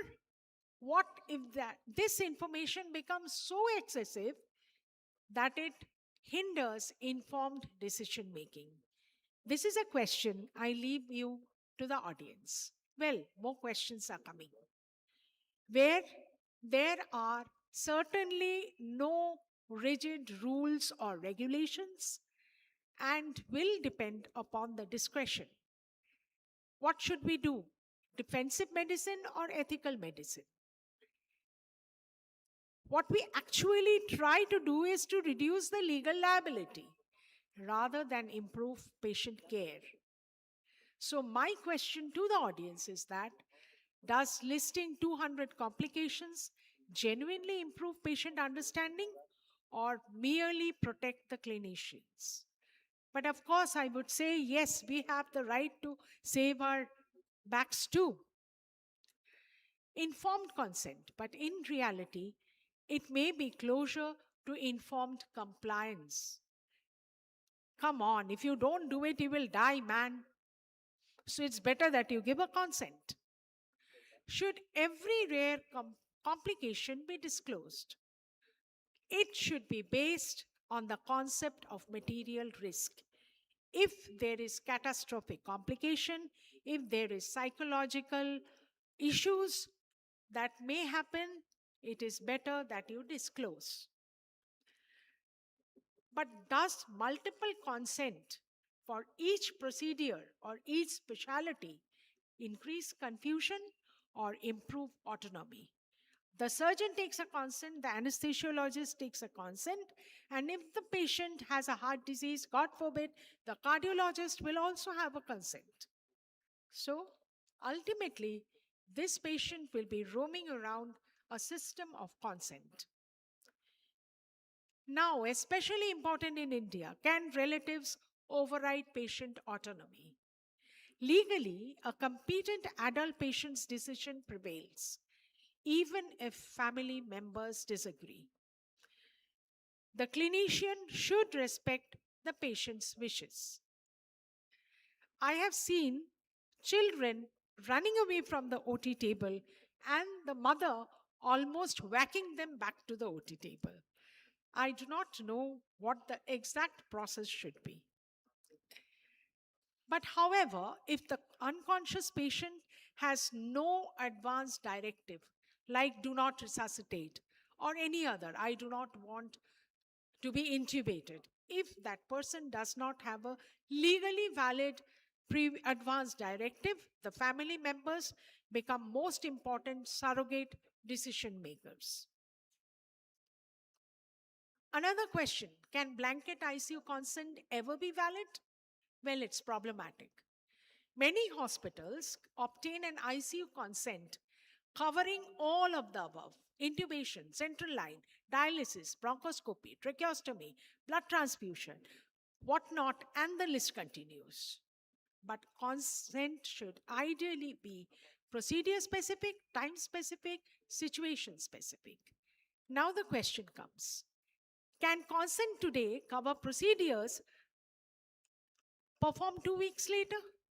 I have taken a tracheostomy consent. I may have to do it after 10 days. Will that be valid? Well, our legal system still doesn't have any answer. Communication, very, very important. NMC nowadays have started teaching communication from day one, the first year. Not only that, even in the foundation course, isn't it? So, how should you go about it? What are the easy methods? One of them is spikes. Spikes is setting, perception, setting, where the setting should be. Where should you talk to them? Should you stand? Should you sit? Should you look at them in the eye? Should you look at the wall on the other side of the room? It deals with them. Perception, whether the patient can perceive what is being shared. Invitation. You can also, if he is hesitant, you can also invite other members who are confident that he will be able to communicate well. Knowledge should be shared. Empathy.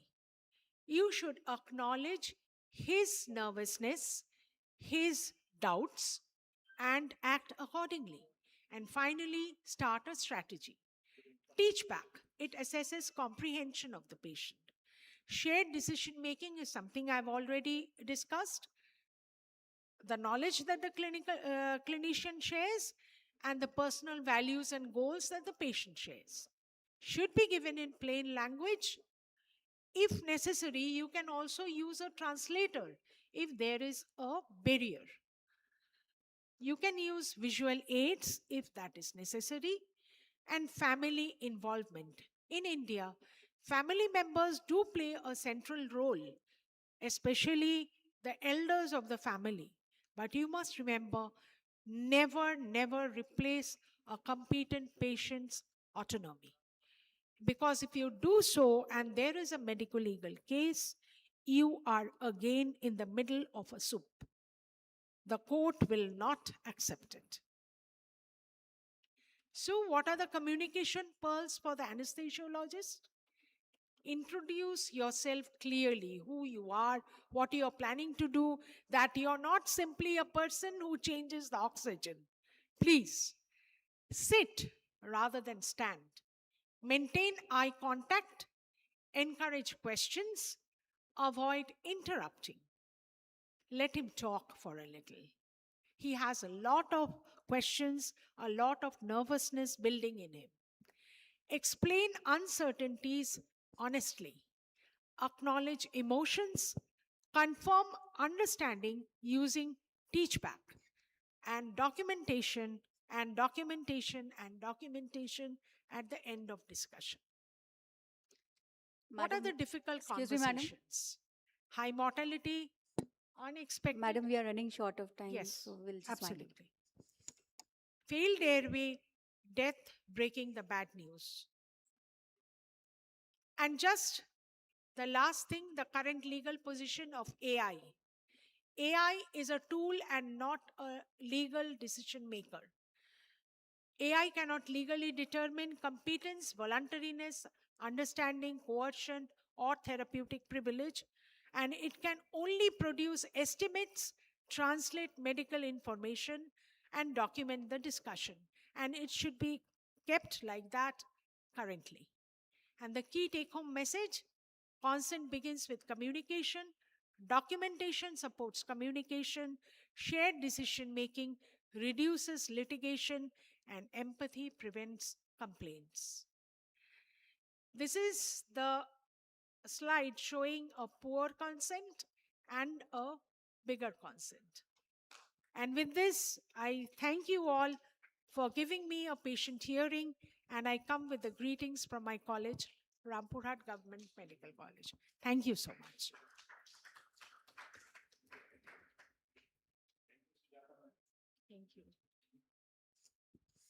Thank you, ma'am.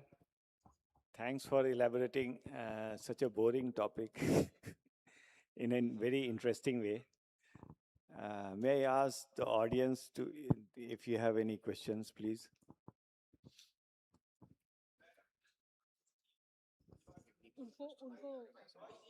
Swati, please give him a mic. Just one question. If you are telling that the patient is the important, we have taken consent of the patient. We have given anesthesia, patient died, and the attendant they sue against you. What you will do?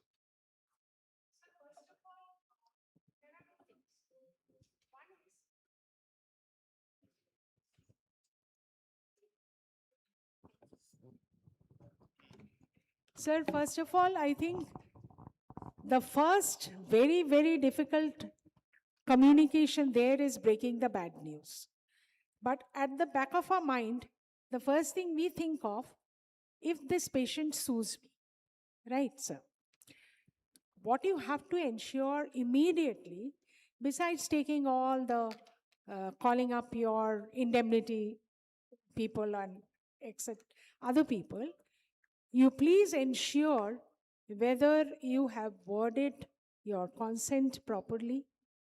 You ensure that all your documentation is correctly done with time specific points, because these are the places where the judge will catch you. These are the places where the opposition lawyer is going to catch you. But I believe that if you have practiced an evidence-based medicine, if you have practiced the evidence-based anesthesiology specific for that patient, you may face harassment, but finally you will not lose. Because if you have that, your Bolam test is positive, and if you have that, according to the legal judgments now, you cannot say that you are criminally negligent if you have processed all the consent, all the documentation, and all the necessary, and again I must say, your documentation must be pre-operative, intraoperative, and post-operative. Often we document the intraoperative, but that we have checked previously is not documented. There are lots of cases where that has been penalized, that there is no you may have done it, but you have not written it down. And whether after completion of the procedure, you went back to that patient, saw that patient, ensured their well-being, and documented it. If it is death on table, sir, that is a magistrate's inquiry altogether. So nowadays, I don't think anybody, neither the surgeon nor the anesthesiologist, will do that. They will send the patient to the IT, honestly speaking. So it is better that you have a post-operative note in the IT also. Whether the surgeon has it, the intensivist has it, you should also have it, sir. Thank you, sir. Thank you, ma'am, for this informative session. I know this is very important for all of us to know, but since we are running short of time, we'll not take any more questions. And those who want to interact, madam will be available during lunch, can ask her further. Thank you, madam. I now request our chairpersons to kindly felicitate our speaker, Dr. Sujata Ghosh.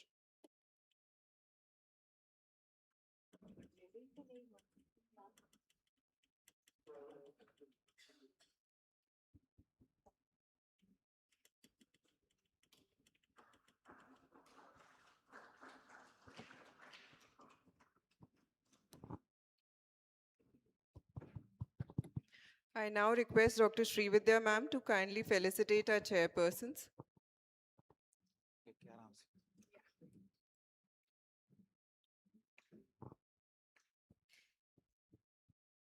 Dr. Manoj Kumar.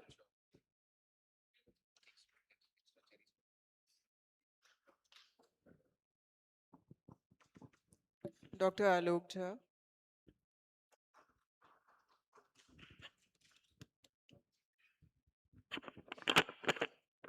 Dr. Pallavi Gautam.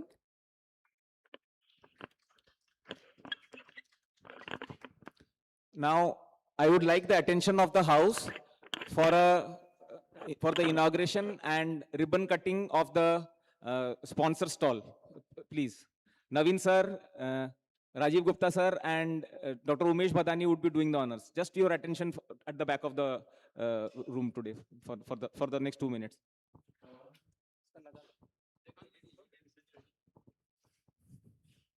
Before we do the hemodynamic monitoring session, it is only appropriate that we inaugurate the stall showing the hemodynamic parameters.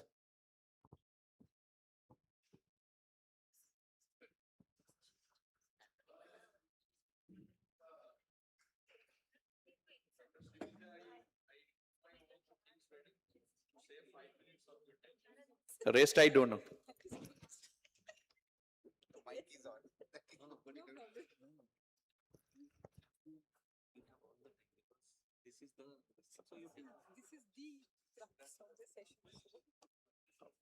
Inauguration थोड़ा ज्यादा चल गया है और पहले वाला speech में तो पहले वाला स्पीच में तो आप फिर पीछे जाके बोला कि टाइम भी खत्म नहीं होता तो फिर तो कुछ बोल ही नहीं रहा था, भूल ही जा रहे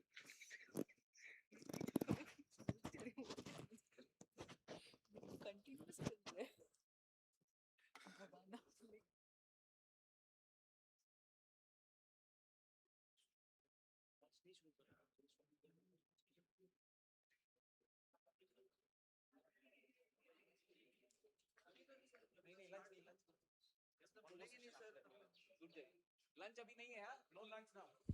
No lunch now. Just wait for 30 minutes. Please, please. Just wait for 30 minutes. अंदर बैठो ना यार. अंदर बैठो, तुम लोग बाहर रहोगे और 10 लोग बाहर आएंगे. अंदर बैठो. आप बस लेके आ रहा हूँ. हाँ हाँ लेके आ रहा हूँ.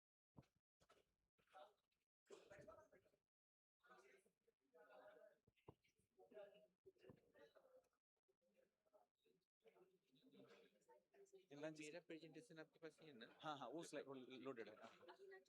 नहीं नहीं लंच ब्रेक नहीं कर रहे हैं. नहीं लंच ब्रेक अभी नहीं करेंगे मैडम. उनका टॉक है, सब खाने चला जाएगा कैसा?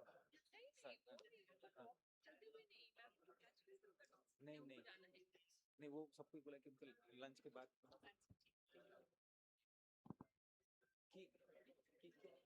कि लंच करा के करा देता हूँ. लंच करा के करा. People are getting restless. हाँ हाँ हाँ हाँ हाँ. Honestly speaking, 30 minutes दिए हो ना. हाँ. I need to finish it in 40 minutes. Yes. So we'll do after lunch. We'll do after lunch.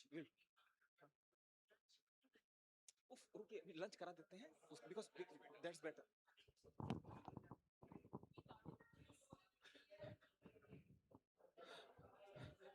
Okay. Thank you for the inauguration and thank you for the patience, everybody. So now we go on to the most anticipated session. The most anticipated session is the lunch session. Okay. So please proceed for lunch on the left side.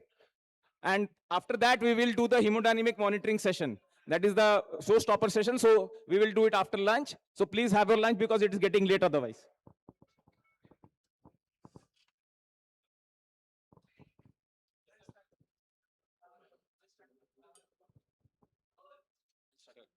Boss आप चौपाल चले जाइए. चौपाल चले जाइए boss. बात अच्छा आइए.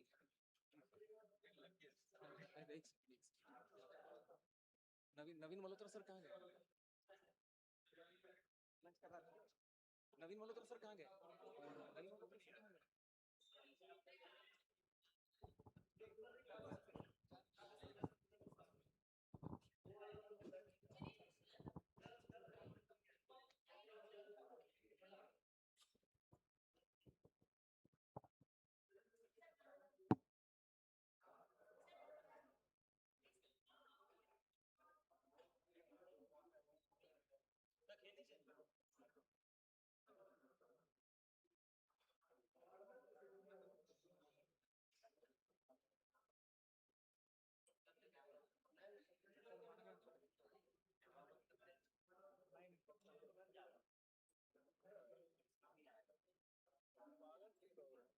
Lunch कर गई.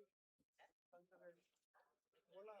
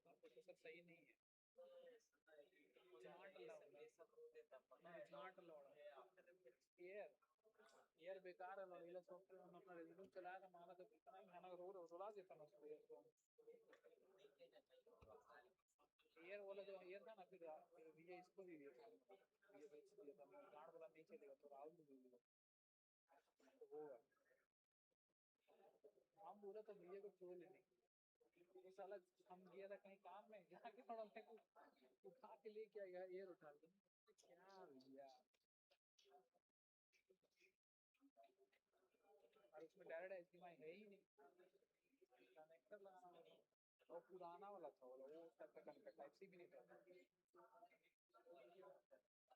थंडरबोल्ट टाइप का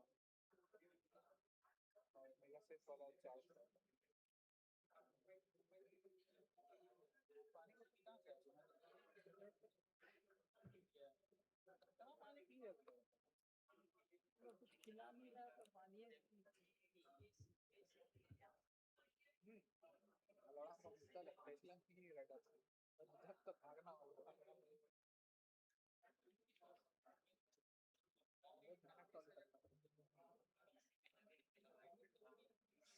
नॉर्मल भी पानी पिएंगे ना बार बार भागेंगे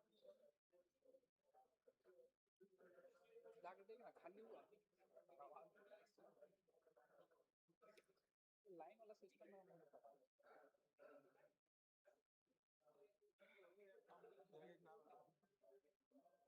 पहले से चालू कर देना कुछ नहीं करो पहले खा ले नहीं जो मतलब नहीं खा रहा हो पहले जाके खा ले इस टाइप तो कल हम लोग कहेंगे ये पहले से रखा होता है ये वाला यूसी का है इसमें सुना के कर वो 2-3 शॉट लगेगा एकदम परफेक्ट पूरा मार्केट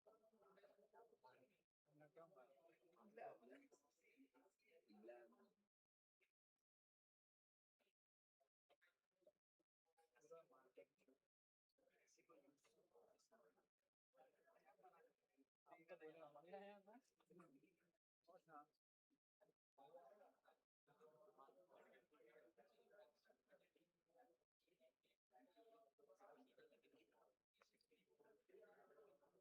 निकाल देना चाहिए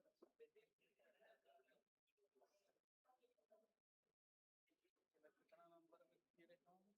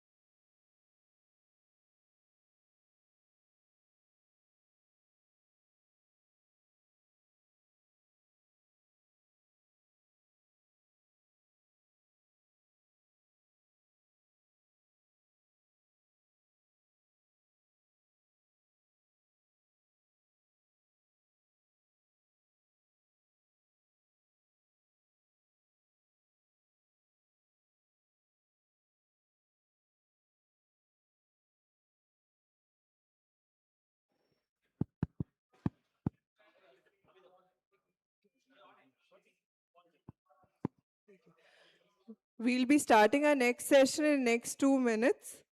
Please be seated.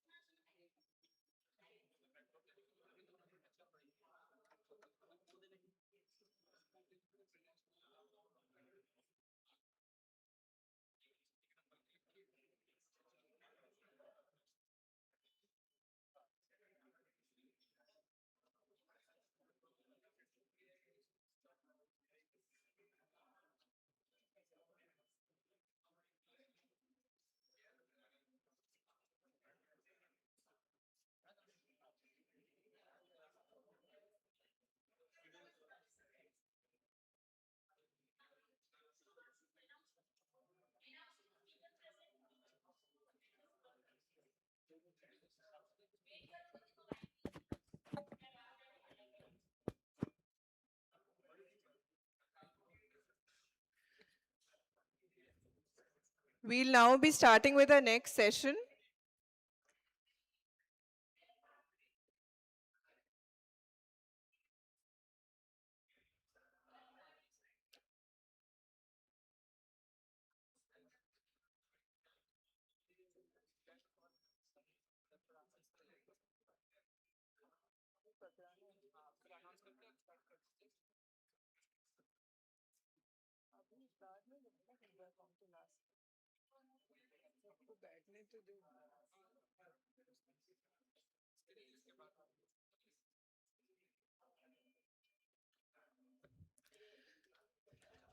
I request Dr. Sanjay Kumar, Professor and Head of the Department of Anesthesia, AIMS Deoghar, Dr. Deb Sanjay Nag sir, Senior Consultant and Head of the Department, Tata Main Hospital, and Director, Meherbai Tata Memorial Hospital, and Dr. DSN Rao sir, a leading...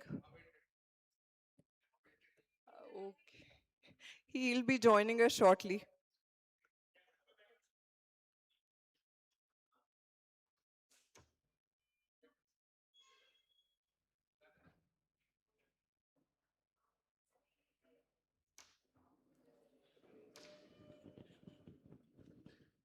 Good afternoon, everybody.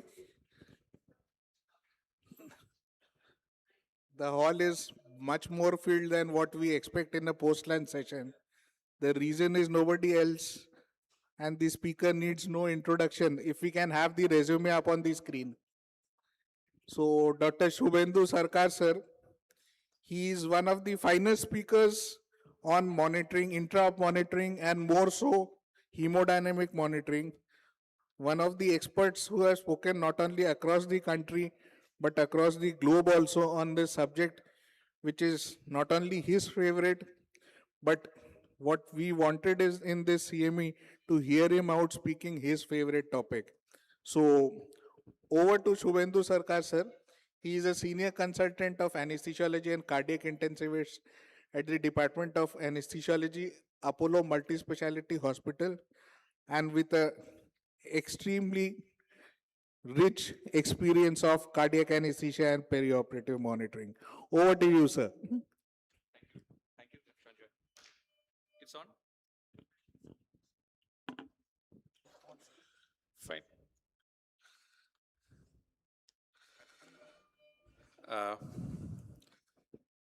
Good afternoon to all of you. আমার এখনো lunch হয়নি, ঠিক আছে, তাই আপনারা ঘুমাবেন না। বেশ, just don't count the time right for coming 3 to 4 minutes. I am doing this hemodynamic workshop and the monitoring probably from last 18 years or something. Till now, I conducted almost 17,000 open heart surgery, including the cardiac critical care in my portion. And today coming delay is only a patient, not any other thing. So I had to book 2 train tickets. From last 36 hours, I haven't slept. But the topic which has been given, I had a word with Dr. Devshanjay. I should not call Dr.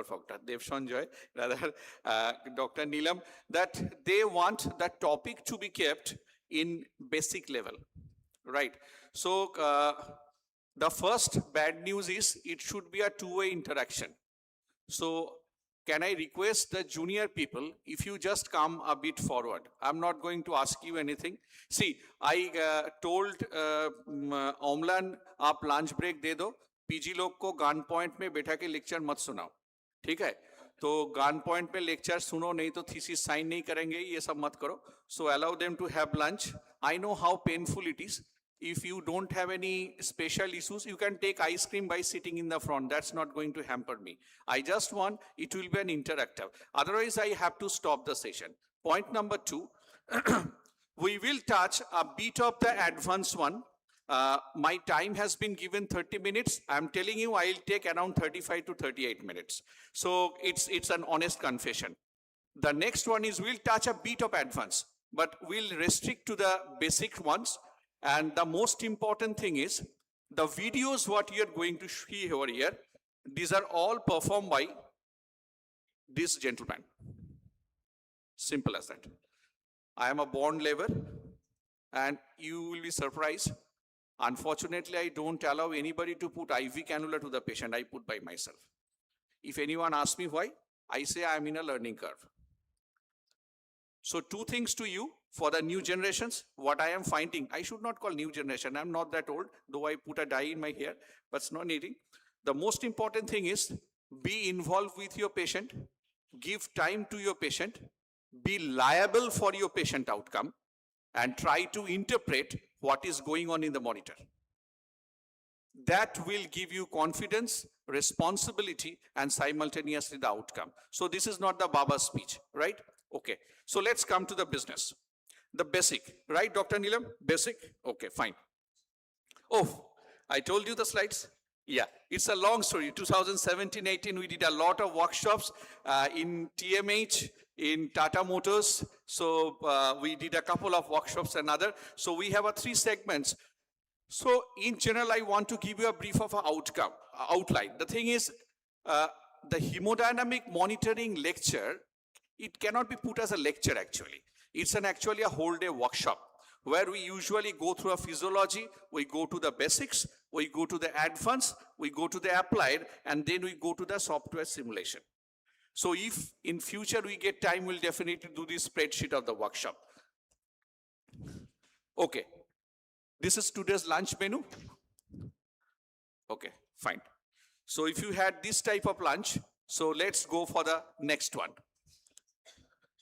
Although some might consider the electronic devices the only cardiovascular monitor, the fundamental basis for circulatory monitoring remains the eyes, hands, and the ear of anesthesiologist. If your pulse oximeter doesn't come as a da bass guitar, don't blame to the pulse oximeter, bring to your fingers, you touch the patient, try to find out, and then give blame to the pulse oximeter. At least do these basic things that put the pulse oximeter in your fingertips. What I'm going to tell you, because this is absolutely a practical based presentation, is give me I had to think a bit how to present in coming 35 minutes. Okay. So we started our journey by putting finger on the pulse.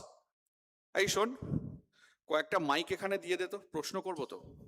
যাদের হাতে ice cream নেই তাদের দিবি। আচ্ছা, fine. Okay, so we started our journey with putting the finger on the pulse, and that will be throughout the day the world will persist, the starting with the monitoring, right? The history of the monitoring started with the sphygmogram, the first external non-intrusive device, estimate the blood pressure, and intrapetal cuff, mercury measure blood pressure became the standard of the care we all know. If I give you a NIBP machine, will you be able to measure? I don't think so. You will connect to the monitor and press a cycle of 3 minutes, right? Practice it. The portable BP. Now, the first question, what is the non-invasive hemodynamic monitors you are actually using every day? Answer please. देखो answer बोलो, ये time मेरा lecture में count होने वाला तो है नहीं, और मैं तो इतना इजीली स्टेज से उतरने वाला हूं नहीं, बिना लंच का खड़ा हूं यहाँ पे। बोलो, what are the non-invasive hemodynamic monitoring you are doing? Yes, yes, please. इसमें मैडम का कॉन्सेंट नहीं लगेगा, बोलो। Mic please. The standard ASA monitors that we use. Can you be elaborate, please? NIBP, the Right. SpO2 probe, Right. the ECG, the Okay. temperature probe, urine output, Yes, yes, go ahead. ETCO2 monitoring. Fine. Okay, so almost 50% correct. Let's see what other things are there. Right? Non-invasive blood pressure, heart rate, pulse, mental status, mottling, skin temperature, capillary leaking, urine output. Exam question, answer. So you cannot say that you are not in the hemodynamic monitoring. You are doing every time. So there is no special designation, because we need to start from this thought process. But we need to define this, we need to prove it, and we need to prove it in an evidence-based way. Then we'll be able to identify. Honestly speaking, the days has gone where we'll treat the systolic blood pressure. We at least start with the cardiac output. The days has gone. I openly say I don't trust echocardiography. If needed, I do the TOE. I have a 3D dimensions, and I measure and I assess everything. You have to be there. So we run around na, anesthesia behind the screen, behind the screen. Itna bada screen rakhoge to behind the screen hi hoga. We have enough things to come in front of the screen. So, now the next portion is, what is the basic understanding of a hemodynamic monitoring? What you do actually? You treat a blood pressure, you treat a patient, you treat a temperature, you treat a urine output. What you treat? We treat the oxygenation in the cellular level. And it's very simple. That's the goal reached. Yes, your job is done. Demand with the supply. If it is okay, you no need to worry about. If it is not, what's the problem? We need to find a diagnosis, and we need to go for a therapy. So this hemodynamic monitoring, probably it's not bounce kochana na? It's okay, huh? Fine. It's not bouncing, right? Fine. Okay. So once the thing has been diagnosed, you need to put a therapy. So the simple is that you need to establish what is actually going on. Suppose you got an ABG, you find 7.123 is the pH. You just go on jumping the treating the acidosis. But our ultimate target is, until and unless in the microcirculation level, the oxygen demand and supply is been equal, your patient is not corrected. Your patient will reverse once and once again. And this bridge will be helped by putting a proper hemodynamic monitoring, maybe a non-invasive, maybe a basic, maybe an advanced, maybe a minimal invasive, maybe a mixed of the two, and the right now with the impregnation of an artificial intelligence. Right? So, when the oxygen consumption with the extraction, suppose it's very obvious, we know, when we see, when the pulse oximeter tone become a bass guitar tone, kya hua, kya, mast pakro. So when the thing has become a bass guitar tone, it actually traverses this much of pathway. And that was the pathway you are not actually aware. Simple, a thumb rule to all my juniors and other. No patient is deteriorate suddenly. It gives you enough signal. Either you are busy in the WhatsApp, or you don't know how to tackle the signal, or for you, a managing of a machine alarm is making the alarm silence, rather not analyzing why the alarm is actually happening. So either you fix up the alarm limit or try to find out why the alarm is going to give in right now. So it gives enough number of time. And when the time is almost over, it actually gives you the reserve oxygen and it ultimately comes down, your patient go to the hypoxic state. So in this phase, there is actually the establishment of the hemodynamic monitors comes. Okay. And with this, the general factors and simultaneously the situational factors in the older age, body weight, history, microcirculation disturbance, volume status, tissue oxygen supply, oxygen level. These are the all different things we need to identify. These are not the cause. These are the things we need to identify by the machine that what is the actual crux of the problem lies. So we all agree? Jordan sir? Just like a pen, multimodal. मैं तो मतलब बचपन से सुनते सुनते अभी भी multimodal ही है. चलिए हेमोडायनामिक में भी मल्टीमोडल ही होता है. So the purpose of the circulation is the cellular oxygenation. Next to the cardiac output, hemoglobin, mixed venous oxygen saturation plays an important role, and very obvious, no single parameters provide enough information for full oxygen supply of the tissue. अगर single parameter होता तो पीते तो आपको ribbon कटने का जरूरत होता ही नहीं. Okay, so the choice comes. So the standard parameters do not give enough information to us. What are the other parameters do we need? Now, this is a very simple slide. I think you will be able to understand in a very basic way how we are actually going into the intensive care management by using our, don't go to the cardiac critical care, intensive care of management. What is? Suppose in a hemodynamic failure in a septic patient. Dr. Asif, you are accepting the slide? Either the patient is having hypovolemia, or having the vascular tone, or having the myocardial depression. तीन ही cause होता है. You need to treat this. Importance of assessing the degree of the each component to select and apply the best therapeutic option. So the fluid, the vasopressors, or the ionotropes. If it was a simulator session, I would have go to the level, what is an ionotrope, ionodilator, conotropes, bathmotropes, and simultaneously, which is a combination of the ionodilators and the vasopressors together, just like a levosimentan, right? So the presence of the associated lung injury, you need to exclude. And ultimately, this is a thumb. Always remember, whenever you are using a cardiac hemodynamic monitoring for treating, we are actually treating these 5 pillars. We are ideally want to change or control the cardiac cycle. The pressure volume loop you have to understand very nicely. Coronary circulation, conduction arrhythmia, and cardiac output. These are the 5 pillars of actually cardiac critical care. So our all monitors somehow, some way helps us to identify these 5 pillars. The next one. So in general, we divide our entire hemodynamic monitoring in echocardiography Doppler in a non-invasive group. In a less invasive group is a central venous catheter, simple and arterial catheter. We have a flow track, LITCO and the PICO volume view. And the invasive one is a pulmonary artery catheter. Non-invasive echocardiography. Regarding pulmonary artery catheter, I am telling you, till day before yesterday, I have done more or less around 4,000 pulmonary artery catheter.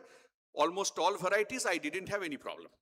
So I don't want to go to any coffee-fight discussion. What is the pulmonary artery, whether it's how much invasive of this versus the TOE, all this, I don't want to go to the controversy.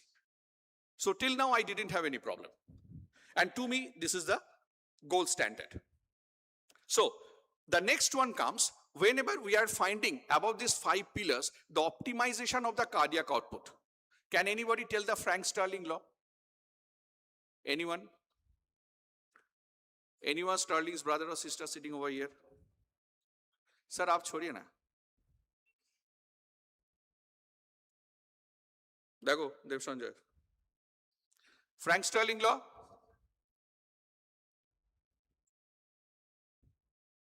Okay. Sir आप ही बोल दीजिए.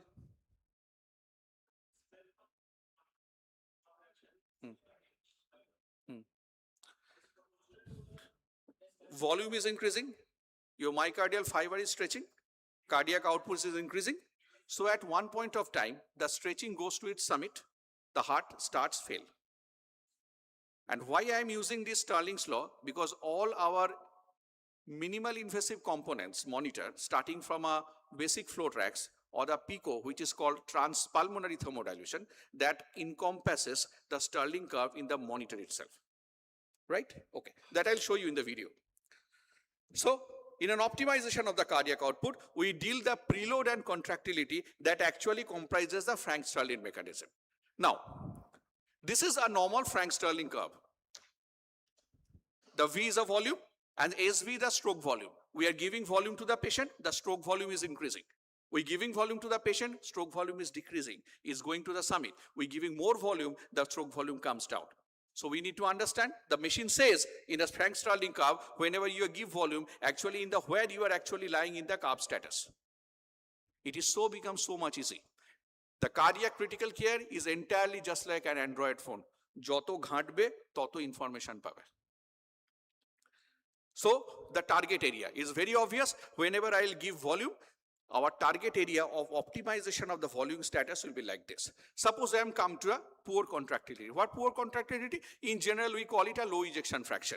In my opinion, I call it where the diastolic dimension is more than 5.5, we call it a bad heart. So, poor contractility, we give the volume, the stroke volume less, stroke volume even less. In the same volume, the target area narrows down. Simple. A bad heart fails very fast. That's why we say for a bad heart, don't give unnecessary volume. Clean? Reverse happen in a high contractility. The more stroke volume, target area is wide. That's why even after giving a spinal anesthesia, if you suddenly give, suppose 1 liter fluid start कर दिया, फिर WhatsApp पे busy हो गया, suddenly bottle खत्म हो गया, ऐसा ही होता है. ऐसा ही होता है. Nothing happens because the patient has a wider target area, your heart doesn't fail. Right? Okay. Everybody awake, huh? Okay, fine. So our goals of the monitor will be to assure the adequacy of the perfusion, early detection of the inadequacy of the perfusion, to titrate the therapy of the specific hemodynamic, and to differentiate among various organ dysfunction. So that's actually helps us. So my actually introduction and the first part is over. So come to the next one. Okay. Suppose I told you, doctor, I want to monitor the central venous pressure of this particular patient. एक चीज तो बस याद रखो. To be a good cardiac intensivist, you have to be a good technician first. ठीक है? ये तो छोड़ ही दो कल से. ये कर देगा, वो बना देगा. Assume yourself in the entire operating room, in the entire cardiac critical care, you are alone. And then start learning. Okay. So if I ask you, say I want to monitor a central venous pressure, तो आप क्या क्या ready करोगे मेरे लिए? Senior कौन है? अभी देखो कोई हाथ नहीं उठेगा. सब जैसा फर्स्ट ईयर ही है डीएनपी, या घुसा ही नहीं भी पढ़ने के लिए. अच्छा. Anyone? If I ask you, I want to monitor a central venous pressure, and no technician, nothing, no one is there. You are only with me. So what are the things you will make ready for me?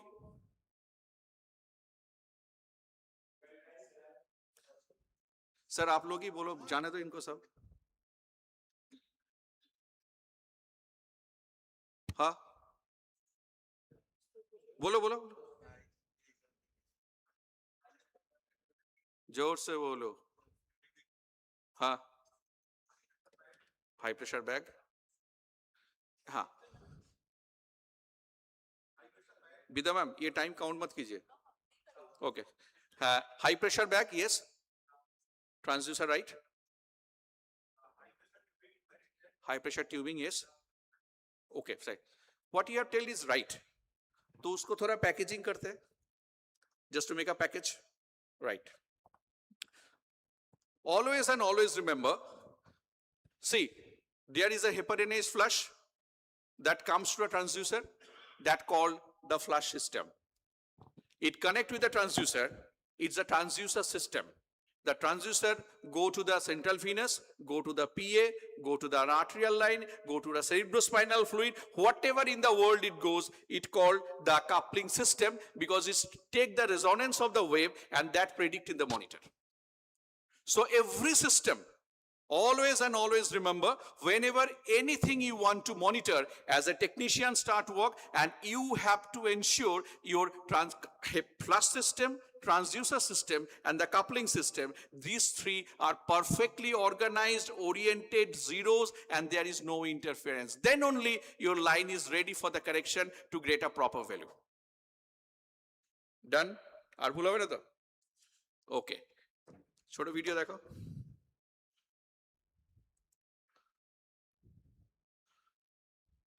आवाज আসছে না, এটা audio ছিল. Pause করব. আসছে? এখানে volume বাড়াতে হবে. 100 করা আছে. আচ্ছা যাক, ঠিক আছে, চলুক, এটা চলুক. সো অ্যাকচুয়ালি এর মধ্যে সুন্দর অডিও ছিল, তোমাদের জন্যই বানানো আর কি, মানে কোনোভাবে হচ্ছে না আর কি. যাই হোক, ঠিক আছে, ঠিক আছে, আচ্ছা ঠিক আছে. আরে আর কোনো অনেক লেকচার আছে, মনে করিস. Okay, so this is the transducer system and this is the coupling system that goes to the monitor, right? একটু ভিডিওটা স্কিপ করছি. This is how the heparin flush has been prepared. He flush bag দেখেছো তো? How to prepare? Have you asked ever your technician, your seniors, sir कितना heparin देता है इसमें? हाँ, चलो रहा, नेक्स्ट मिलेंगे तो पूछेंगे. Okay. So this is how the system is been prepared. Now here also you can see our entire system is ready. Our coupling system. Now the coupling system is getting ready and that will connect to the monitor. And now see, you have seen, we are shaking and we'll find the resonance. So when your flush, transducer and the coupling system is ready, you will find the resonance. When you will find the resonance is in the monitor, well, then you will connect and then you will have a proper pressure. That means your system integrity has been checked. Right? So we can see it in the monitor. Skip korlam, huh? Right. Okay. So let's come first with the arterial line. These are the areas. I don't know why we cannot put in the carotid artery. I don't know. Anyway, so radial, femoral, all these arterial line, and I usually use 1, 2, 3 because many of a time I have to use a brachial because if we have a crash patient or the cardiogenic shock, at least before putting the femoral line it tweaks, because sometimes the cardiologists use this radial, that radial, femoral, everything they get destroyed. So brachial we use it, but for exam purpose it is radial and the femoral arterial line. Right. Okay. Anyone want to describe this? This is anacrotic limb. This is the dicrotic limb, anacrotic notch and the dicrotic notch. See, this is an arterial line put by me. We'll show you all the anacrotic and the dicrotic notches. Right? And then it will be a perfect line. If it is not there, somehow your line put was not perfect, you are getting a damp trace. And if it is shows, this is a normal one, and if the arterial pressure like this shows, it's an overdam. Always remember. It is very simple. I frequently get a call. Patient is having 180 blood pressure by 110. Sir, please come and titrate the inotropic support. They ask for a critical care help. I go, I aspirate, I flush. The blood pressure is 107 by 78. Is only the damping, right? Okay. If the traces is like this, is over damp. Now, there are a couple of cases you will find. Suppose I usually put a radial arterial line and femoral arterial line always for the patient.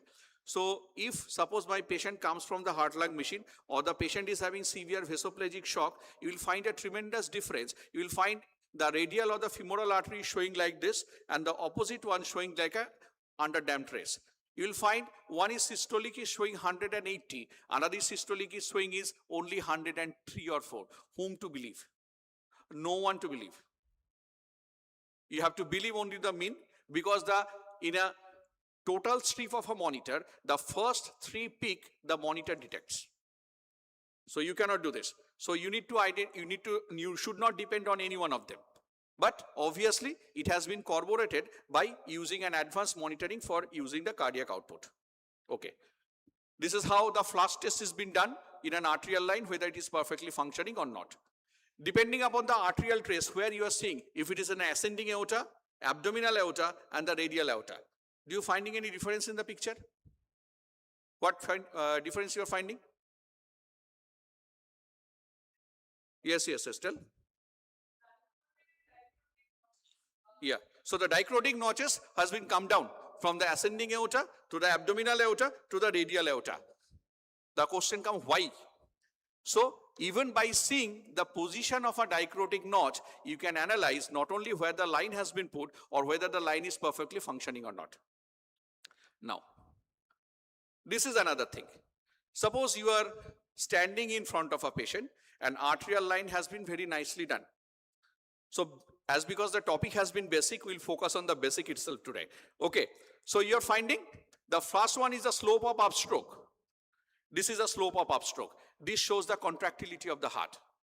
The area under the ejection, this one, it shows the stroke volume of the heart. Next, position of the dicrotic notch. It shows the low means low systemic vascular resistance, right? That's why you are giving. You are going to the periphery, is getting low SVR. That's why your dicrotic notch is coming down, right? And the next one is the slope of the descent. This is the slope of the descent. It gives the high afterload and steep if it is a low systemic vascular resistance.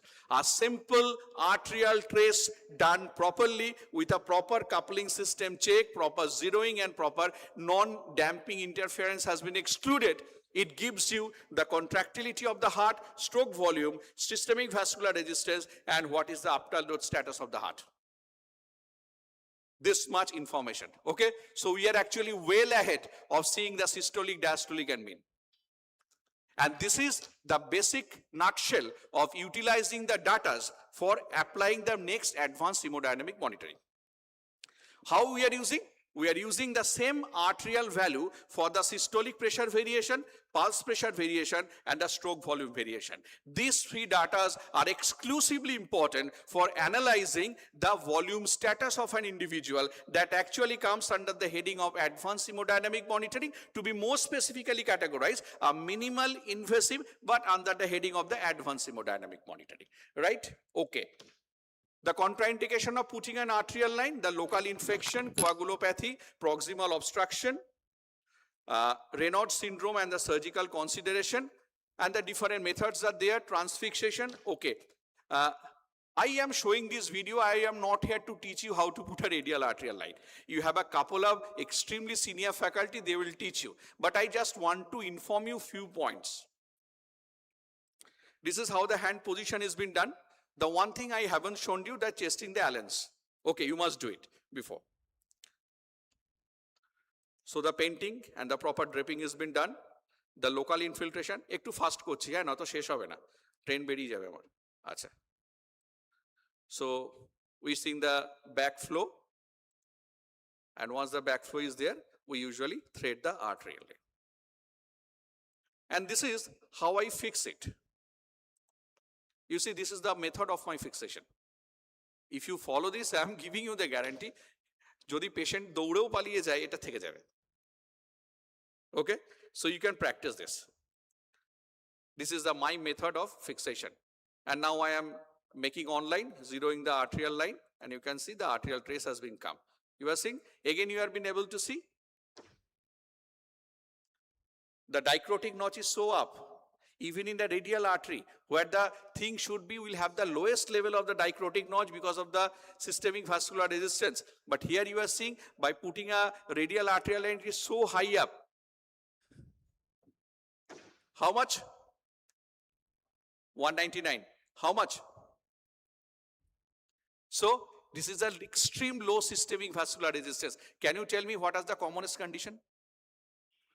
Aortic regurgitation. Okay, so this is how the femoral artery has been put. You can see the direct puncture method. These are we all show in our live workshops and other. This is how I cannulate and how I fix it. Okay.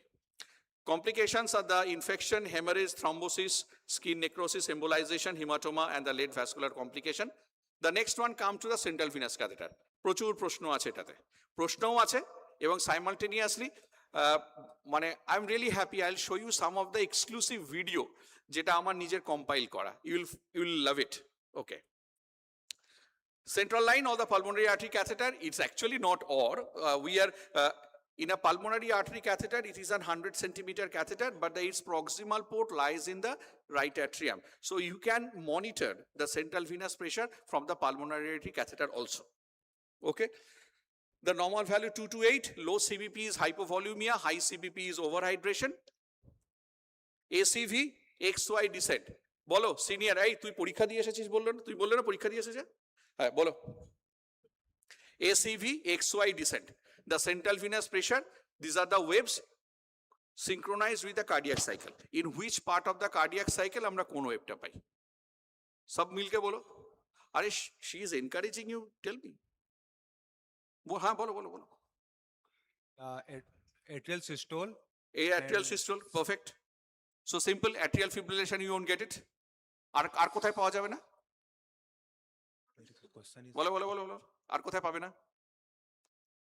If the patient is having on ventricular pacing, cannonball wave, you won't get we only have, suppose I am just, patient's heart rate has been come down, I am doing only ventricular pacing, maybe an epicardial, maybe an endocardial, it will be only the ventricular pacing, we are not giving any chance for the atrial contraction to happen. So this is another two conditions, we usually don't get a wave. Done? Okay, বল একটু মনে কর হয়ে যাবে, বল বল বল বল বল, হচ্ছে না? এতক্ষণে 6টা cardiac cycle হয়ে গেল। Okay, fine. So 3 points for everybody of you, for the practices, for the students. Zero the transducer, the patient's phlevostatic axis. Always and always. Majority time দেখা যায় ট্রান্সডিউসারটা মাটিতে পড়ে আছে, একদম উপরে উঠে গেছে। So the phlevostatic axis, number 1, zero it first, then comment. Number 2, always read the CBP at end expiration. Next, CBP is a direct measurement of the right ventricular end diastolic pressure.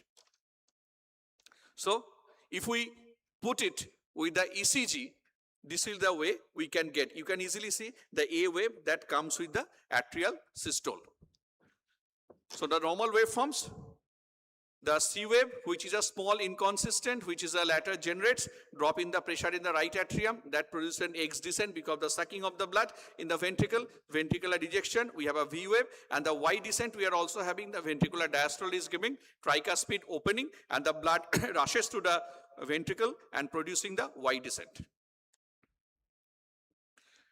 This is the picture of the atrial fibrillation, ECG, ABP, CBP. The B1 is isorhythmic atrioventricular dissociation. That's another reason you won't get the A wave. Next one is a ventricular pacing. You will find only the ventricular pacing. This is a quiz conscious. Just only single streak will say the patient is on ventricular pacing, right? Okay. You can see the middle one, how the tricuspid central venous pressure looks like. This is a typical when the patient is having a right heart failure and indirectly the tricuspid regurgitation. এগুলো সব diagnosis করতে হবে, না তো put করে কোনো লাভ নেই। Okay, this is another one of practical, although the central venous pressure measures the relative to the atmospheric pressure during the inspiratory phase of the spontaneous ventilation, transmural CBP, the difference between right atrial pressure and the juxtacardiac pressure, actually increases the slightly more indrawn the right atrium. The opposite pattern is observed when the patient is pushed on the positive pressure ventilation.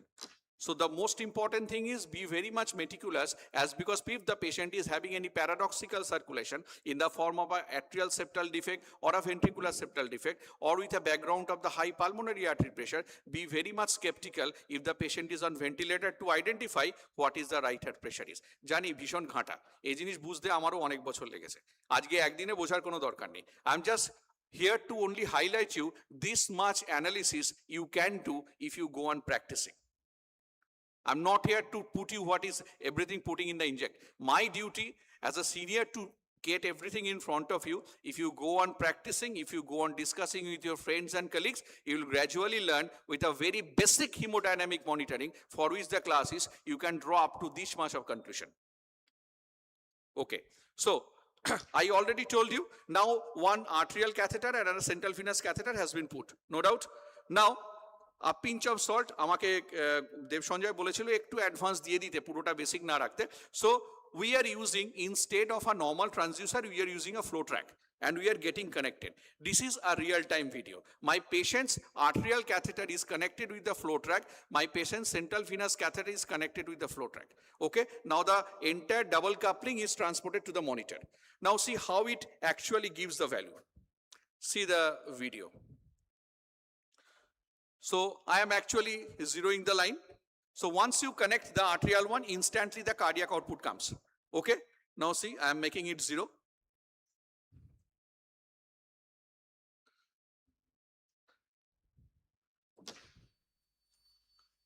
No editing, huh? এটাই হয়, এতক্ষণই লাগে. So the zeroing done. I made the arterial and the central venous line on. Now we wait for some time, for a few seconds.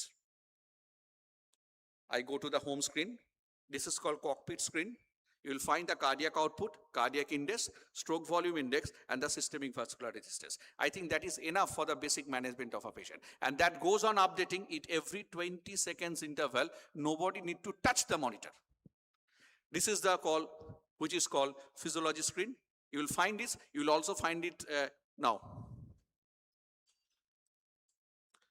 Now, this is the physiology screen. What you are seeing here, GDEI, ELW, GEF, all these things. Whenever we'll use the PICO technology, we'll change the transducer, which is called transpulmonary thermodilution. It actually gives us simultaneously the pulmonary vascular resistance component, cardiac function index, global fraction index, pulmonary vascular permeability index, extravascular lung water, global end-diastolic volume, intrathoracic thermal volume, and intrathoracic pulmonary volume.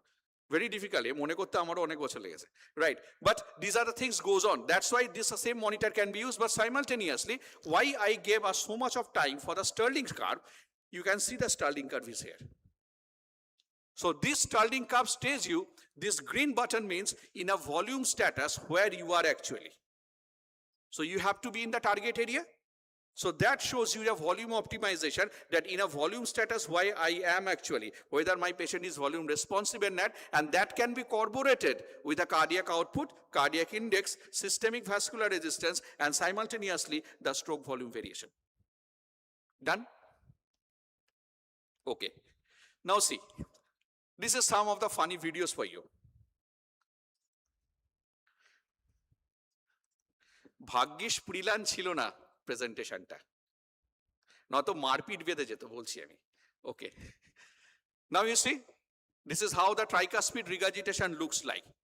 This is the simultaneous the transesophageal echocardiography, how the tricuspid regurgitation, huge severe tear looks like. And then wait for another small things. So whenever you will find this type of patient, your heart is like this. This is the distended heart that producing tricuspid regurgitation. Clear? So this is how the tricuspid regurgitation looks like. Can you identify the rhythm? The blood pressure is 51/28. Is he stable patient? No. It's actually called, what is called supraventricular tachycardia, right? You will again find there is no AOF. See, It's going on, it's going on, going on, going on. I'll show you how the heart looks like.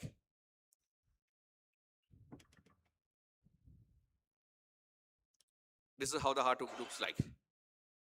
You can see there is a two pacing where we're actually planning to overdrive.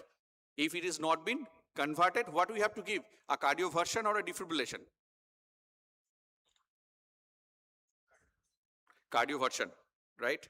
Okay. This is you have seen the damping trace, the underdamped trace, and the overdamped trace I showed you. These are all practical things. Now see, this patient is having the blood pressure of 80/36 with a central venous pressure is 12. And over and above, it's not a 80/36. The most important thing is, my focus is, this is the shape of an arterial trace. What is the commonest cause? Can be.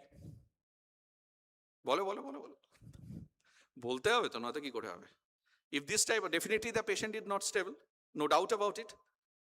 So we have a 80 blood pressure, but if you say, sir, 80 blood pressure is enough for me, I don't want to go to anything another. So it's an unstable patient. This is a classic picture of cardiac tamponade. The heart is getting compressed. The heart is going to the low cardiac output. That's why you are getting this underdamped trace.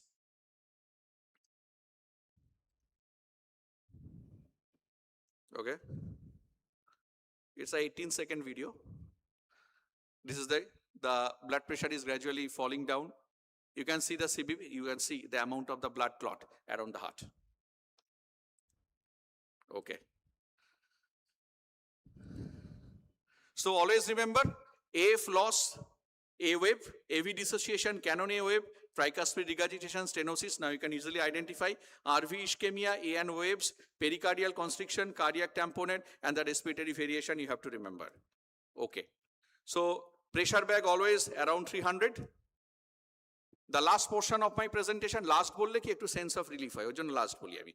Pulmonary artery catheter, also known as a PA catheter, swan gauge and the swan. See, I'm telling you, it's a flow directed catheter. It's a 100 centimeter catheter. I can put it through the neck, through the subclavian, to the femoral. Okay, this is 9 varieties of the catheter. The simple variety of the PA catheter that gives you systolic, diastolic, and the mean. The most important thing is where you will place the catheter, and number 2, how you will read the catheter. And automatically, whenever you will do inflate the balloon, it will occlude the pulmonary artery and it will give you a left atrial pressure, pulmonary capillary wedge pressure, and if your patient doesn't have any prosthetic valve, it will give the left ventricular end-diastolic pressure and left ventricular end-diastolic volume also. And if we go on increasing the variety of the PA catheter, it ultimately gives you almost 22 hemodynamic parameters, starting from the pulmonary vascular resistance to the pulmonary vascular resistance index, stroke volume index, and ultimately the AI impregnated one go to the entire right heart. That is have another series. যদি এটা তোমাদের এখানে বলার কোনো scope নেই, যদি কোনোদিন দেখা হয়, I'll show you how the advanced PA catheter. I just only show you one video how the catheter looks like. Here I analyze the entire right heart parameter, because these are the important thing. If my patient is being ready for a ventricular assist device, or whether this patient is ready for a heart transplant recipient or not, I need this catheter. First year DNB এগুলো শুনে একদম একান দিয়ে ওকান দিয়ে বের করে দাও, একদম মাথায় রাখবে না, ঠিক আছে? So ওরা এখনো লয়্যালটি নিয়ে যাচ্ছে দুজনে, Swan and Ganj. আচ্ছা, so these are the measured value we can do. Obviously cardiac output and SVR, we need to use the higher variety of the catheter. These are the candidates. We can put the pulmonary artery catheter, and these are the contraindication. Obviously, if you have a right heart mass, if you have a tricuspid valve prosthesis, we don't advocate. Even I'm telling you, this is my own practical experience. Be very much skeptical if your patient is having a permanent pacemaker implantation in the vicinity of the 1 month. Be very skeptical of putting a Swan Ganj catheter. See, I'm telling you, এটা করতে করতে এখন আমাদের honestly ভাই ইয়ে হয়ে গেছে, দেব সঞ্জয় জানে I do the live things. এখানে তোমাদের এখানে দেখাচ্ছি, আমি লাইভ করে দেখাই এগুলো। I can feel it, I can feel the pulmonary valve. যে পালমোনারি, তোমরা যেমন স্পাইনাল দিতে গিয়ে সাবারআকনয়েড স্পেসটা করলে একটা ফিল পাও, I can feel the pulmonary valve. So it goes on like this. So be very much sceptical, কারণ যে কোনো সময় পেসমেকার লিড ফ্র্যাকচার হতে পারে। দ্য ডিস্টেন্স আমরা depending upon from where you are actually inserting will go. আচ্ছা, 2 historical video. These devices are not available, but these were the most core devices of my heart. This is the device which is called এই ভিডিওটা আমি দেখাচ্ছি না, this is called advanced venous access. This is a 9.5 French catheter. This is the biggest catheter in the hemodynamic parameter, where the triple lumen and the simultaneous the swan port has been built in one together.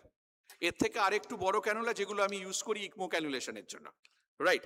Okay, so these are the cannula. Even in an emergency situation, it is such a big that I landed this patient in a dialysis also with this catheter.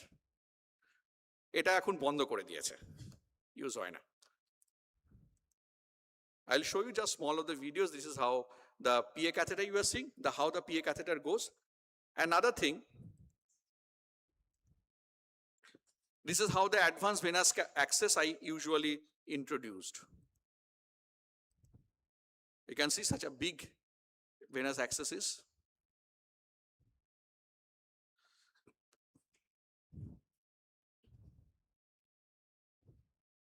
It's only gently your hand movement.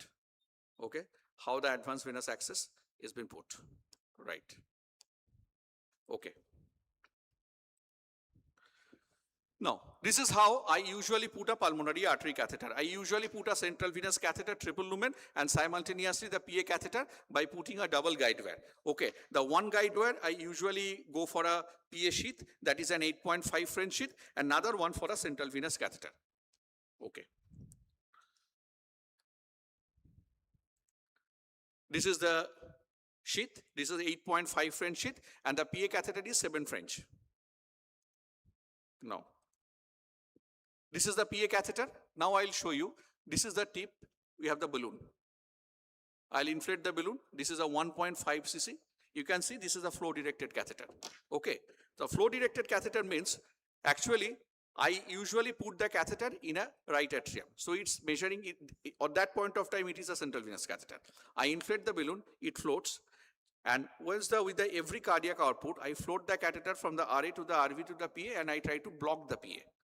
And once I block the PA, my wave changes, and I call it pulmonary arterial occlusion pressure, which is called wedge pressure, right? So this is how. একটু fast যাচ্ছি, হ্যাঁ, কারণ অনেকক্ষণ হলো তো। ওকে, now this is here, my catheter is in right atrium. Now you see the change of the wave.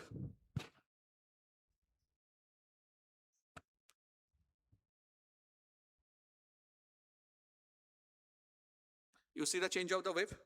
With a low diastolic pressure, my catheter is in right ventricle. And then I cross the pulmonary valve and I try to wedge it. Okay? You will see 34/2. The single digit diastolic pressure means your catheter is in right ventricle. These are the different varieties of the PA catheter. This is the one advanced variety where we can measure the intermittent thermodilution. We have a continuous thermodilution. These are the different types of the catheter that comes in the heading of the advance. You can see this is the thermic filament is there to measure the thermodilution PA catheter. And these are the values we get: cardiac output, systemic vascular resistance, PVR, ejection fraction, end diastolic, end systolic, all this depending upon what variety of the catheter you are using. This is the finest variety of the catheter, which is called CCO Combo V.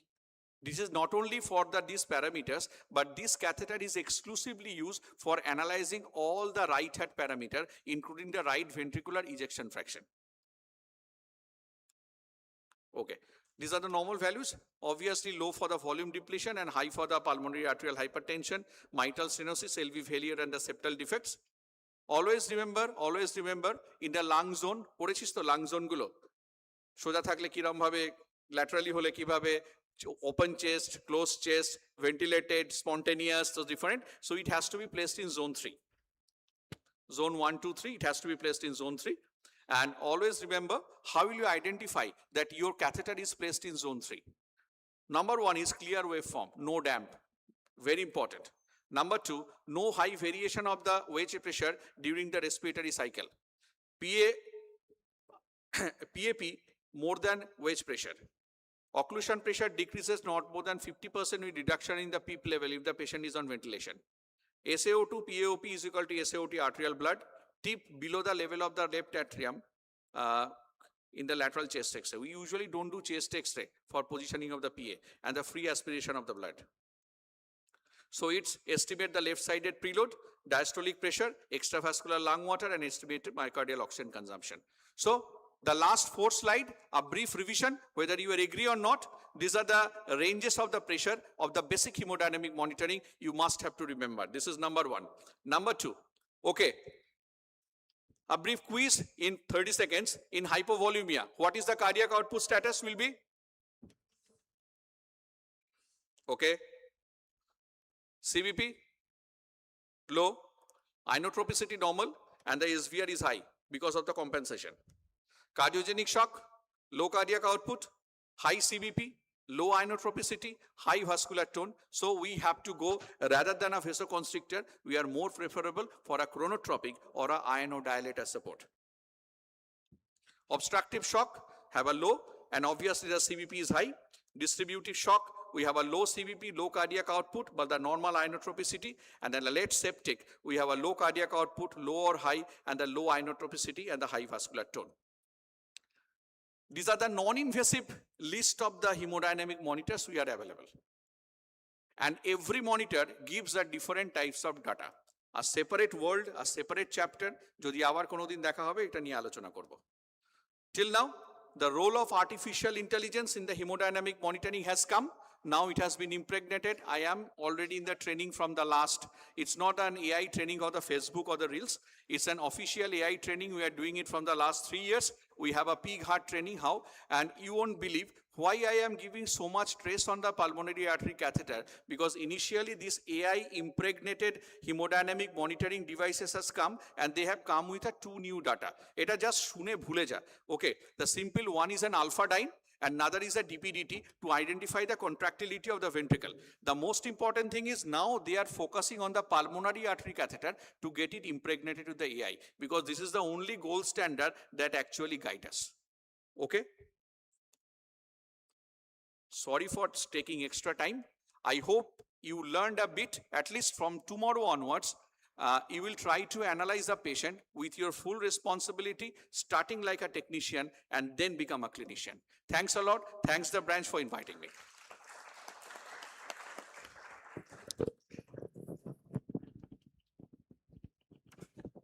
Thank you, sir.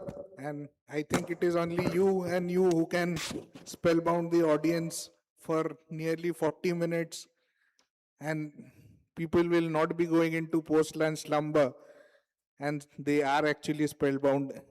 The good part of it is for everybody, the entire thing is there on YouTube.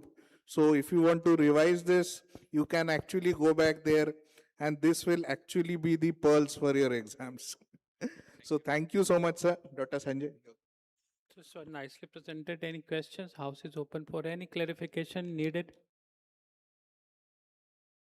Probably not. Thank you very much, sir. Thank you. Thank you. Thank you. Thank you so much, One sir. thing I just wanted to know, sir, the pulmonary artery catheter is more often maligned in the critical care units, and the intra-op, the anesthesiologists find it way too useful, just as you said.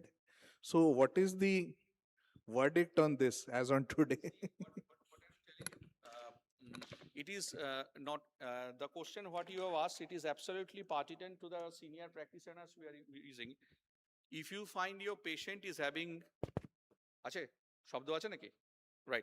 If you find your patient is having a cardiogenic shock, and if you find your patient's inotropicity is normal, simple as that, you won't be able to diagnose or the judge by seeing the only central venous pressure. That the days has been gone.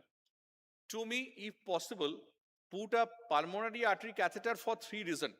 Number 1, this is the only thing, until and unless your patient is having a prosthesis valve or what, you can actually identify the volume status in the form of a left atrial pressure. Because until and unless that become decompensated, your right heart is not going to affect. This is number 1. And number 2, I vigorously use pulmonary artery catheter from actual monitoring of the mixed venous oxygen saturation. which is actually the real predictor. Whatever you say, even I'm telling you, whenever we put a Glen shunt, suppose for a congenital heart defect, blue baby, we sometimes produces a palliative shunt by anastomosing the superior vena cava with the pulmonary artery. And we usually, whenever we monitor, it gives an indirect predictor of the pulmonary artery pressure. It is exactly like that the central venous pressure is usually an indirect predictor of a mixed venous oxygen saturation. Whatever they say, forget about that. But the simple is PA catheters, to me, it is the only way you can usually identify the actual low cardiac output status. To me, this is the way you must emphasize, you must start doing. Once you start doing, all the myths goes off. Thank you so much, sir. Thank you, sir. Please stay on the stage, sir. I request our chairpersons to felicitate Dr. Shubhendu Sarkar.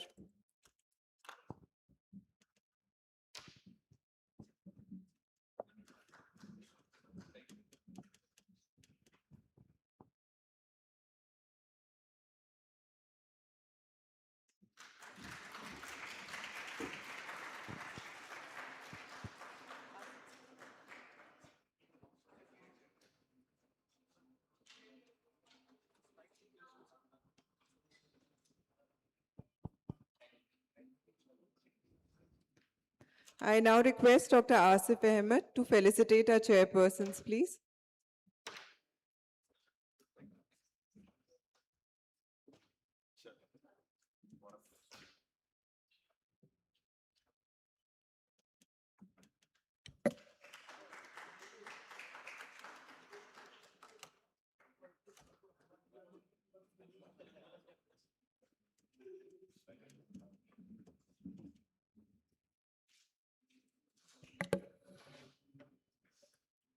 Thank you so much, sir.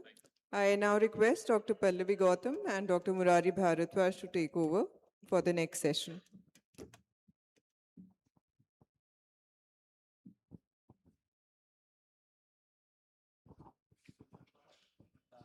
Good afternoon, everyone. On behalf of Jamshedpur Society of Anesthesiologists, I extend a warm welcome to all our esteemed faculty members, chairpersons, delegates, and guests this afternoon session. And we have an excellent lineup of lectures by distinguished faculty. First lecture is Usage of Ultrasound in Perioperative Period. This lecture will be delivered by Dr. Ashok Jadun sir, and the session will be chaired by our esteemed chairpersons, Dr. Manas Karmakar sir, Associate Professor from AIMS Devghar. Dr. Manas Karmakar sir. And Dr. Asif Ahmed sir, Chief Consultant and Head of the Department Critical Care and Medicine, Tata Main Hospital, Jamshedpur. Dr. Amit Kumar Sahu sir, Senior Consultant, Bokaro General Hospital.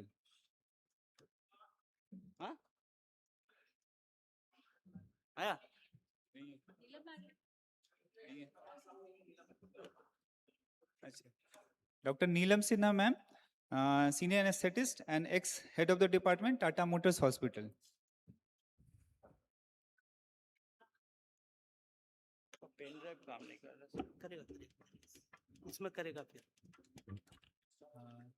Now may I request our respected chairmen to kindly occupy the dais, and now it is. So listening to Dr. Ashok Jadun sir is always very pleasing, and for me, he is my mentor, he is my guide, and we have learned so many things from him. He is a well-known figure in anesthesia as well in interventional pain management.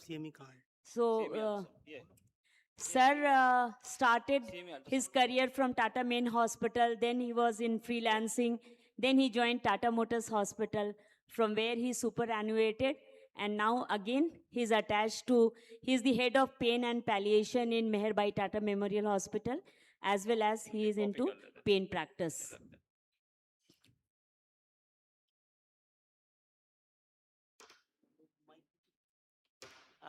Thank you, Dr. Neelam.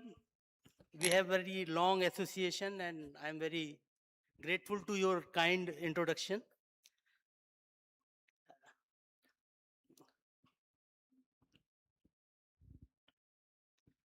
There is little glitch.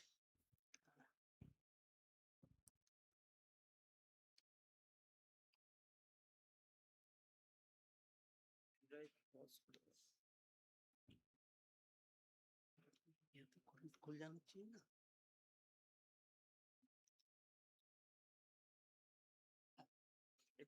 हाँ,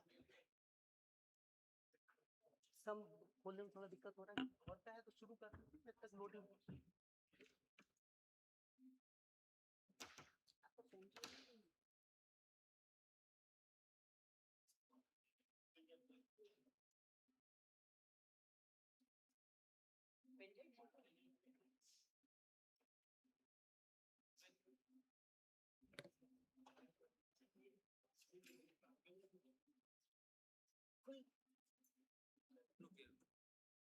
खुल गया, ठीक है, खुल गया, हो गया, छोड़ दे, खुल गया, अभी दो इधर, हाँ, ठीक तो है, अभी दो।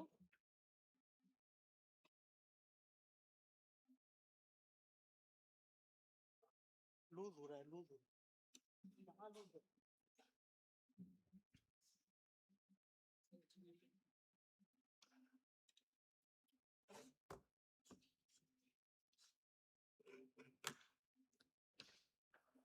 नीचे ले जाओ, हाँ, होगा, ठीक, चल, good. Good afternoon once again. We all know we lived with the stethoscope for almost 1.5 century, and I call it the Brahmastra. That was the only instrument and is so far continuing, where we use it for diagnosis and the management. But with the advancement of technology, ultrasound came almost 50, 60 years back, but was not very useful to us because of its bulky nature. Ultrasound was placed in a room under the radiology guidance, and we used to take our patient for anything is required there. But as the advancement of the technology happened, so the ultrasound progressed, and now it is almost handheld device which we can use whenever we want to use it. So initially, ultrasounds were used for the central venous access and the regional anesthesia. So I would like to know how many of us are using the ultrasound, so that it will make my work little easier. I see only 2 or 3 hands, so still not many people are using the ultrasound. So I'll keep it to the basics. But now the application has advanced, as I am going to talk about the perioperative use of ultrasound. So there is a specific work frame, and we call it the point of care ultrasound. It's nothing but when we are using for particular indication in that time frame, that is called the focus or the point of care ultrasound. And you have to believe that in the current scenario, there is no clinical situation where the ultrasound is not useful. This chart or this diagram itself self-explanatory that how far ultrasound is going to help us. As you won't be able to read this, so just compile the uses. You can see we can use it for the intracranial pressure management, for the airway assessment early in the diagnosis of the difficult airway, and when you have intubated, the placement of the DT tube. The lung ultrasound will tell you preoperative or intraoperative complications like pneumothorax, pleural effusion, or some airspace defects. Abdominal ultrasound will help us to know the gastric content. Is there any free fluid? Because in the postoperative period, when patient is not improving hemodynamically, we really do not know.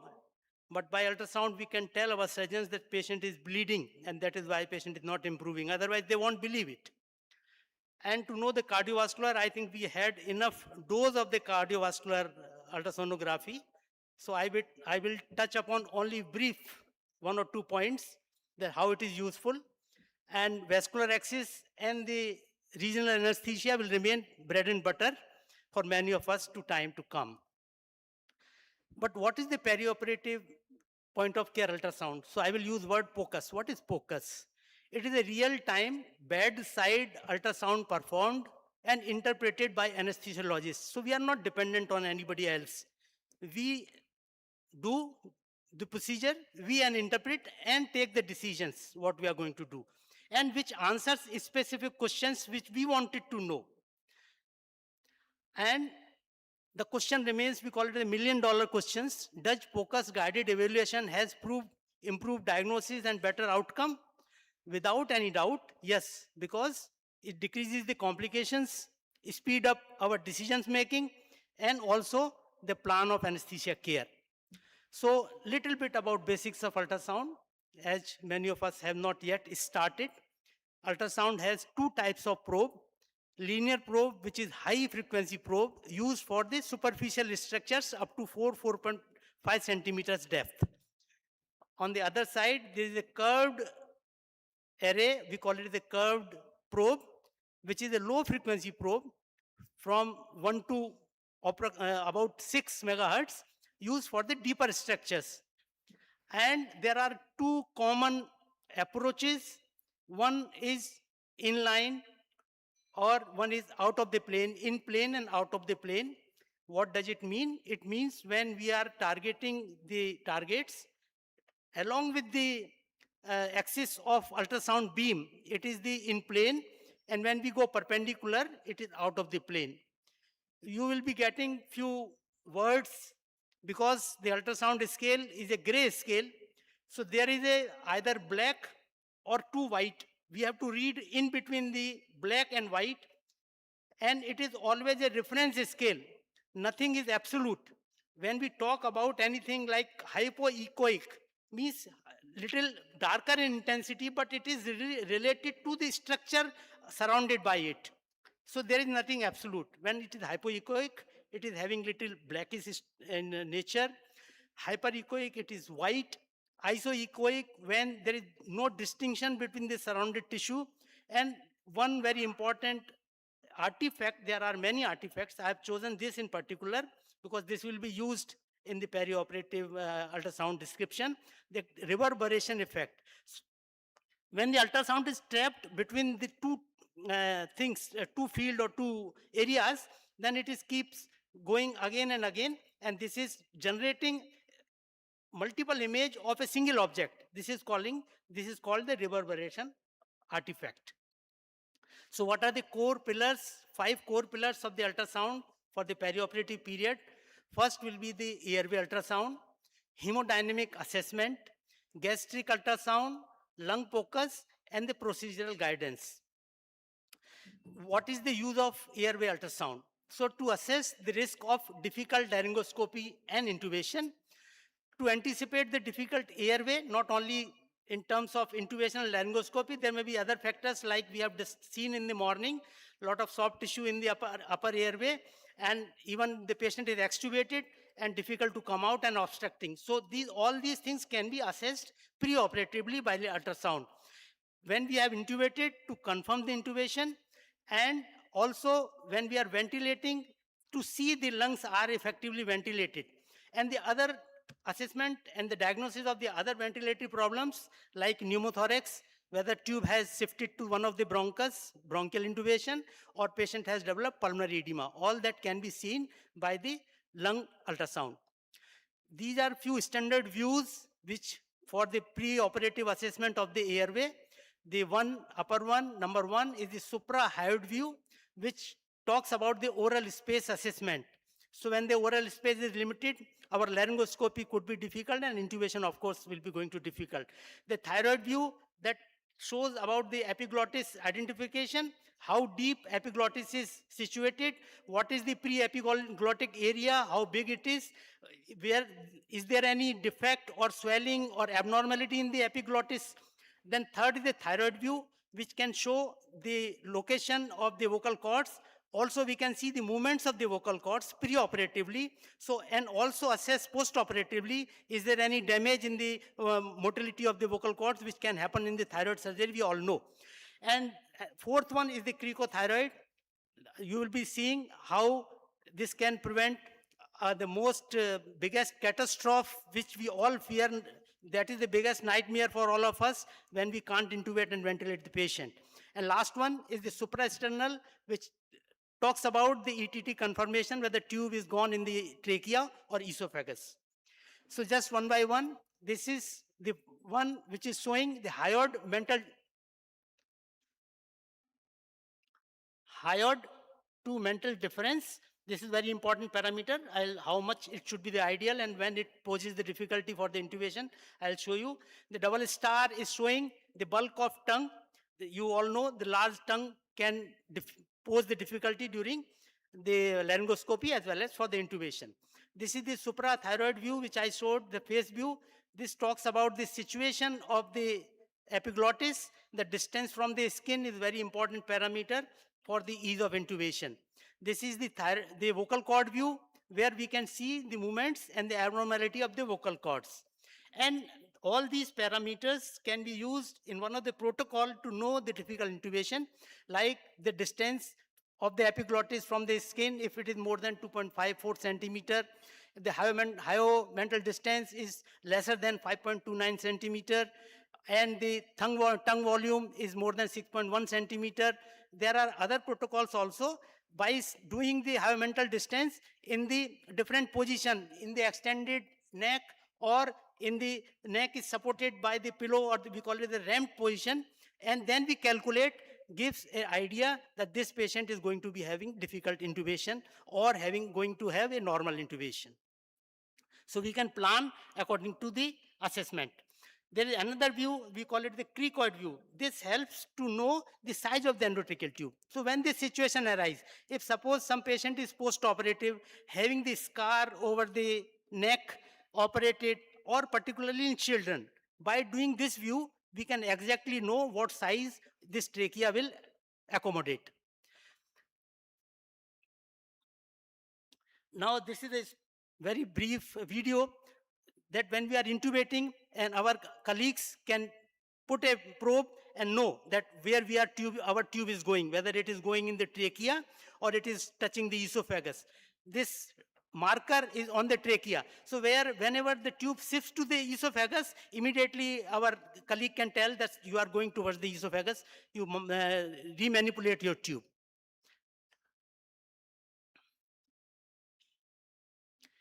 And when tube gone into the trachea, then or gone into the esophagus, we can immediately identify. This particular ring is the trachea, and the collapsed structure is the esophagus. And when the tube goes to the esophagus, that the double contour is formed. This one is the tube in the esophagus. And when the tube is in the right place, we can also confirm by either the transverse view, seeing the mucosal and tube interface, and in the longitudinal view, we can see the two parallel lines showing the upper and the lower border of the tube. So that's how we can confirm the tube is in the right place. Now suppose tube has moved to the one of the bronchus, then how to know? Again, the upper one is called the tracheal, the pleural sliding sign, pleural sliding. When the tube is in the right place, the pleura, simmering of the pleura is symmetrical. And all the, on the side, we can see seashore side. Like when we go to the sea, there's a particularly water, when it ends, there is a markings of the sand. So we call it a seashore sign. Both of these signs tells us that tube is in the right place. What happens when the tube goes to the bronchus? The next slide, the lower one, is for the endobronchial intubation, where the clear cut, the sliding sign goes away, and we can see the side by side that seashore sign is also disappeared. Now, as I said in the beginning, the most dreaded situation is can't intubate and can't ventilate. In this situation, ultrasound is a big help. This is the panel which is showing the patient position supine. We see the trachea, come to the lateral side on the right side of the trachea. Then in the longitudinal view, we see the tracheal rings, and on the top of the tracheal rings, there is a cricoid cartilage. And then we mark a cricoid cartilage with one of the metal marker or simple needle, and we know exactly that our needle is between the thyroid cartilage and the cricoid cartilage, this red line. And we can go for surgical approach, either the needle tracheotomy or by knife. We can approach or we can establish the surgical airway by the knife. Now, what is the other indication for the POCUS? Like pre-induction POCUS can also evaluate the cardiac and the respiratory system to screen for pathology that may increase the risk of induction. It has been seen like old aged patient more than 80 years, a routine pre-operative echo can show about 10% of the aortic stenosis. The hypertrophic cardiomyopathy, which is thought to be rare, can be seen 1 in 200 patient. Another very dreaded situation is the pulmonary hypertension, and we can see about 20% patient may be having the high pulmonary pressure. And this chart is simply showing a gist of two publications that who had a hemodynamic instability intraoperatively. And when the POCUS was done, you can see we could identify all the causes of the hemodynamic instability, and the commonest was the hypovolemia, which is, we all know, is a correctable cause. And the right failure, left failure, and the other problems also could be identified. But what came out of this, that the hypovolemia is one of the major cause of hemodynamic instability. So the point comes how to assess the preoperative volume. Preoperative volume assessment includes, like, it only does not give you like assessment of the hypovolemia, it also gives idea of the fluid responsiveness, that if you give fluid, then definitely the volumes will improve, and the risk of post-induction hypotension, because the patient is already hypovolemic, this patient is induced and will collapse immediately after induction. At least 4 separate ultrasound parameters are used to evaluate the risk of post-induction hypotension. What are that? Those are left ventricular flow tract velocity time integral. We call it the LVOT VTI. Another is the carotid artery corrected flow time. The inferior vena cava collapsibility, which is now, I think, few of the DNBs having thesis for that. And last but not the least, the subclavian vein measurement. And these are the spots where we do all these assessment. The first panel is showing the 5 ventricular view. The B panel is showing the carotid velocity time integral. The C panel is showing the systolic blood flow time, and the D is calculated or what we have gathered, that what is the flow and VTI. How to interpret these results? Because we are not cardiac anesthetists, so sometimes it is difficult.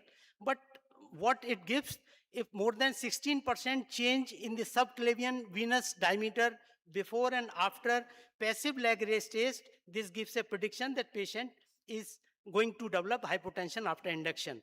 More than 6.5% change in the carotid artery corrected flow time is also in the Trendelenburg. When we put the Trendelenburg and do these measurements, and if there is a more than 6.5% change, it also indicates that patient may develop the post-induction induction hypotension.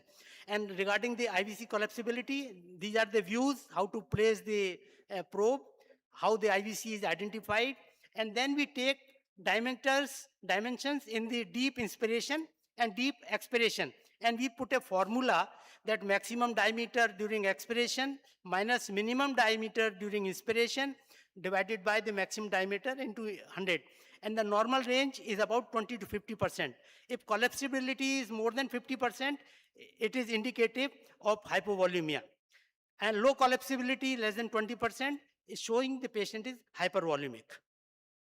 What are the remaining pillars? Gastric ultrasound, lung POCUS, and the procedural guidelines. We all go by ASA fasting guidelines, but unfortunately, there are certain exceptions. We should know that these guidelines may not be as standard as we take. What are those exceptions? Like suppose patient comes in emergency or there is urgent surgery. Patient with an unreliable history. In Jamshedpur particularly, taking 1 or 2 singada doesn't come under the total food. So if you ask, अगर कुछ खाया है, patient will say कि नहीं कुछ नहीं खाया है, खाली 2 सिंगाड़ा खाया है. So this is very popular saying here, and practically we see day to day. So if history is unreliable, you cannot depend, you cannot go by the ASA fasting guidelines. And the other medical conditions we know, diabetes mellitus, there is maybe other causes of the gastroparesis, pregnancy, some other organ dysfunction, and the obesity are the areas where ASA guidelines cannot be relied upon. So we have to do the focus for the gastric volume. And this is the stomach. Actually, we have to assess in the supine position and left lateral position. And this is the, when patient is having empty stomach, this is the shape of antrum. It is just collapsed. You can see between the two yellow arrows. When patient is having a solid food in the stomach, and this is the view, you can see a large bolus chunk of food is there in the antrum. And when patient is having taken a lot of fluids, then view will be like this dark hypoechoic area, that patient has taken a large volume. But what does it all mean? We have to find out the critical volume. And we have to find out whether patient has taken solid food or the liquid food. This all can be easily interpreted by the gastric ultrasound. How it is important? We have to grade them. If stomach is empty both in the supine as well as in the left lateral position, then it's a grade 0. We can go ahead with the surgery without any problem. But if there is a grade 1, like less than 15 ml per kg fluid is there, even we can take little precautions and we can go ahead. But when there is a grade 2, then we have to decide that what to do. If it is a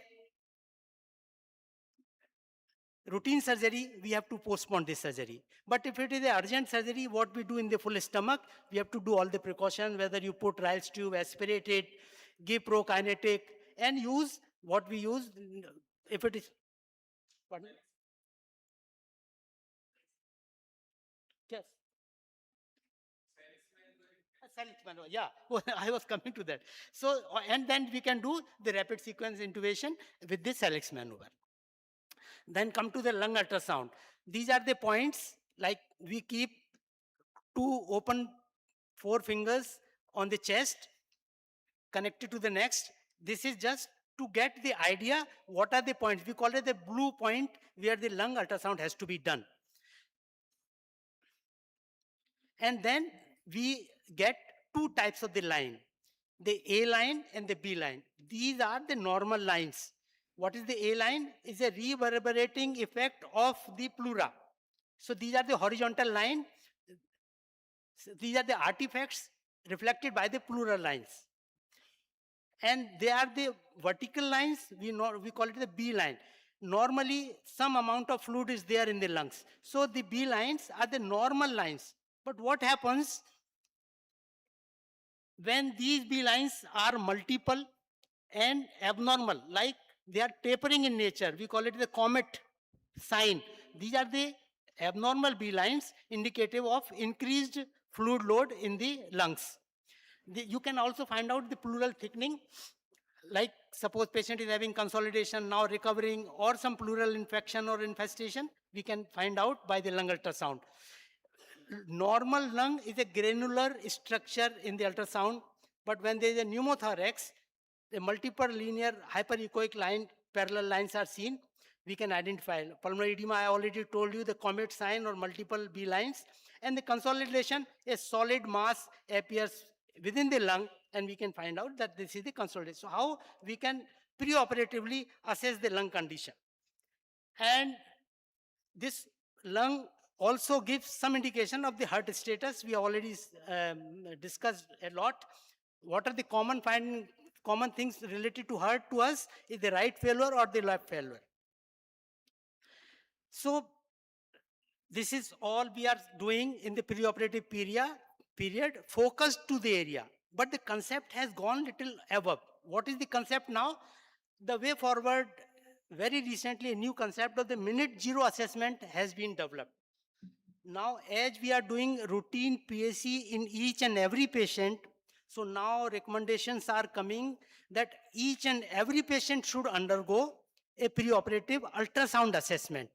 And what you have to do, nothing but we have already discussed. We have to do the lung ultrasound.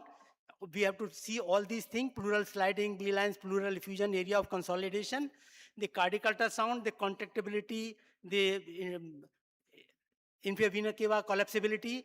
We have to assess in each and every individual. That is the change from the past concept to the new concept. And we also do the ultrasound of the abdomen to see any bleeding or any other issue, and also gastric content, one of the criteria, and also see the preoperatively, the other fluids are there. Now comes the our, which most of us are doing, is the bread and butter part of the ultrasound, the regional anesthesia and venous access. And the three very important point are precision, success and safety. And there is no doubt that sometime what we were doing by the landmark guidance, and there are challenges. And where all your knowledge and technology is actually difficult to practice.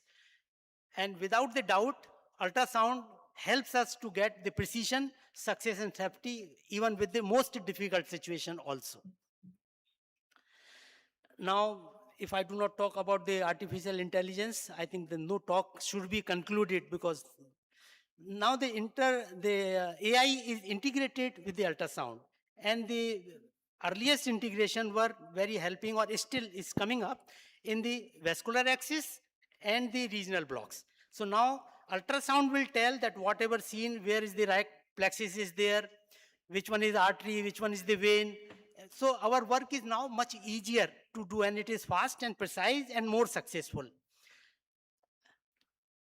Now with the, as Dr. Sarkar just mentioned about the AI into cardiac echocardiography. So as in the beginning we thought that lot of difficult interpretations, calculations, we have to remember different points. Now there is no issue. The AI will automatically read and will tell you whether what is the situation, what is the diagnosis, and possibly in coming time, what is the management. The AI is totally dependent on so many softwares. So there is a plethora of softwares. All these softwares are particular situation guided, and each machine can have 2 or 3 software depending upon what purpose you are using that. But the bottom line remains, with this lot of advancement of AI and modern gadgets, that there are still future challenges and barriers. As we can see, only 3 or 4 people are using, and lot are not able to use the ultrasound because there is high initial cost of machine. The learning curve is also very difficult. It looks very easy, but for few of the things, it is really, really very difficult. And even as it is today, the educational structure is not standardized. That it has to be in the curriculum, what should be, we have to teach the student what part of the ultrasound is necessary. Everything is coming. Okay, so the future is bright, but we have to overcome all these barriers and the challenges. Thank you. Thank you, Dr. Jardon. I think it was a very comprehensive, I'd say very extensive and very elaborate presentation. And you have rightfully said that all of us need to know the change, the law that is there, that we have to improve with the knowledge, with the skills. And in fact, so many things we are doing, but still there are so many things more to do. And in fact, people have not started. I think it's high time that we do it more so during a pre-operative, post-operative, and also in the ICU setup. That's very an important role that has come about for all these ultrasound and echocardiographies. So that was great. Thanks once again. And any question? We'll just take one question because of paucity of time, in case anyone would like to ask anything. I have just concised it because it's a very, if you go each good. branch, it will take whole day. So Yeah. I have concised that what is the utility. No, absolutely. You have covered all of it. I think what's the indication? How do we go ahead? That's very important, because any topic that you would touch, you would spend another 30 minutes on that. So if no questions, we shouldn't waste any more time. Thank you so much, Thank Dr. you. Jardon. Thank you very much. Great. Nice. Thanks Thank to you, all the sir. chairpersons. Now I would like to request the chairperson to please felicitate our speaker.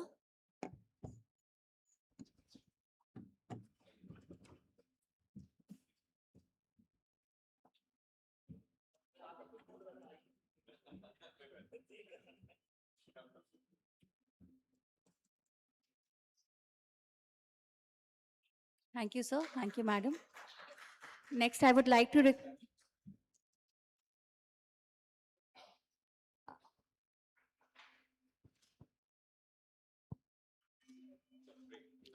Thank you, sir. Next, I would like to request Dr. Neelam, madam, to felicitate our chairperson, Dr. Asif, sir, and Dr. Karmakar.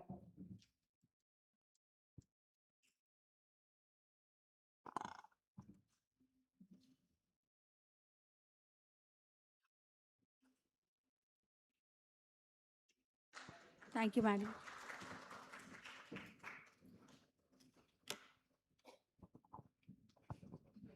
We now move to our second scientific lecture titled Controversies in Anti-Diabetics and Anti-Hypertensives. The lecture will be delivered by Dr. Bhupendra Singh, and the session will be chaired by Dr. J.P. Pati, Assistant Professor, Department of Trauma and Emergency, AIMS Devghar, Dr. Shashikant Sir, Senior Anesthetist and ex-Head of the Department, Tata Main Hospital, Dr. Priyanka Srivastava, Associate Professor, RIMS Ranchi. May I request the chairpersons to kindly take their seats on the dais.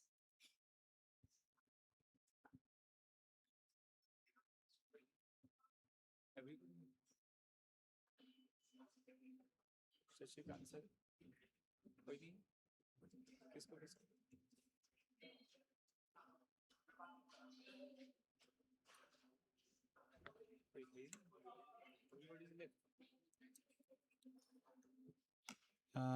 The lecture will be chairperson by Dr. J.P. Pati sir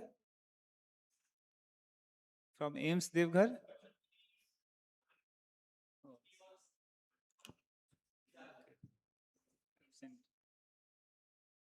And Dr. Shashikant sir.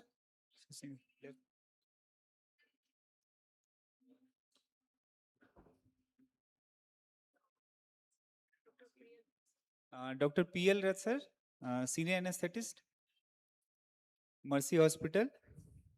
And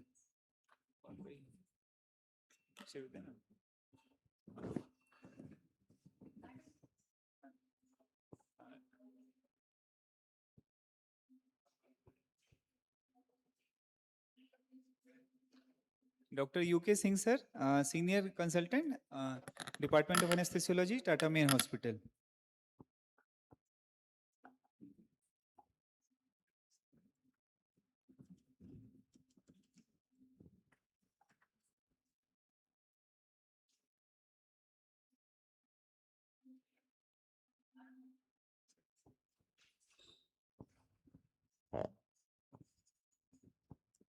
This lecture will be taken by Dr. Bhupender Singh, sir. He is Senior Consultant Anesthesiology at Tata Motors Hospital, Jamshedpur. And his chief achievements are he has many national and international publications to his name. He's a peer reviewer in reputed journals. So please continue with the lecture. Thank you, ma'am, for your kind introductions. Respected chairpersons, dignitaries, and all the delegates. Good afternoon to one and all.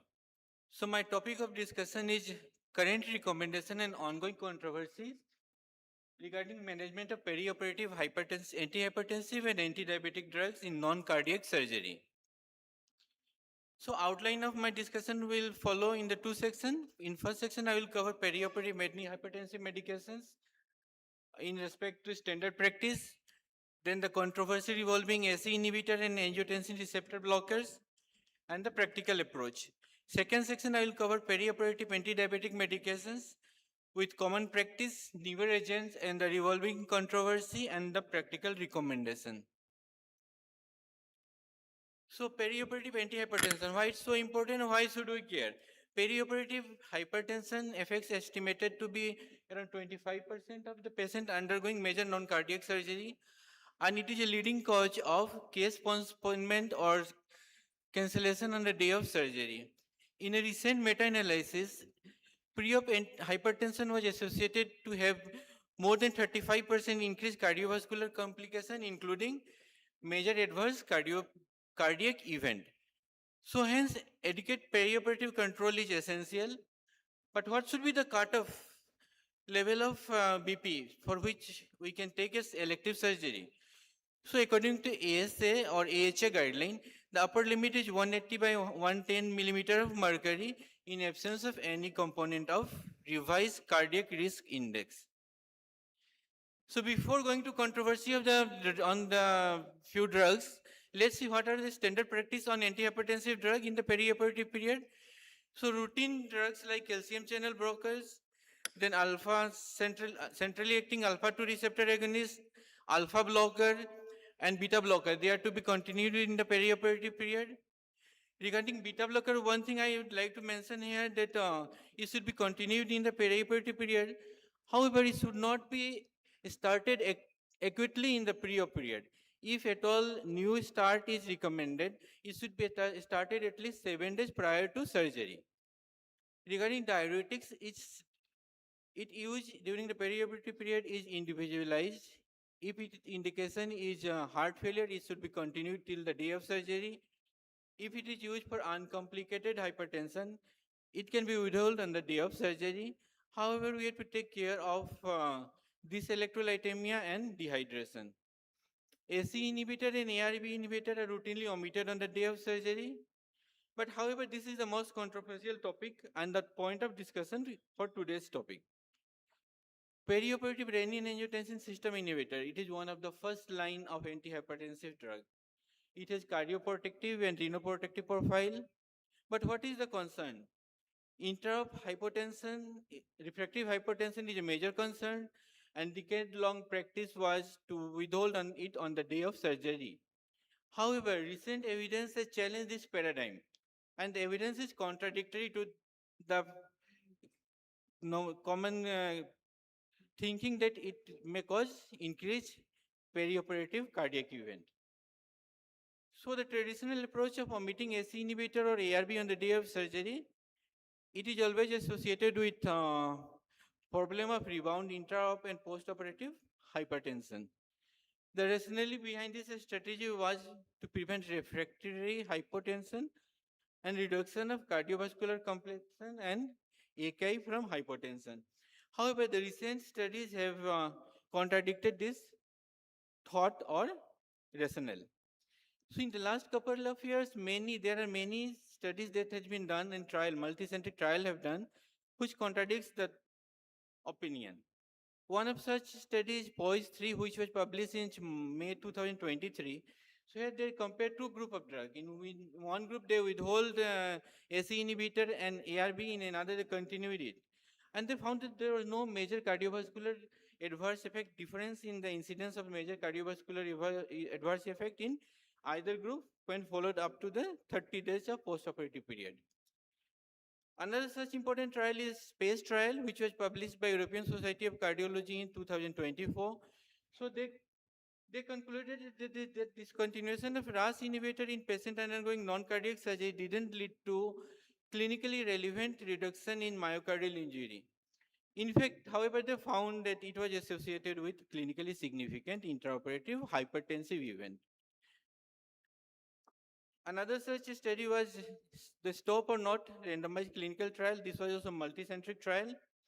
So they concluded that continuation strategy of renin-angiotensin inhibitor before surgery was not associated with increased incidence of post-operative complication than continuation strategy. So inference from above trial, continuation of this drug doesn't increase cardiovascular complication in the perioperative period. This continuation, however, also doesn't reduce the perioperative cardiovascular complications. So it is equivocal. Second thing, stopping RAS inhibitor in the pre-op may lead to hypertensive event and continuation may lead to hypotension, but both are manageable. So let's come to what are the recommendations. There is a changing trend in recommendation by different guidelines and society. The European Society of Cardiology in 2022 recommended that RAS inhibitors should be discontinued in the pre-op period in patients without heart failure. However, in 2024, the American Heart Association and American College of Cardiology, they recommended the individualized approach. They said that if it is indicated for heart failure patient with reduced ejection fraction, it should be continued in the peri-op period, but it is to be withheld in the patient with uncomplicated hypertension. Now, in 2024, the European Society of Cardiology changed its statement from withholding the drug to individualized approach. They said that the continuation and discontinuation to be individualized based on indication and the patient condition.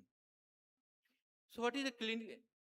Now coming to the most latest guidelines or recommendation, which is a practice changing proposal. So it was published by Association of Anesthetists and British and Irish Hypertension Society in 2024 April. March. So they say that all antihypertensive to be continuing perioperative period, including the AC inhibitor and ARB inhibitor. And this recommendation really challenges the decade-old practice of withholding the drug in the perio period. So is the debate over? No, it is not over. The intraoperative hypertension remains still a concern. Different trials prioritize different outcome. There are limited data on heart failure patient. The evidence suggests equipoise rather than superiority. Which strategy is superior over other? There is no consensus on it. And all the international guidelines are discordant. There is no consensus among the guidelines whether to continue it or to discontinue it. So the controversy still persists, but the question has changed. That what is the best strategy? Now the question is which strategy is best for your patient. So you have to individualize it. So practical approach to perioperative AC inhibitor and ARB management is do not routinely stop these drugs in all the patients. Individualize the decision based on the indication and surgical risk. In heart failure patient, particularly with reduced ejection fraction, recommendation is to continue the drug. In uncomplicated hypertension, decision to be individualized, continuation may be tried. In high-risk major surgery patient or where you suspect intra-op hypotension, withholding may be considered. And if you withhold it, restart it promptly as soon as possible when the patient becomes hemodynamically stable. So this was regarding antihypertension. Coming to the next section, that is perioperative antidiabetics. So why there is renewed interest in perioperative antihypertensive medication? Diabetic is the second most comorbidities in surgical patients. Now recently we have two newer group of drugs, SGLT2 inhibitor and GLP-1 receptor agonist, which are being increasingly prescribed to patients of diabetes. And in fact, they are becoming first line of anti-diabetic medication in type 2 diabetic mellitus. They have cardioprotective and renoprotective property, and they also have weight reduction potential. So with such wonder drugs, what are the concerns? The concern is we have still unsolved perioperative safety concern. And the guidelines on these drugs are discordant regarding their perioperative usage. So before going to the two drugs, let's see what are the common practice on the perioperative anti-diabetic medication. So routine oral anti-diabetic like metformin, sulfonylurea, meglitinide, then dipeptidyl peptidase inhibitor for like sitagliptin and GLP-1 agonist semaglutide, which is present in oral form, are withheld on the morning of surgery. SGLT2 inhibitor like dapagliflozin to be withheld 24 to 74 hours before elective surgery. Then short-acting insulin and regular insulin. On the night before surgery, the standard dose is given, and the morning of surgery it is withheld during the fasting period. For intermediate and long-acting surgery, we have various regime. One regime recommend to give 2/3 of the dose on the night before and 1/3 on the morning of surgery. The other regime is to give full dose on the night of the surgery and withhold the morning dose. Another recommendation is to continue baseline infusion of insulin throughout the perioperative period, depending upon the total insulin requirement, and supplement with 5% dextrose and saline solution throughout the perioperative period. But we have to keep a good control of sugar, blood sugar throughout the period. Many recommendation is to keep it between 120 to 180 milligram per deciliter, gram per deciliter, and other recommend 108 to 180 gram per deciliter. So out of all this, GLP-1 agonist and SGL2 inhibitor, it has many concerns which we'll be discussing in the subsequent slide. So SGLT2 inhibitor, they are gliflozolin drugs like dapagliflozin, canagliflozin. So as we have already discussed, they have excellent glycemic control property, and they are also cardioprotective, renoprotective, and have weight reduction potential. So why we should be concerned? These drugs are prone to produce eugenic diabetic ketoacidosis, and during the perioperative period, this may be precipitated by factors like fasting, surgical stress, and volume depletion. So this may create dreaded complications like diabetic ketoacidosis, which should be avoided. So what are the evolving recommendations on this drug? Various guidelines recommend various duration of omission. The American Diabetic Association recommended this to be discontinued for 3 to 4 days prior to surgery. American Heart Association and American College of Cardiologists recommend the same duration of omission of 3 to 4 days. However, Center of Perioperative Care recommend to withhold it for 48 hours before surgery. The Association of Anesthetists of Great Britain and Ireland, however, recommend it to continue till the day of surgery, but in a lower dose. So we can see there is a vast difference in the recommendation, and there is discordance between the different society till when we can continue the gliflozolin group of drug. GLP-1 receptor agonists, are glucagon-like peptide 1 receptor agonists. So they are glutide drugs, semaglutide, liraglutide, and so. So they also have the same profile, cardiovascular and renoprotective profile with weight reduction potential. But here the perioperative concern is something different. These drugs produces delayed gastric emptying, so there is concern of increased likelihood of regurgitation and aspiration even after adequate fasting period. They also have increased GI symptoms like nausea, vomiting, and constipation, which may be troublesome during the pre-op and intraoperative period, post-operative period. And here also there is discordance in the guidelines in the perioperative period. So different guidelines we can see here. ASA in 2023 recommended that the daily dosing of semaglutide oral dose to be withheld on the day of surgery, and weekly dose of the parenteral dose to be held 1 week prior to surgery. American Diabetic Association recommend that it can be continued a day before surgery, up to a day before surgery. However, the Association of Anesthetists of Great Britain and Ireland and the Center of Perioperative Care, they recommended to take it at normal dose till the day of surgery. So there is a wide discrepancy here also. American Society of Anesthesiology along with American Gastroenterological Association and other society published a recent update in 2024 regarding GLP-1. So what they recommend here? They recommended drug to be continued before surgery, and in patient with high risks of aspiration, we have to put the patient on liquid diet, on liquid only diet for 24 hours before surgery. So this is the latest guideline from ASA regarding GLP-1.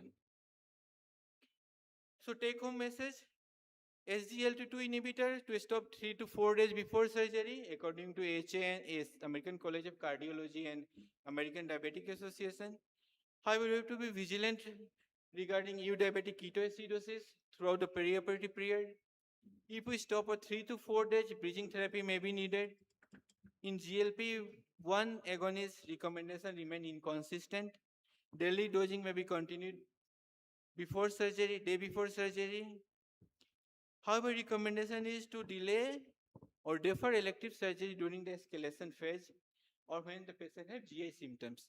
Escalation phase is the initial 10 days of starting of GLP-1 drug, during which patient may have more chance of these GI symptoms and more chance of aspiration. So during this phase, elective surgery should be deferred. And if in case of high risk aspiration, we have to put the patient on liquid diet for 24 hours prior to surgery. Thank you.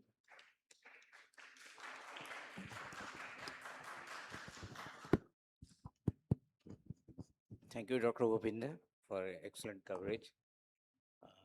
Regarding GLP-1, I can tell one thing, that is now an abuse drug. It is not used for more diabetic, more for the cosmetic and obese patient. Obese patient per se, they are having a gastric paresis. GLP-1. As well as GLP-1 agonist will aggravate the gastric paresis as well as the total intestinal paresis. Yes, sir. So even if you give liquid diet prior to operation, still there is a high chance of regurgitation and other things. So it's not a good choice. As fewer this thing written 48 hours before surgery, I think it will be better. And you can take in other this thing. I don't know what people opinion here, but so far this thing.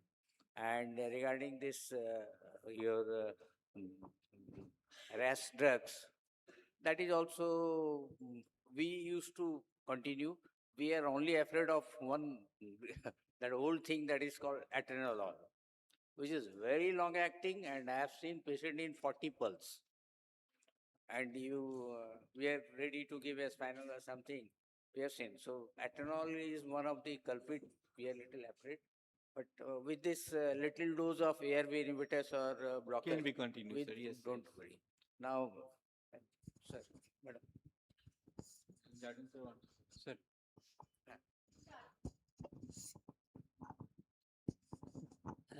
sir. One of the indications of gastric ultrasound is GLP-1. GLP-1, yes, If patient is taking, you have to do, you cannot depend upon how much fasting status is. Definitely you have to do that. Yes, sir. I missed that. There is standard recommendation to do gastric USG if the patient is receiving this GLP-1. No more questions. Thank you, sir. I would like to request our chairperson to please felicitate the speaker.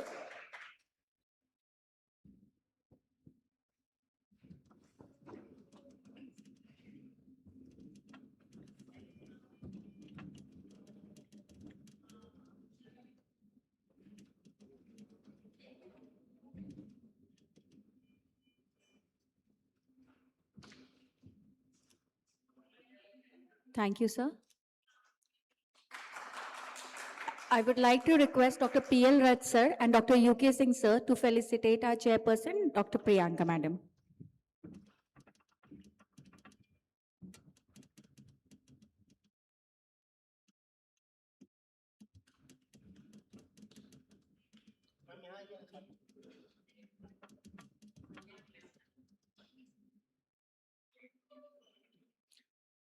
Thank you, sir. Thank you, madam. Our next lecture is HFNC in Anesthesia Services. The speaker is Dr. Pratul Bhushan. The session will be chaired by Dr. Srividya ma'am, Senior Consultant, Tata Main Hospital, Jamshedpur, Dr. Roji Singh ma'am, Senior Consultant, Mercy Hospital, Jamshedpur, and Dr. Vamsi, Consultant, Tata Main Hospital, Jamshedpur. May I request our respected chairpersons to kindly occupy the dais.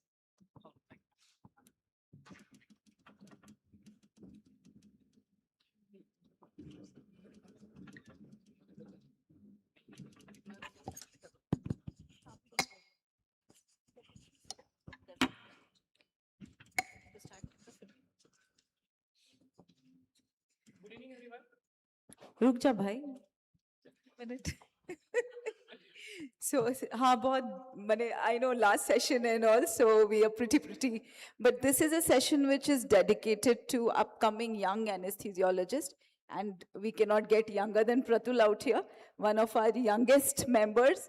As is the norm in ISA, one of the sessions has to be delivered by an upcoming young anesthesiologist below 40 years of age. And today Pratul gets that honor. So I'll request Rosie to introduce Pratul. Hello. Dr. Pratul Bhushan, Associate Specialist in Department of Anesthesia, Tata Main Hospital, Jamshedpur. And Indian, his membership in the Indian Society of Anesthesiologists, he is member. And now I request to proceed for you with your presentation. Thank you, ma'am. Thank you all the judges. My topic is today high flow nasal oxygenation. Hello. High flow nasal oxygen therapy is an alternative to traditional oxygen therapy in the management of hypoxemic acute respiratory failure. HFNO provides humidified titrated oxygen therapy with flows much higher than the patient inspiratory demand. In ARF, the peak inspiratory flow rate is usually high, which actually exceeds the demand which is provided by the conventional oxygen therapy by face mask or nasal cannula. So here comes the HFNC. HFNC not only gives a high flow nasal oxygen, it also gives with humidification and optimization and condensing of the airway, which reduces the respiratory rate and the work of breathing. So let's start this topic. high flow nasal cannula, and the component of high flow nasal cannula is Thrive, transnasal humidified rapid insufflation ventilatory exchange. These are the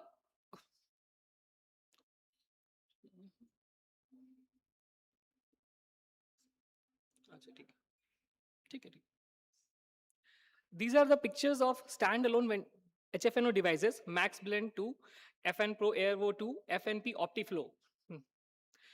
The components of HFNO system: high pressure sources of oxygen and air, an air oxygen blender, our high flow venturi system, which permits the titration of oxygen from 21 to 100%, a humidifying and heating system, a sterile water reservoir, a non-condensing circuit, and an operating interface. These are all the devices and the difference with the HFNC and the conventional face mask pre-oxygenation. The safe apnea time up to 30 minutes in adults, which we achieve with a nasal high flow cannula, which via conventional, we can only get for 6 to 8 minutes. The flow rate can go for 60 liter per minute, and in CFMP, we can go to 15 liter per minute. FiO2 is adjustable from 21 to 100%. With the conventional flow, it's usually 100%. The interface is your high flow nasal cannula, and in conventional, it's the face mask. Devices, the standalone devices, we have shown the picture, and the anesthesia machine with HFNC function, A9, A8. And in CFMP, it's a flow meter from the wall or the anesthesia machine.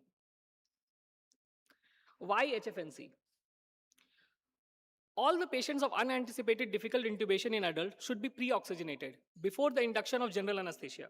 Pre-oxygenation increases the oxygen reserve and delays the onset of hypoxia, and allows the more time for laryngoscopy, tracheal intubation, and for airway rescue that should be provided for if we fail for intubation.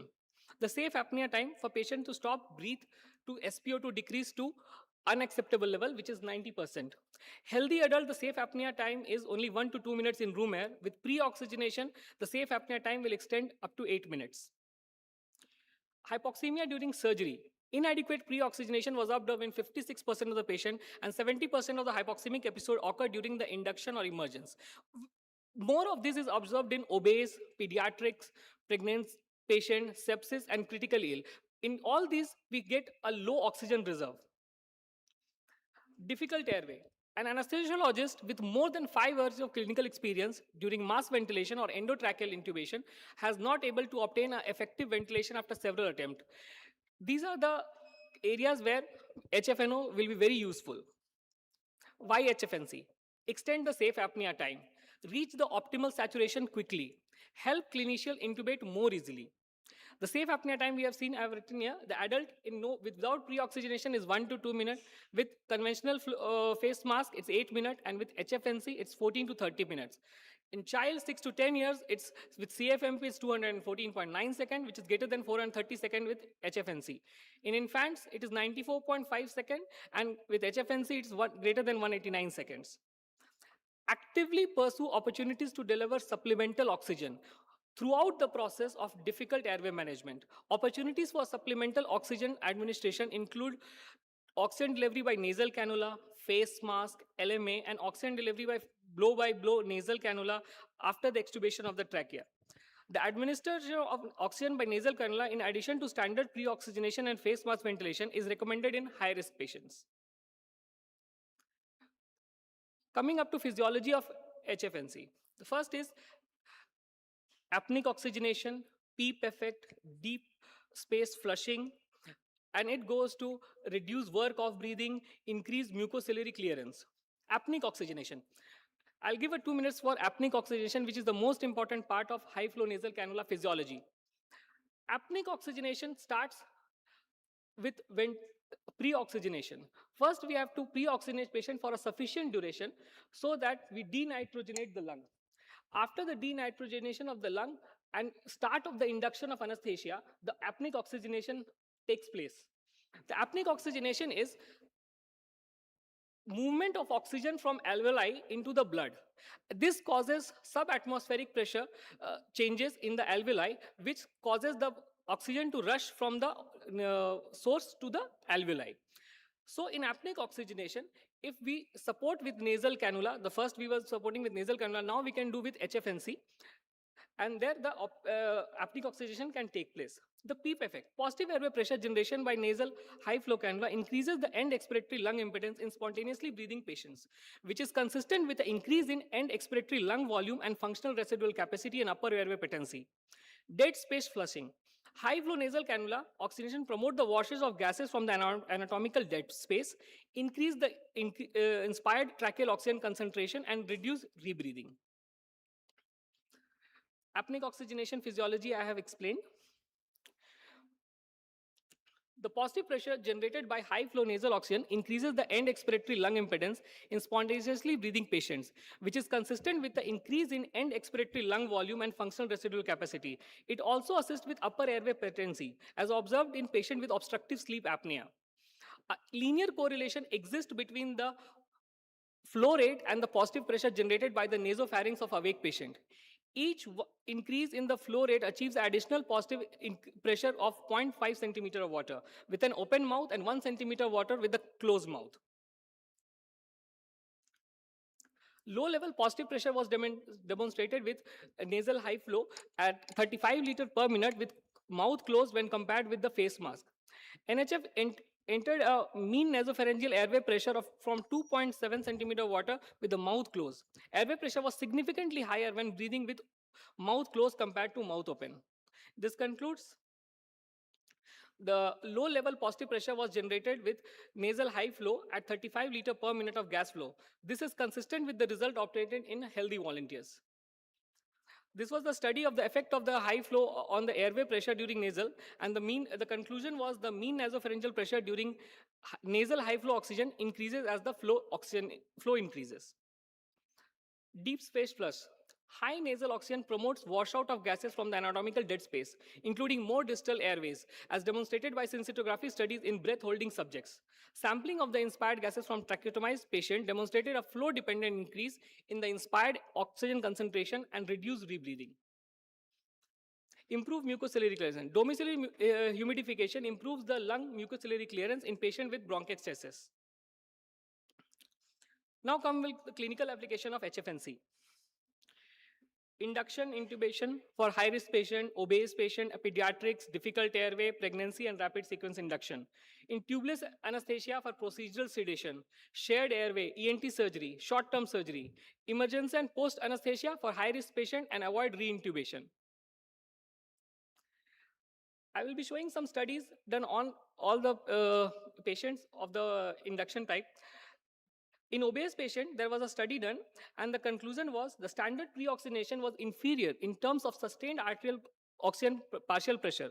High flow heated humidified nasal oxygen would provide a rapid, safe, and easy to use pre-oxygenation prior to general anesthesia, and arterial oxygen partial pressure might be higher after HFNO pre-oxygenation compared to standard CPAP breathing.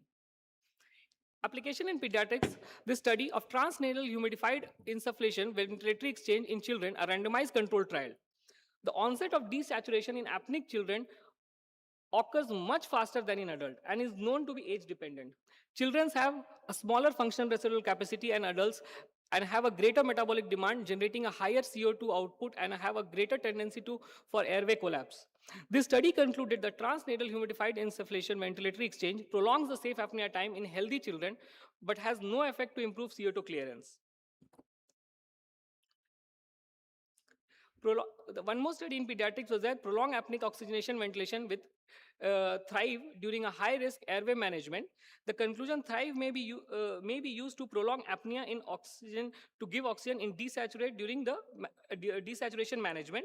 Thrive may also be used as a primary oxygenation and cannulation during a procedure to prevent apnea. Application in pregnant patient. A study was done with high flow humidified nasal pre-oxygenation in pregnant women, a prospective observational study. The conclusion was that HFNO using this protocol is inadequate to pre-oxygenation term pregnant women, despite encouraging result in the literature, reporting results in non-pregnant women. Further work is required before justifying its use in pregnant women. The more studies are needed in this case. In critically ill patient, a study was done in which we recommended HFNO may be logical if already in use or may be chosen to standard nasal cannula in existing NIV instead of CPAP or caveats. For difficult airway, A transnasal humidified ventilatory exchange, a physiological method for increasing apnea time in patient with difficult airway. The conclusion we draw that we conclude that Thrive combines the benefit of classical apneic oxygenation with continuous positive airway pressure and gaseous exchange throughout the flow-dependent dead space flushing. It has the potential to transform the practice of anesthesia by changing the nature of securing definite airway in the emergency difficult intubation from a pressured start process to a smooth, unhurried undertaking.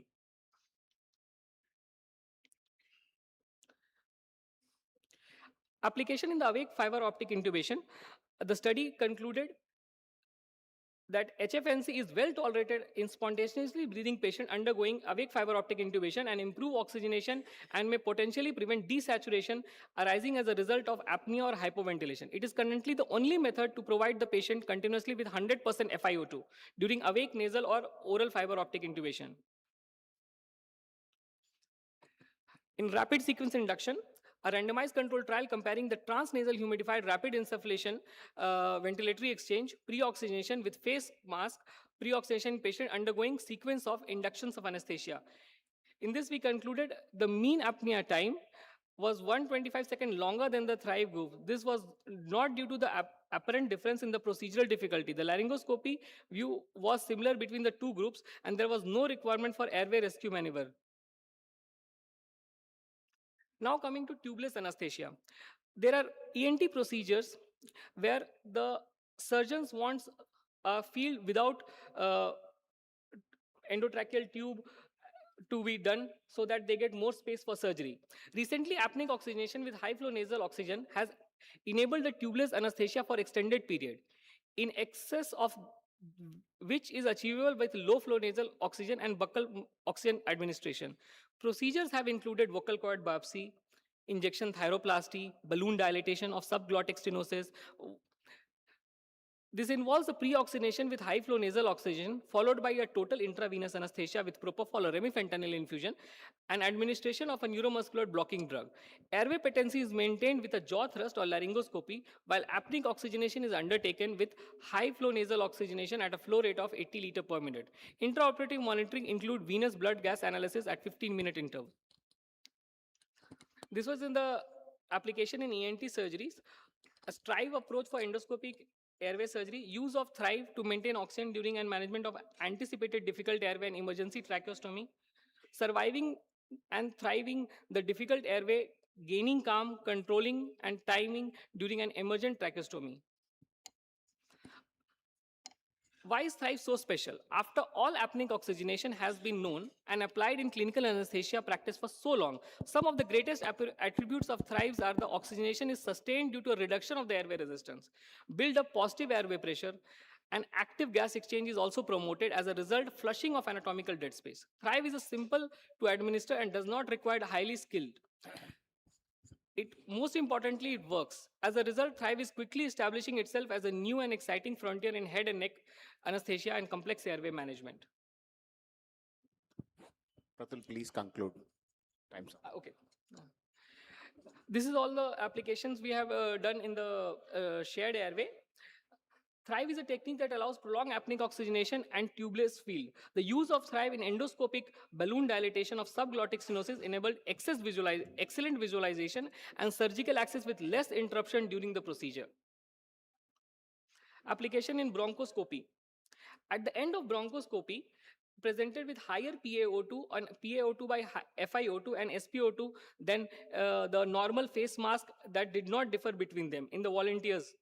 Under a flow rate of 40 liters per minute, both with the Venturi mask and the HFNC behave similarly, but the nasal cannula associated with 60 liters per minute flow produced a better result, thus indicating its use in mild respiratory dysfunction. There was a study about comparison of CT-assisted gastric gas volume between patient receiving conventional pre-oxygenation and back mask ventilation versus a transnasal humidified rapid exchange ventilatory exchange. The conclusion was that no statistically significant difference between the volume of gastric insufflation with standard versus Thrive pre-oxygenation. It was suggested that in addition to the known benefit of Thrive, its use in pre-oxygenation does not increase gastric insufflation compared to the standard techniques. This is particularly pertinent as the Thrive is increasingly being used as a tubeless airway procedures and in patients at higher risk of aspiration. HFNC in A9 and A8.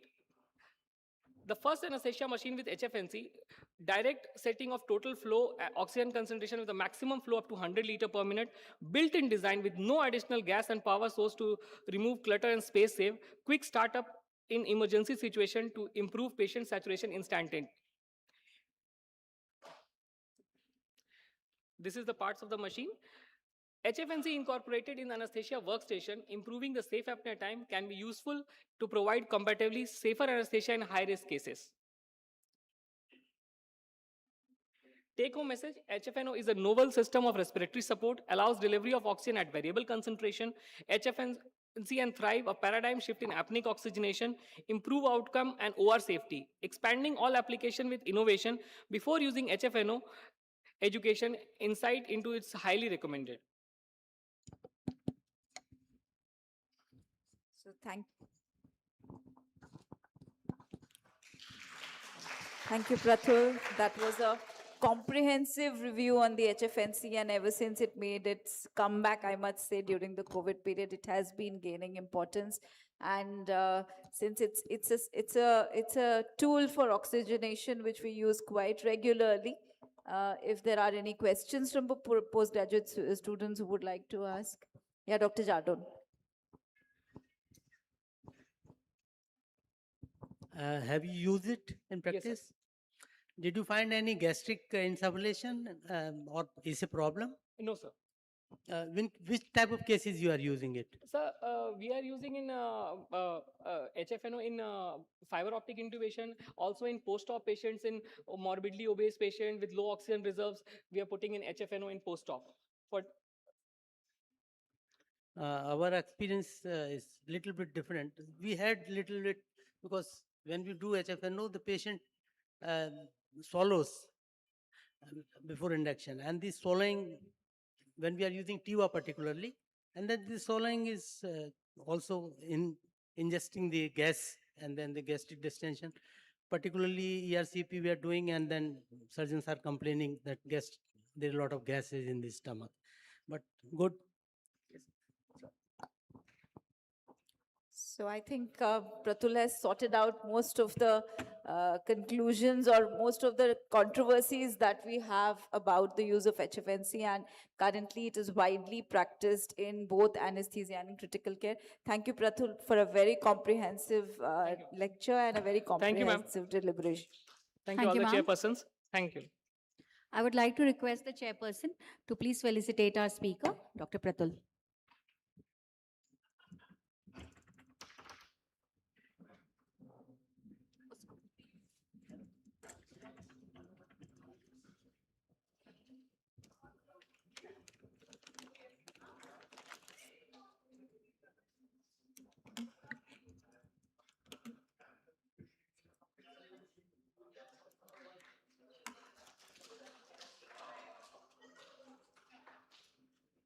Thank you.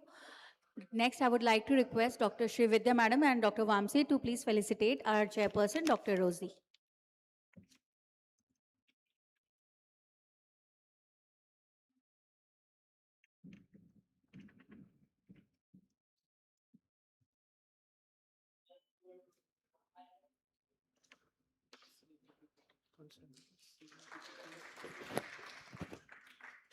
Thank you. Thank you, Madam.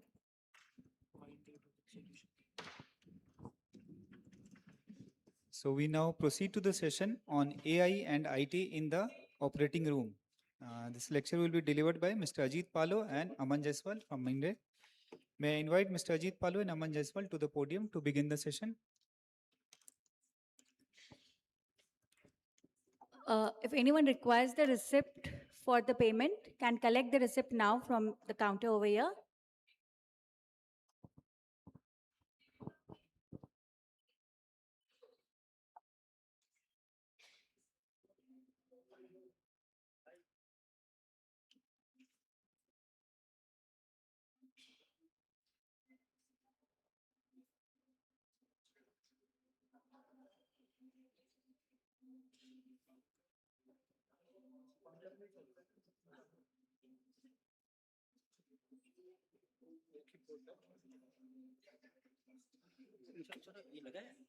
नहीं pointer नहीं लगा ये काम करेगा उसे उसे रुको नहीं ये मैकबुक रीड कहाँ गया माउस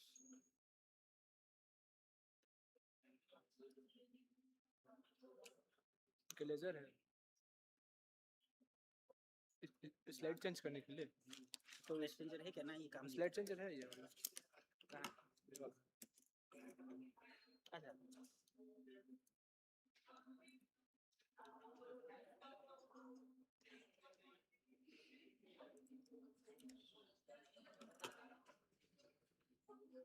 मेरा माइक को थोड़ा नीचे कर सकते हैं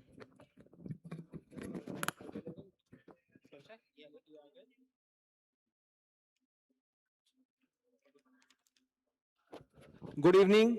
Good evening, all. So, when we wait for them to set up the session, I would just like to say that we have saved the best for the last, or in some case, it might be the worst for the last. The quiz and the small session on intelligence, on the lifestyle car will be after this. So, please do not sleep off and doze off, and please listen to them also, because this is something which all of us are going to benefit from. Okay? Yeah? Over to you. Thank you, sir. So, good evening, all. First of all, I want to thank ISA Jamshedpur city branch and Bihar and Jharkhand chapter also to give us a opportunity to showcase our smart anesthesia department. So, before going to showing smart anesthesia department, I want to tell you about Mindray, the company which is providing the smart OR and smart ICU solutions. So it's a 30-year-old company having 190 plus countries operating. So I'm not going about the commercials and all, but to tell about Mindray, it is having almost 18,000 plus employees. And the good thing about Mindray is all the senior SARs and all, they are using Mindray for a long time. Every 4 or 5 years, they are getting the new technologies. Last, as you have seen the HFNC and all. So Mindray is having 3 divisions. I'm not taking you through all the 3 divisions. The main division PMLS, which you people are using patient monitoring and life support and all. Like all the anesthesia, monitors, ventilators, OT table and OT light we cover. Another division we are having is IVD division and medical imaging division. So talking about patient monitor in anesthesia is the biggest one. So patient monitor Mindray is doing very good, not across India, but across global also. So across globe, we are doing the number 2 business, and India also we are number 2 business. And anesthesia for last 25, we are the number 1. It is not our data, it is as per the import data for anesthesia workstation. And globally, we are number 2 only. So why Mindray? Because it can give you a total solution of Mindray. If you see every year we are getting new products from our R&D team to support you about the new products. So about Mindray, we have got around 12 R&D centers across the globe. 4,400 R&D personals are there. And good thing about Mindray for anesthesia team, anesthesia doctors are that we are investing almost 10% of our business so that we can have new technology every year. And almost 10,000 plus patents are there with us for the new technologies. And every year we are getting 7 to 9 new products. About Mindray India is having 4 branches everywhere across India. We are having offices, and main 4 branches are there: Gurgaon, Mumbai, Chennai, and Calcutta. If you see about how Mindray has gone so big in a very small sort of time, because some companies are there for last 200-year-old company, which are the old companies. Maybe if you take Dragon name or Macan name or GE name. However, Mindray has done only in 30 years so big because they acquired a lot of companies. Datascope, the patient monitor which is there with us, which you people are using, is from Datascope with the IABP machine, what you are using. The SK Medical, the pump division, upload division, Artima, the anesthesia gas monitoring is there with us also. So these are the, if I want to tell you who are the end users from Mindray customers are there. If you see, NH is using for last 13 years only the Mindray products. 40 is using Max, Medanta, almost all the big corporate hospital. If you see here, North India, NH is doing, Minaki Mission is doing, Kaveri Hospital is doing. And for our eastern region, SSKM hospital is also doing, and IMS sent some who is having 3-4 medical colleges. They are also using our equipments. High Tech Medical College, CK Billa or BM Billa Group, they are using our hospital. They are using our equipments. Tata Group is using, Medanta and medical hospitals are using our products. So if you see through here, across India, every corner of India, Mindray users are there. So this is about NH Hospital. NH Hospital is using since last 2013, and continuously they are having our equipments, Mindray equipments only. If you see the monitors, ventilators, anesthesia, OT light, OT table, telemetry, everything we are NH is a user. And Medanta is also using the Mindray products now. Medanta, if you take all the Max, Apollo, everybody is now using because of that technology, because of the features they are using. Happy to have a customer of Mindray. So total ICU solution, because I thought this is a chapter, this is a place where I can show the ICU solution also. So patient monitors every step we are having, like pre-configured. You want a semi-modular, you want a modular or a premium segment. Everywhere the Mindray can provide you a monitor. Ventilator, we have got different type of ventilators, like transport ventilators we are having, turbine based ventilators we are having, and compressor based ventilators we are having, and hybrid type of ventilators we are having. And it's starting from pediatric, adult to neonatal ventilators are also there. Every range ventilators are there. ECG, we are having 12 channel ECG and 3 channel ECGs are also there. DFib, we have got different DFibs are also there. I want to specifically point on this one. The smart ICU or smart OR is nowadays going on. This is the equipment. Almost all the companies, they provide you a central monitoring station with the vital signs patient monitoring only. However, when you talk about Mindray, where backside we have connected all the equipments, like we have connected our ventilators, we have connected our monitors, we have connected our DFibs, we can connect our pumps, and telemetry can be connected also. And one more thing, you can connect the POC ultrasound also and a camera system also. So if you want to run a eICU, that can be done through Mindray solution. If you want to start a new ICU by sitting over Jamshedpur, or if you want to see your ICU, what patients are going on in Ranchi, you can do that one. So if you want to start a new ICU, maybe 60 or 100 kilometers from here, maybe across the globe, wherever you are there, all the documents can be seen, all the patient details, vitals can be seen here. My colleague will take you through that one through mobile viewer also. So how Mindray will give the solution for smart ICU? Whenever your patient is getting from pre-hospital to hospital, admission can be done. Then it can shift to induction room and operating room, and from operating your post-op, then from post-op to ICU, and ICU to remote monitoring. So everywhere when you are having a transport monitor or transport module, no data loss is there. Entire data is shifting from ambulance to hospital, from induction room, operating room, post-op, ICU, at the when patient is your discharge. Till that time, all single data is there. All the data, no data is missing, because nowadays data is the main requirement for you. Total over solution. So anesthesia workstation, we have got a variety of anesthesia workstation. If you talk about 2 gas starting from a value segment, maybe 3 gas, maybe electronic gas mixing, modular anesthesia workstation, BS, NMT with the configuration and all, everything, everywhere we are there. So if for your requirement, you can configure a machine by connecting to your local Mindray employee. We've got an endoscopy camera system also. I'm not taking you through that one. We have got different type of syringe and infusion pump. If you want a TCI pump or TIVA pump or PCA pump, all that, even our eternal feeding pumps are also there with us. And these pumps can be connected to the smart OT for your smart OT. Surgical tables also we are having for different options, like maybe general surgery to ortho to neuro, everywhere we have got the OT tables. Surgical lights also, we have got different surgical lights are there. I'm not taking you through them. Pendant are there. This is the MIOT, what I want to show you something new. Now you want to see what is the usage of your machines. You are having a 20 ventilators or maybe 10 anesthesia workstations are there with you. You want to know how many machines are used right now and how many machines are standby and how many machines are under breakdown. Instead of going to your biomedical engineer, if you are sitting over here, you can see that thing. You see it will be showing exactly how in ICU, in CCU or OR, what are the equipments are there and how many of the equipments are running, how many equipments are there in standby and how many equipments are in shutdown condition. So if you want to assess as a management, hospital management team, so you can assess by seeing this single page here. So that is a good thing for the management team. Thank you. Now my colleague will take you through the smart OT system.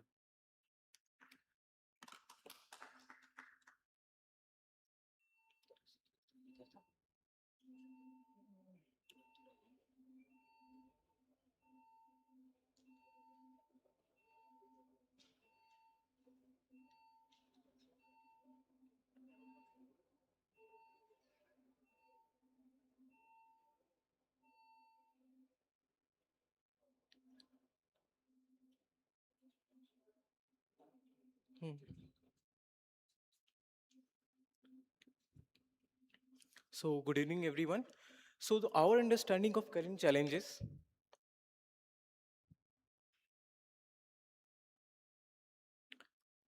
In smart OR solutions. So, first, the safe induction.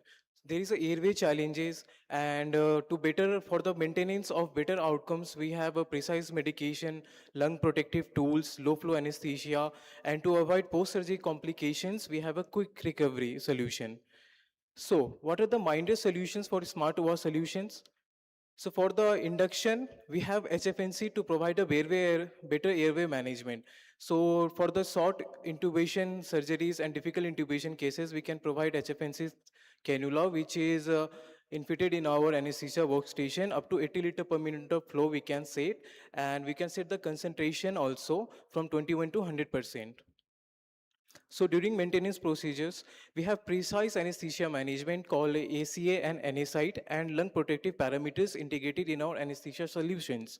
So what is ACA? ACA is in our anesthesia A9 machines, which is an automatic control anesthesia, which we are setting a target FiO2 and a target MAC value. And the flow and FiO2 percentage is set automatically in the anesthesia workstation to achieve the target MAC.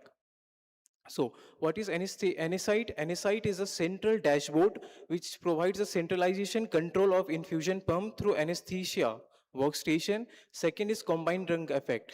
We can combine the inhalation and intravenous drug effect, and which gives a EMAC value, which is the equivalent VAC through TCI pumps. TCI pumps can be connected in our anesthesia workstation, and through that we can get a EMAC value, which is equivalent MAC, which is a combination effect of intravenous as well as inhalation agent. Third, our patient monitor can be connected to the anesthesia workstation. So in a single platform, single anesthesia screen, you can control patient monitor as well as the syringe pumps. So now talking about the lung protective tool parameters, so we have introduced transpulmonary pressure monitoring in anesthesia. We have lung recruitment, single step, multi-step for recruitment of alveoli. We have a driving pressure and mechanical power parameters, which is in our anesthesia workstation. We have TV by IBW indicator to eliminate the chances of volutrauma. So we have advanced hemodynamic monitoring parameters, which is on patient monitor. We can do flow track monitoring, we can do pico monitoring, and we have a golden standard cardiac dilution monitoring in our patient monitor. So we also have a balance of anesthesia dashboard in our patient monitor, which provides an empty value for muscle relaxation, which provides base for sedation, and which provides systolic and heart rate for analgesia in a single interface called balance of anesthesia dashboard. So now talking about the post-surgery complications and quick recovery, we have a awake time which is given in the NSI dashboard, just estimated time to awake 5 to 10 minutes. When we are connecting TCI pumps, it will give you the estimate idea that when the patient is going to be awake. And also we have a single dashboard where you can get the value of BES. And also in patient monitor, we have a Alrete score. And after post-recovery, we have a patient-controlled analgesia pumps, which we call PCA pumps. and we have saved those mechanism present in our infusion system. And also we have a transport monitor for the data transfer from OT to ICU, ICU to emergency, and vice versa. So now talking about smart anesthesia department, there is always a challenge of data interoperability, data transfer, and continuity of data. So how we are giving the solution? So first, Mindray has developed a remote control room to avoid anesthetic for getting unnecessary radiation exposure. So by sitting in the control room, you can control the anesthesia and you can set the parameters through anesthesia, avoiding the unnecessary exposure through CM and cath lab.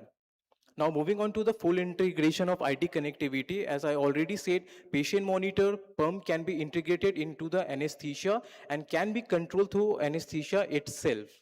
Second, N15 monitor or NCS monitor can work as a standalone PC where you can receive the ultrasound images, you can see the pack images, you can see the patient reports in itself a patient monitor which can work as a standalone PC.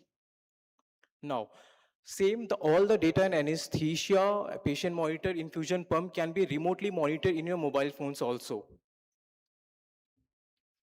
Second, we have a data management software and device management software about all the equipments which are installed in anesthesia, that whether the test has been passed or not, how much leakage is present in the machine. So the HOD or the biomedical team can assess that the whatever equipments are present in the OT is functioning properly or not. So thank you so much, everyone.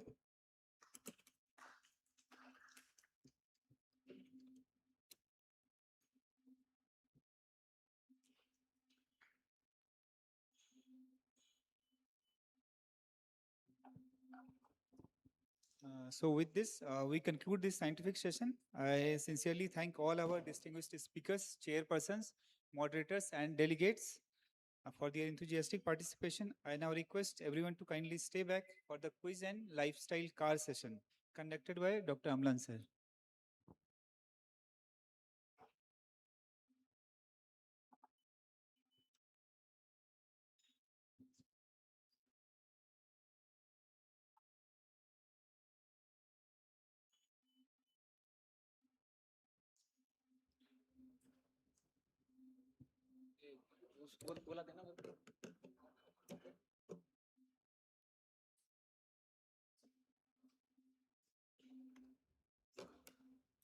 Good evening.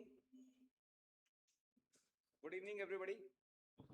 So it's now evening and hopefully going to be the end of a long day. So while Nishit helps me in setting up the uh,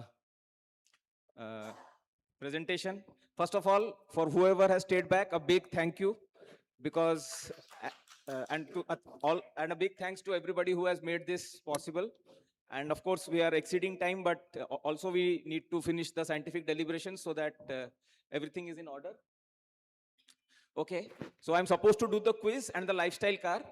And as I can see from the faces of all of you, we need to do this in a short, sweet, and fast way so that everybody doesn't get tired of this, okay? So as we said, as some of us would have attended the deliberations today, Dr. Naveen Malhotra, he was also mentioning about his discussions with me and about the fact that this concept of the lifestyle car will slowly be coming in the on the 16th of after 4 days. We will be presenting on this. So the lifestyle car, I'll just give a brief overview, about 5 minutes, and then we will go on to the quiz, and then we'll call it a day. All right? Are you guys with me? Yeah? Yes. Okay. So the lifestyle car is a concept which I have sort of learned and lived over the last few years, and is obviously evidence backed, because in a gathering of doctors, if I say something which is not evidence backed, then it is not going to be well received, right? So something which for which I had the evidence, and me, my friend here Bhanu, some other people, we have sort of lived through some of these aspects, and it would I find it a calling of mine to tell it to everybody about what I mean by a lifestyle car. Okay, all of us are interested in cars, right? Now, before I go to the lifestyle car, this is something which I want to tell which I always tell everybody, that you should always start with the why. ठीक है? मतलब why are we doing something? It is the lifestyle car is something, is the what, is the how. How are we going to do something so that our lifestyle becomes better? But before we do the how and the what, it is the why which matters. Okay. Why are we going to, first of all, conduct a CME? How and what comes later on, right? So why are we going to do, like for the DNB students, why are we going to do a DNB in anesthesia? But the why has to be clear. If the why is clear, the how and what become very easy. Okay. So that is why I say this why should be very clear. And the why, first of all, there is this concept of longevity coming in.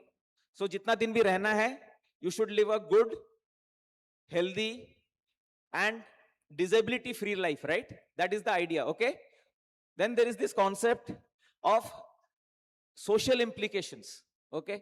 If you have a healthy lifestyle, it has its own social implications. Then there is obviously money involved. A healthier person, health is the biggest source of, health is also the biggest source of wealth. Okay, that is told. Okay. If you are healthy, you are energetic. You can do all your activities with more vigor and gusto, right? So the why should be clear. And again, there is mental and emotional well-being. And then there is something which obviously goes without saying. You prevent or delay diseases. And as a result of that, your quality of life becomes very good. Okay. So that is what I'm saying. When the why is clear, the how is easy. And can anybody tell me who is this gentleman here? Anybody can recognize? So Warren Buffett.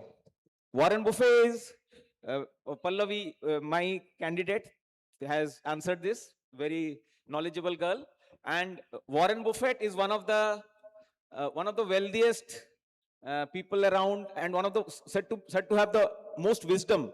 And even he says that there is nothing greater than wealth. There is no greater wealth than health. Okay, so that is the importance of the lifestyle things that I am talking about. So this is, in a nutshell, what the lifestyle car looks like. Any car, the most important component are the wheels of the car. Okay?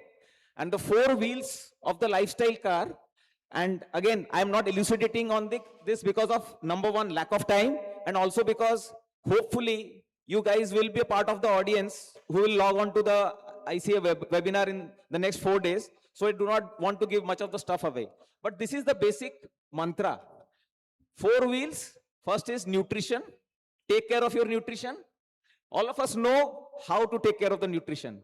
It is all over Instagram. It is all over YouTube. It is all over every text. It is all over Cloud GPT. We know what we have to do about nutrition, right?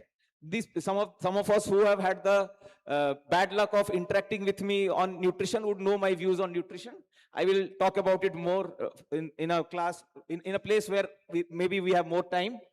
Then there is this concept of exercise. Okay, how to exercise, how to move, that we should be moving. We should devote some time to some form of exercise. Exercise is of basically 2 types, cardio and strength. We should do both. All of that we know. Then there is something which I call is the biggest and the cheapest drug in the world, that is sleep. All of us do not sleep well enough. All of us do not pay that much of importance to sleep. And then there is, of course, the elephant in the room, stress management. Doctors, I mean, we wear it as a badge of honor that we are stressed. We have all these wait timings. We are under terrible stress. So yeah, but then stress doesn't do good to your this thing. But this is something which I think is the engine of the car, Beachwala. And thank you to my wife to have made this fantastic thing. She has done this on her own. And the engine of the car is fasting. Fasting, just keeping your food intake off for a certain period of time. That is fasting. So that is all about the lifestyle car. I wish I had more time to expound on this, but then this is just something that I wanted to put it out there. And then we can just go and do the quiz, and then you can call it a day. some questions, random questions. Okay. So the first question, here it goes. So we are now sitting in a heritage place which was built by the Tatas, right? So the first question, that is why the Rustamji Trust of Mumbai initiated the Saraswati Puraskar in literature. And basically एक मुंबई के oncologist थे जिन्होंने एक novel लिखा था जो बाद में कुछ बहुत बड़ा बना. मुंबई के ऑन्कोलॉजिस्ट थे और टाटास का एक ट्रस्ट था जिन्होंने उनको साहित्य पुरस्कार दिया, which went on to become something big in the world of, should we say, literary and artistic movement in India. It was his story. ये आदमी बाद में, I'll give you a hint, Bollywood में he became one of the most loved characters in the 70s and 80s. This person was an oncologist in Mumbai. Oncology का या cancer का कोई movie याद करो 1970 1980 में. ओके. और आनंद में जो डॉक्टर साहब थे, जो डॉक्टर साहब का रोल प्ले किया था अमिताभ बच्चन ने, it was actually the biography and it was actually the tale written by the doctor साहब in question that I talked about. Okay. Now anybody knows what me and Bhanu are most identified as in the field of sports? Anybody? What do we do that all of you know? Running. Okay, so the next question, that is why I had to be from the field of running. So, who considers his research and seminal book on the subject of autonomic failure? I'll just make this question very easy for you guys. There was a runner who was also a doctor, and he is in the field of running was the first person to break the 4-minute mile record. मतलब उसके पहले 4 minute के अंदर 1 mile कोई दौड़ा नहीं था. और ये साहब जो थे, ये डॉक्टर साहब भी हैं और उन्होंने ऑटोनॉमिक फेलियर पे एक किताब भी लिखा हुआ है. Anybody knows the name? Very famous runner. Person doesn't run on Sundays. So his name is Dr. Sir Roger Bannister. So he is credited with being the person who broke the 4 mile a minute record. To give you a perspective, very recently there was a person who ran 26 miles within 2 hours. Around 2 decades back, it was considered a near human impossible feat. 2 to 3 weeks ago, I think, in London, again, this record was broken. So that is how far we have come. So 2014 से US में a team of researchers is trying to do something जो कि movie में दिखाया जा रहा है बहुत सालों से. समझ रहे हैं? And that is what they have written. Movies like Universal Soldier, Interstellar, ये सब मूवीज में इस चीज को एक्सप्लोर किया गया है. और 2014 से 10-12 साल से लोगों को, मतलब research is on to do this kind of thing. क्या है वो मूवी में जो कि जिस पे रिसर्च मूवी में जो दिखाया जा रहा है बहुत रेगुलरली ऐसे मूवीज में, जो कि प्रैक्टिकली रिसर्च भी किया जा रहा है? एनीबॉडी गेस मारो. With the brain.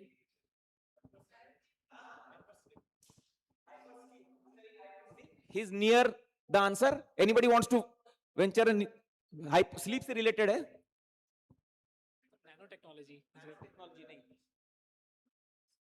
Interstellar, Universal Soldier कोई देखा नहीं है? Suspended animation, cryo sleep, hyper sleep, वही, he's right. So basically suspended animation, मतलब आदमी को सुला के रख देते हैं और उसके बाद जगाते हैं काफी साल बाद. So they are trying to do that.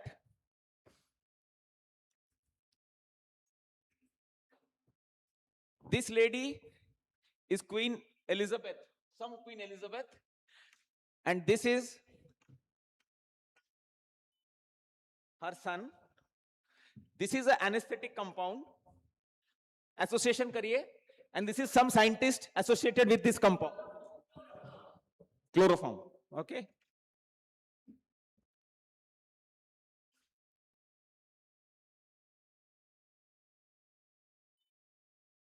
So ये तो आंसर ही बता दिया मैंने.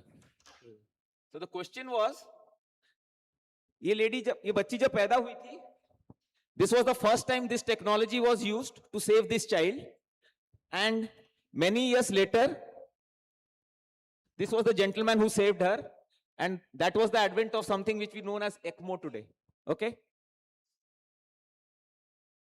Smoking खराब है.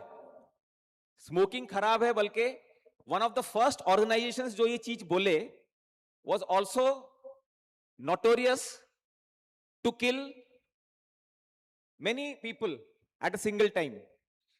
Can anybody guess कि which organization I am talking about जिसने बोला कि smoking खराब है, but they themselves killed a lot of people, or were the cause of death of a lot of people because of their own actions?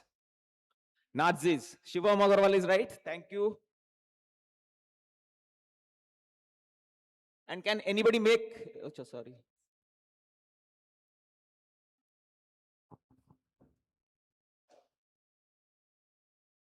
Anybody make this association?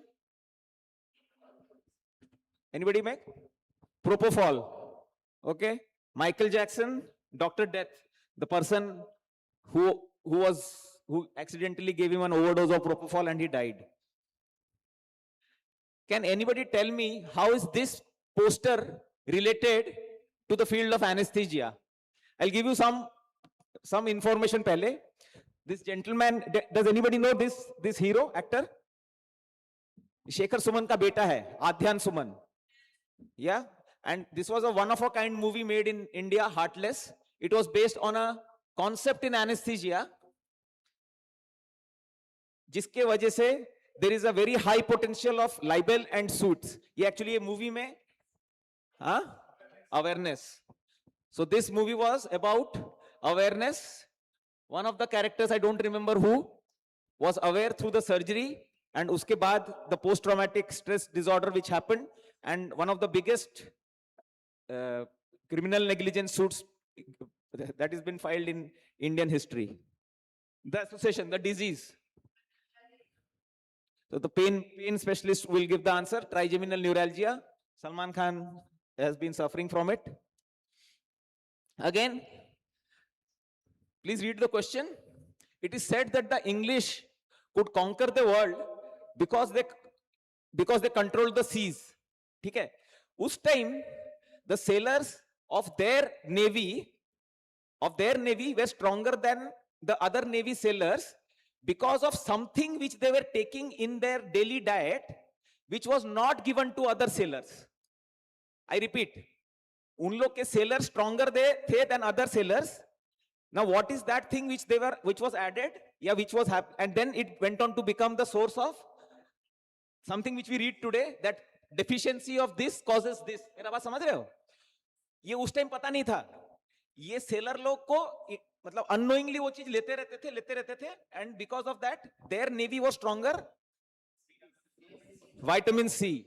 Okay, very good. So we are talking about scurvy, and basically this gentleman, he was the one who preserved citrus juice without alcohol. So vitamin C was something. Okay? And again, this is also about a disease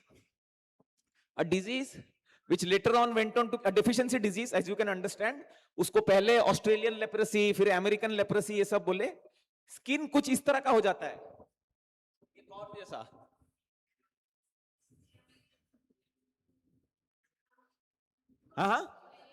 Pellagra. Yeah, good answer. Pellagra.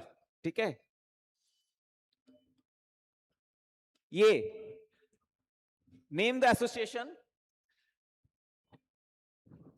एक doctor Joseph bell थे, उन्होंने एक character लिखा which went on to become one of the most famous literary characters known.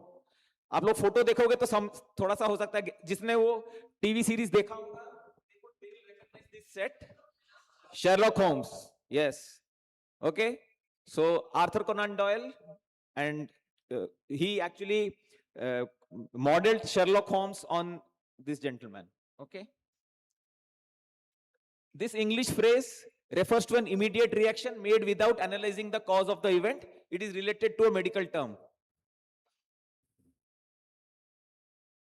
Question समझ में आ रहा है?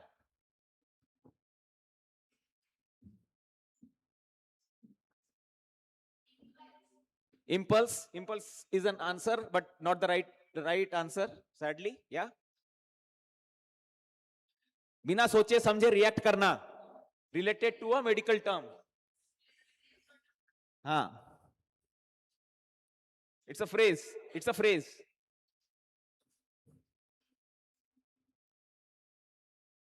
Knee-jerk reaction. Okay. And there is a disease which is associated with this phenomenon. London में अभी भी एक पंप है जिसके ऊपर एक हैंडल नहीं, वो पंप ऐसे रखा हुआ है. Anybody can tell me? Cholera. So this is the pump which actually gave rise to which branch of medicine? Not really infectious diseases. Epidemiology. Okay. So yeah. Thank you very much, and thank you very much for nice. And with that, and with that, ladies and gentlemen, we come to the end of our CME. Thank you very much for staying till the end. Whoever has stayed, Bhupender sir, thank you very much for staying back. Rosie ma'am, Srividya ma'am, Dr. Bhanu, and all the postgraduates, Dr. Murari, and Dr. Surabhi and Dr. Swati.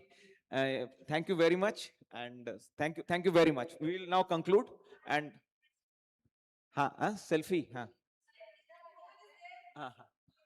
एक selfie भी ले लेता हूं मैं, एक selfie ले लेता हूं, और फिर इधर भी आ जाइएगा. बैठ जाओ, आगे आ जाओ, आ जाओ, अमन आ जाओ, the whole team come. Dr. Tapas, thank you very much, Dr. Tapas. Without you, we were really struggling with the slideshow and the stage.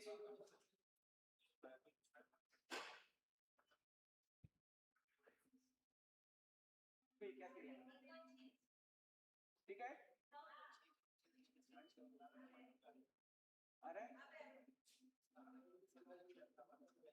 और यहाँ पे स्टेज पे फोटो ले लेते, सब आ जाओ, स्टेज पे आ जाओ, फोटो ले लेते.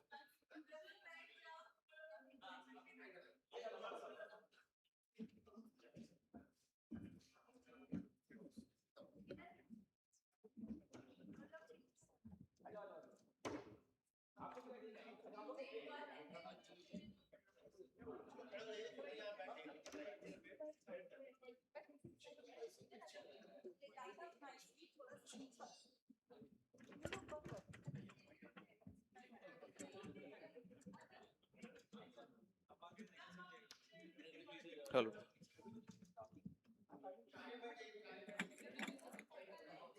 आ सकता हूँ कहाँ? आगे चले जाते हैं.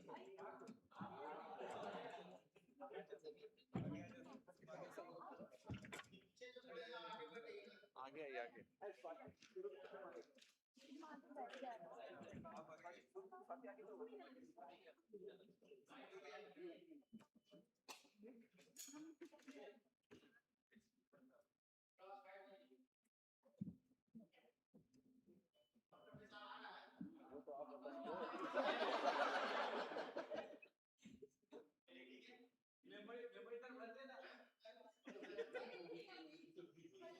पल्लवी आ जाओ, कितना बोलेंगे तुमको अलग से रिकॉर्ड ऐसे रुलाएगी, क्या रिकॉर्ड.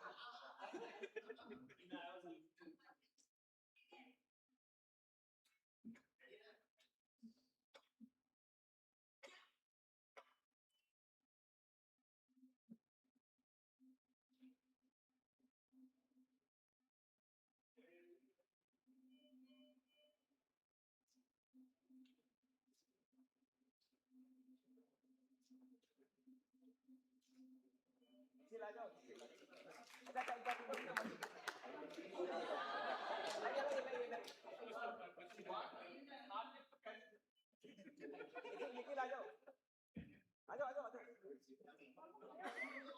केक को मशीन के ऊपर रख दो, केक को मशीन के ऊपर रख दो, मशीन के ऊपर ऊपर ऊपर। अरे मार्केटिंग हमसे सीखो यार, दोबारा मान हम लोग मार्केटिंग कर रहे हैं। लो आप ऊपर आ जाओ।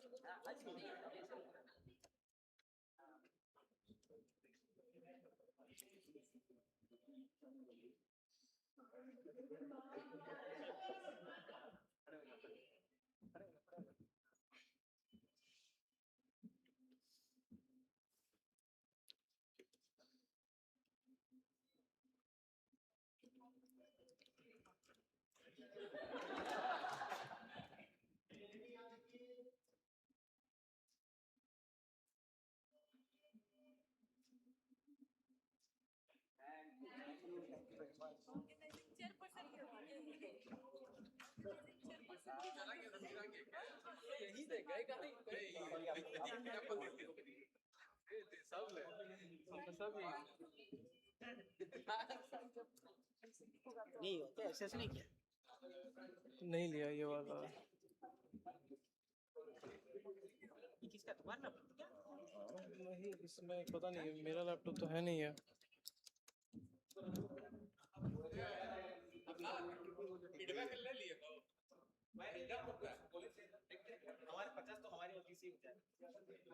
नहीं हो, मैं लैपटॉप लेके आ जाऊँ ना एक बार। मैं लैपटॉप लेके आ जाऊँ ना एक बार। आपका वो एक्सेसिबल नहीं है।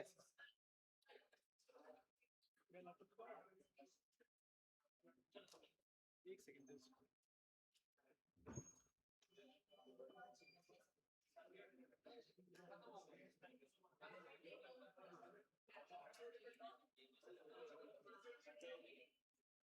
Tapas.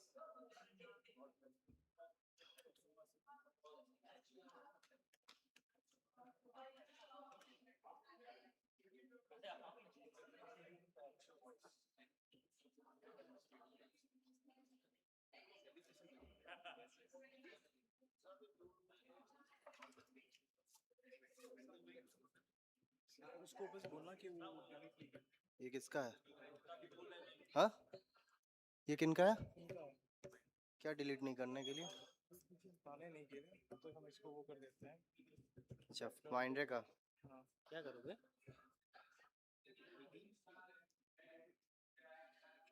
ये लो मेरा। हाँ सर, थैंक यू।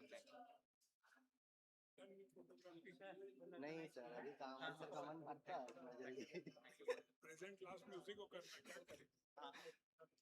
हम लोग तो बस। बैक बैक करके चल रहे हैं। भैया बंद मत कीजिएगा।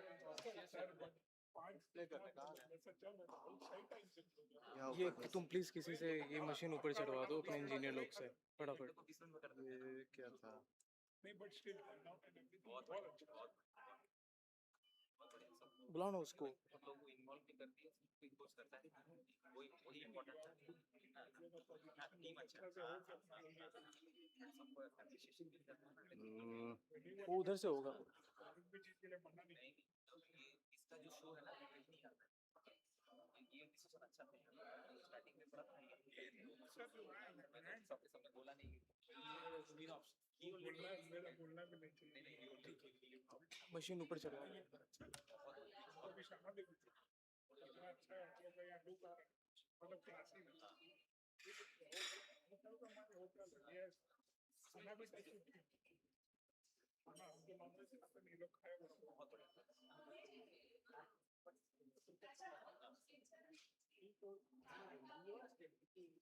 सर पूरा बताए थे कि